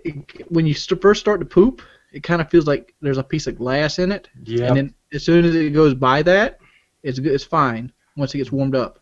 And it stings, and you have to stay Stings. super clean back there. Yeah, you gotta really wipe your ass every time. If you leave stuff there, it can get infected, or it stings. Well, have you ever seen that South Park episode where there's the poop contest? Mm-hmm. I could have won that. I could have won that, dude. I have never seen anything like it in my life. But How many Keurigs was it? right, exactly. Look, you're trying to tell me that the hospital wouldn't give you an enema if you asked for it? My hospital was completely shitty to me, and I was so mad about it. my roommate was worried about me, so he's like, could I bring anything in? And I'm like, sure. And they're like, I'm like, whatever you think I could use. So he brought in, I didn't have a laptop, anything at the time, but he brought in this portable DVD player, and which he bought for the express purpose, and he brought in some Hawaiian fruit punch, light, the 0-calorie stuff, right? And or like 10 calories per serving, I think is actually what it is. And so he brings that in because he knows that I don't really like diet soda, and I'm not going to ask them for real soda, and they're not going to bring it to me anyway. And so I'm like, this is a good alternative. It's all I ever drank at the time. And so this doctor comes in, and she's like, Mr. Williams, do you want to live? And I'm like, yeah. Like, is that like an option for today? Are you going to kill me? Or and she's like, no, sir, you need to start taking your health serious. And I'm like, that's why I'm in the hospital. I'm taking it pretty fucking serious. I showed up when I was dying because I like the not dying part the best. And she's like, well, then what is this? What is this beverage here next to you? And I'm like, well, it's zero calories. I could show you the label. And she's like, no, Mr. Williams, I don't want to see the label. I don't care about that. You know you should. I'm like, but my nutritionist that I talked to like 45 minutes ago said it's okay. And she goes, you just don't care about yourself, do you? And I'm like, I guess not. I don't know. I thought I did. Why are you being a bitch? And so she just lectured me for the next 45 minutes about how I was fat and how I shouldn't be fat and how I couldn't possibly ever live a normal life and how I was a piece of shit and how I was just like, you should get shot in the face or whatever. I don't know. I stopped listening at a certain point where I became so depressed that I became kind of Can you move to the left so I can watch the TV while you talk to me? And she's just like, And you're going to get diabetes. I'm like, yeah, I know. She's like, you're going to lose your feet. I'm like, I know, honey. I have a fucking mental disorder. Could you cut me some slack right now? And I don't know. I don't know what the hell they thought was going to happen. And it was the worst case. But so anyway, you know what I ate for dinner that night? I had a friend bring me a hamburger. Because I was so depressed and so pissed off that happened, I had a friend bring in outside food. I ate Burger King. Do what? Whopper? Yeah, it was Whopper. My friend had worked at Burger King. He was going to come and see me that night anyway, so he brought me a couple of Whoppers. I was about to say single Whopper or double Whopper. My mouth is literally watering now. It was 2 single Whoppers. I like the double Whopper. We're having turkey burgers in our house tonight for Kyle dinner, and just so you know, by the way. his Whopper. Whopper. Is it a Whopper? It's a Whopper. Kyle whips it out. It's a Whopper. One of my favorite things to do now on Twitch is to mispronounce things. So I like to say sword a lot because it really pisses people off. So I'm going to whop him in the face with my sword. Who makes the best fast food burger? Hardee's. Hardee's is turned pretty bland actually now. $5 burger's pretty good. I don't like the pickles they switched to. Best though. one I ever had was the Angus burger. Who makes that? That's Hardee's. Hardee's. Oh, but it's actually been like 15 years since. It went downhill. They started cutting corners. Yeah, they came out with it like, I don't know, maybe 5 years ago, and they were delicious. And then No, it was longer than that. It was before my revenge-based vegetarian thing. Oh. It was a long time ago. My wife makes a good burger, so I just ask for them at home now. Five Guys is the best, but I don't think that's fast food. Oh god, it's so good though. I want to go to Five Guys right now. Let's fucking leave. The fries. I don't think I've ever had Five Guys. Oh, I have. What is wrong with you? I didn't get the burger though. I think I got chicken, and I didn't like the fries. The sweet potato fries. Not for me. I didn't know they had sweet potato fries there. Gregory Brothers does the the remixes. They remix that damn good guys that does the food reviews. And if it wasn't for his Five Guys video, I would have never tried Five Guys. But after him freaking out at Five Guys, it's like I have to go. I know exactly the video. Yeah. Fries are like sex. Like they're better than sex, at least the way I do it. Yeah. They're almost as good as the way I do it. I'm trying to figure out, is he bad at sex or really good at fries? Really fucking good at fries, man. Fries are my favorite food. And if I've got ketchup, then it's definitely my favorite food. So like, I gotta admit, sex is better after dropping 40 pounds. I bet. Did you bang that chick from last week? Oh yeah, I got it a couple times. A couple times. I gotta tell you, looking at you, man, I can see the weight difference too. By the way, you look good. Oh, I think I look good now. Give me 5 months. Yeah, good, man. So let's talk about the girl then.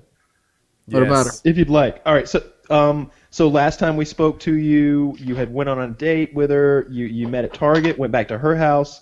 Then you went to the Pottery Barn, did a bit of shopping, and that was the end of the story. What has transpired since then? I've helped her move some shit, and I got to move some shit. So you went up to her house and you helped her move some furniture, and then you fucked her.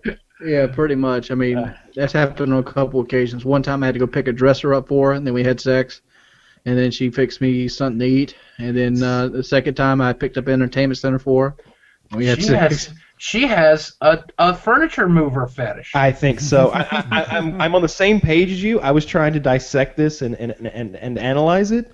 It's almost like she like has you come over, move some heavy stuff, and she's like getting wet as she sees it. She's just like, can you? She has to help you generally because she has this one problem which I've talked to her about. I'm like, when you buy stuff off Craigslist, there's a certain things you need to ask them. One, are they willing to help me move them? 2, how heavy is the object? 3, are they on the 3rd floor? Because I had an ordeal just yesterday. I moved a entertainment center, and it's not one of those particle board entertainment centers. It was an oak entertainment center. Oh God! So this thing weighed probably about 70 pounds. So you've already went to full sugar daddy mode. No, I haven't bought this shit. It sounds to me like now don't get me wrong, you're having sex and there's not much I won't do to have sex. I'm not knocking what you're doing here. I'm just saying. How's that sugar? I'm not buying these things. I'm just willing to move them. Like I have a truck. How many things would you say you've moved? 2.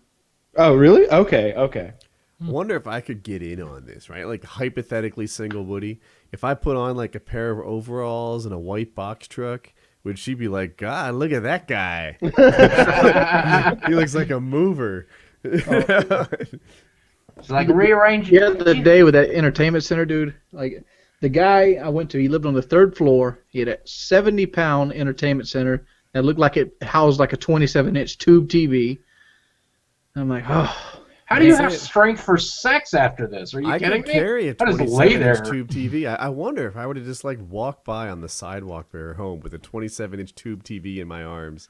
And she'd be like, look at him moving things.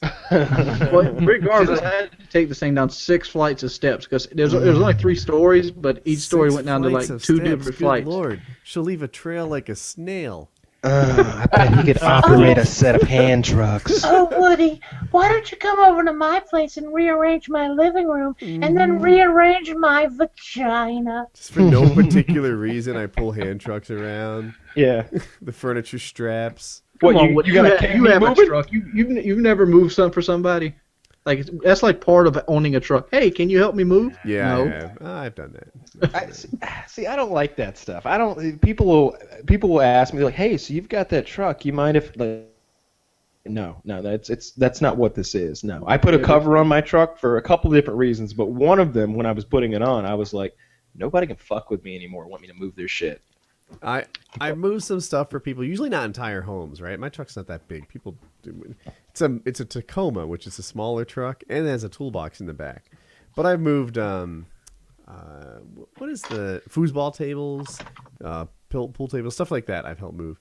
What was I gonna say? Oh, but what I like, right? If you ask me to move your foosball table, it's an act of kindness because we're friends. If you ask me to unstuck your truck, you know, I'm getting as much out of that as you are. That's my jam right there. Are you in a deep mud hole? Is your shit upside down? Because I love it when your shit's upside down. I'll flip that over for you. We'll hook up the winch. I'm with Woody on this. Like I've never encountered an upside down cab, but I know how to fix it. Oh, I absolutely. I've done it. The chain. I've taken upside down trucks. I don't want to exaggerate, but I'll say like 20, 25 times. Like I've done it a lot, and I can get it undone, minimal damage. We got you hooked up. I see strangers on the side of the road, like who've been in a car accident. I'm just like itching. Like I wonder if they need to get unstuck. But there's a tow truck on scene soon. But yeah, I try. Dude, if there's snow here and all the the cars are like sliding off the road, people like me, we're not helping you. It's for me. Yeah. Remember when that guy flipped that truck in Arkansas? Yes, I do. That was hilarious. I do. Yep. What was the thing? I used to be involved in a 4x4 club here, and when it snowed, like hospital workers and stuff couldn't get to the hospital, so the 4x4 club would volunteer their services and be like taxi. Oh, I'm sorry about the noise. Taxi drivers during snowstorms for emergency workers, and the 4x4s, like it wasn't just an act of kindness. There was a whole lot of payoff for them driving around in the snow, feeling like a big shot. There's no such thing as a truly altruistic act, as it said. I guess, yeah. I mean, you always get at least a feeling of satisfaction in return. Speaking of truck wrecks in Arkansas, I once got a piece of mail from it was my roommate's 401k statement. Who gives a shit? And it came in a special envelope, and inside it was burnt to the point that you could barely read the address. Like it was 40-50% burnt to a crisp, and inside it was like in a clear envelope. On the outside of the envelope, it said, "Dear postal customer, we are sorry, but your mail was damaged during an accident on this road in which the postal worker died. But we did our best to bring as much of your mail that was on that vehicle to you today." And it was just my roommate's burnt statement. And all I can think is I'm sitting here holding this thing. I'm like, a dude died. Yeah. Like this has got the charred remains of a guy on it.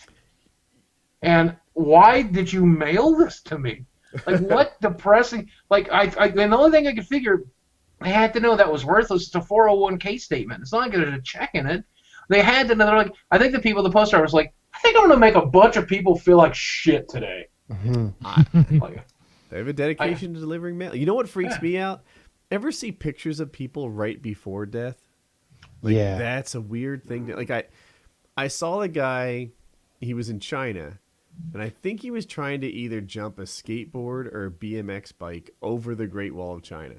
So picture a giant skateboard ramp looking thing, and one half of it would look like a J, and then there was like a receiving half on the other side that looked like a downward incline. So he went down the ramp, up the J, he was going to clear the Great Wall of China, then on the other side it would sort of receive him and he would land there. Well, it didn't work out. And it's like the internet was flooded with pictures of this guy in midair, still fine, and something about the picture was haunting. It was like, what is he thinking right now? Is he thinking, oh my gosh, this isn't going like I expected it to? Does he even know yet? Is he aware? Does he think like, all right, I just need to stick this landing and it'll all be over? Did he think like, I totally didn't want to do this. I got on top of this jump and it was just peer pressure and cameras and lights that made me go. Pictures of people right before their death are spooky. Yeah, it's a creepy thing. I'm trying to think of other examples. Remember a while back when that lady was on the wing of that stunt plane that crashed at the air show? Mm-hmm. There was an image of her, like in the wreckage, like some freeze frame of like her. Like I don't know if she was alive or dead at that point, but it was just like, oh, that's fucked up. Every time there's a stunt show plane crash, you totally didn't mute it. Oops, sorry. Every time there's a plane like stunt show crash, they always brand the pilot as a hero. This guy can crash his plane into the crowd, and they're like, he could have been so much worse. This guy was no, he was a bad pilot. He killed 30 people. Dude, the score's posted. Death. That's not good flying. Yeah, that's shitty flying. If you had pulled like a Denzel Washington and done like a 360 and a 747 and saved everybody, that would have been cool. That would have been a good pilot. Well, he didn't save everybody. He killed 2 people died. It was more than that, wasn't it? It was 2 stewardess that died in that plane crash in Denzel Washington. I didn't watch the movie quite. That's why because he was drunk and high. Don't spoil the movie for me, Hey, did you know that if a plane is about to go down, it's actually a policy to not tell the people on the plane that they're about to die, because they feel that it's better. I've heard this rumor. I don't know if it's 100% true, but they feel that it's better that they have peace till their death rather than have them panic. What about the ship falling down with the oxygen masks and stuff? Well, that's a whole other story altogether. But if they know that there's nothing that they can do, they'll literally like we're going to die. There's nothing we can do. And if there is an emergency, they will only let you know at the last minute, the very last second that they can let you know. And so chances are, if you fly a lot, you've been on a plane where the airline pilots were crapping themselves because something was wrong, and you never knew it. Mm-hmm. Yeah, probably because they're all trained. But as I understand it, like they try everything. Like they are always trying to make that plane fly, and an engine falls off, and then they've got avionics problems. They're trying to, like the Hudson River guy, the pilot that landed, and he's a hero and stuff. And I was kind of like, well, they're trained to do that, but they're trained to do that. They're like, if you spot calm waters and like you can't put your landing gear down and you don't have the fuel or the whatever to make it to the thing, which is just like, oh my god, well, you might be able to land it in a river if your plane is small. Did you know enough. he was a trainer? He trained people to do that? Yeah, exactly. He was like the perfect guy. Like if you could pick a person to put in that emergency situation, he was the one you want. He was like the emergency trainer person. Yeah. And people praised him for like his split second judgment. Like, hey, we got an airport right here. You can go. He's like, no time. I'm putting it in the river. And I'm like, that was a hasty decision. I wonder if he was right. I mean, nobody died. So like not a single person died, right? I don't think so, no. Yeah. I guess it was fine then, right? But if even one person gets really hurt or dies, you're like, I wonder if he should have considered the airport option a little more carefully. But who knows? But he didn't have engines, I'm pretty sure. Yeah, but they glide. Okay. So he decided that he didn't have enough altitude, speed, whatever it is that planes use to glide, and put it in the river. Crazy. Flying and landing a plane is incredibly fucking complicated, I guess. If you ever did it in GTA 4, it's just complicated. I hate flying in that game. I've flown a single engine plane. It's not that hard. But I think a big plane like that, there's so many switches in that motherfucker. I don't even know what they're all for. I bet it's really hard when you're. I hope they do. I hope they do. I think they get to a point where they're like, yeah, I know where most of these do. Kyle, did you watch House of Cards on Netflix? I have not seen a single episode. Oh my god. I didn't see that. Hey Woody, I hate to do this to you, man. Oh. But I gotta bounce. I gotta wrap. Okay. I love you guys. Thank you so much for having me on again. I'm sorry to cut you guys a little short. I just had some stuff I got to get taken care of before bedtime, and I hope you guys understand. Yeah. But I love you guys. Thanks for having me here, as My pleasure. always. And you guys have a good one. Thanks for having me. Thanks for coming Thanks on, for coming man. on, Boogie. Well, bye, guys. Bye, Boogie. I like Boogie. Yeah, Boogie's a good. He's good Boogie's people. good people. Yeah. Yeah, see? There good it is. Boogie's one to eat hobos' guts if they taste We are like about 4 cupcakes. hours in, though. Are we 4 or 3? We are 4. We're 4. 4 hours. We started at 9:30, 10:30, Am I 11:30, doing 12:30, my math 1:30. wrong? Oh, we are 4 hours in. Yeah, I got a timer here going on my little recording thing. I had my math wrong. Yeah. Anyway, House of Cards comes on February 14th. It is right there with Game of Thrones. Really? Yeah. Shit. It's got Kevin All right. Spacey in it, man. You got to second guess it. No, I love Kevin Spacey. I like him a lot. Dude, He's great in a lot of so things. it's more dramatic and there's more stuff that happens. That's what I like. In Game of Thrones, it seems like I can go an episode or two and it's like, did they really advance the plot line that much? In House of Cards, shit's cooking. I really enjoyed that show, and it comes back February 14th, Netflix. I'll probably watch an episode of it after we get off here, then, just to check it out. Yeah, dude, watch the of course the first season's still on there. It's the second season that comes out on February 14th, and I'm psyched for it. It's like, and you can binge watch it. So when Netflix releases something, they're not doing it week by week. They unleash all the seasons, and I'm psyched for it. It's good. Have you seen Elysium, that movie with Matt Damon in the future? No. It's actually really good. It's in a future where all the rich people are living up on a space station orbiting the Earth, and last movie you recommended was Gravity, and it was just okay. My daughter well, fuck hated you! it. You got bad. You got bad taste. Bad taste. That Come movie on, look was at the reviews on ordinary. Gravity. Kyle, you Dude, think look at the band that reviews said on anything Gravity, Black and and white isn't worth watching. What'd you say, Wings? It was robotic for me. Woody's the man that said anything in black and white is not worth watching. Oh my gosh, I don't think I said that. I don't remember him saying that, and that's not necessarily true either. I did, I watched because I Doctor told him to Strange watch last What I night. Lifeboat. said, what I King said is Kong. that movies, and I liked Lifeboat, but I said that movies got better. Movies have improved, and that what used to pass for great is no longer so great anymore. That we are living in a golden age of movies that is pushing the boundaries and getting better and better all the time. That's what I say.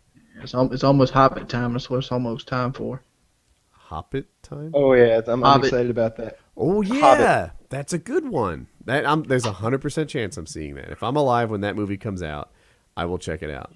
I totally watch it. I just saw Hunger Games 2. That was good. Whatever it's called. I can't believe you thought Gravity was ordinary. Like, are there any movie ranking scales that you respect?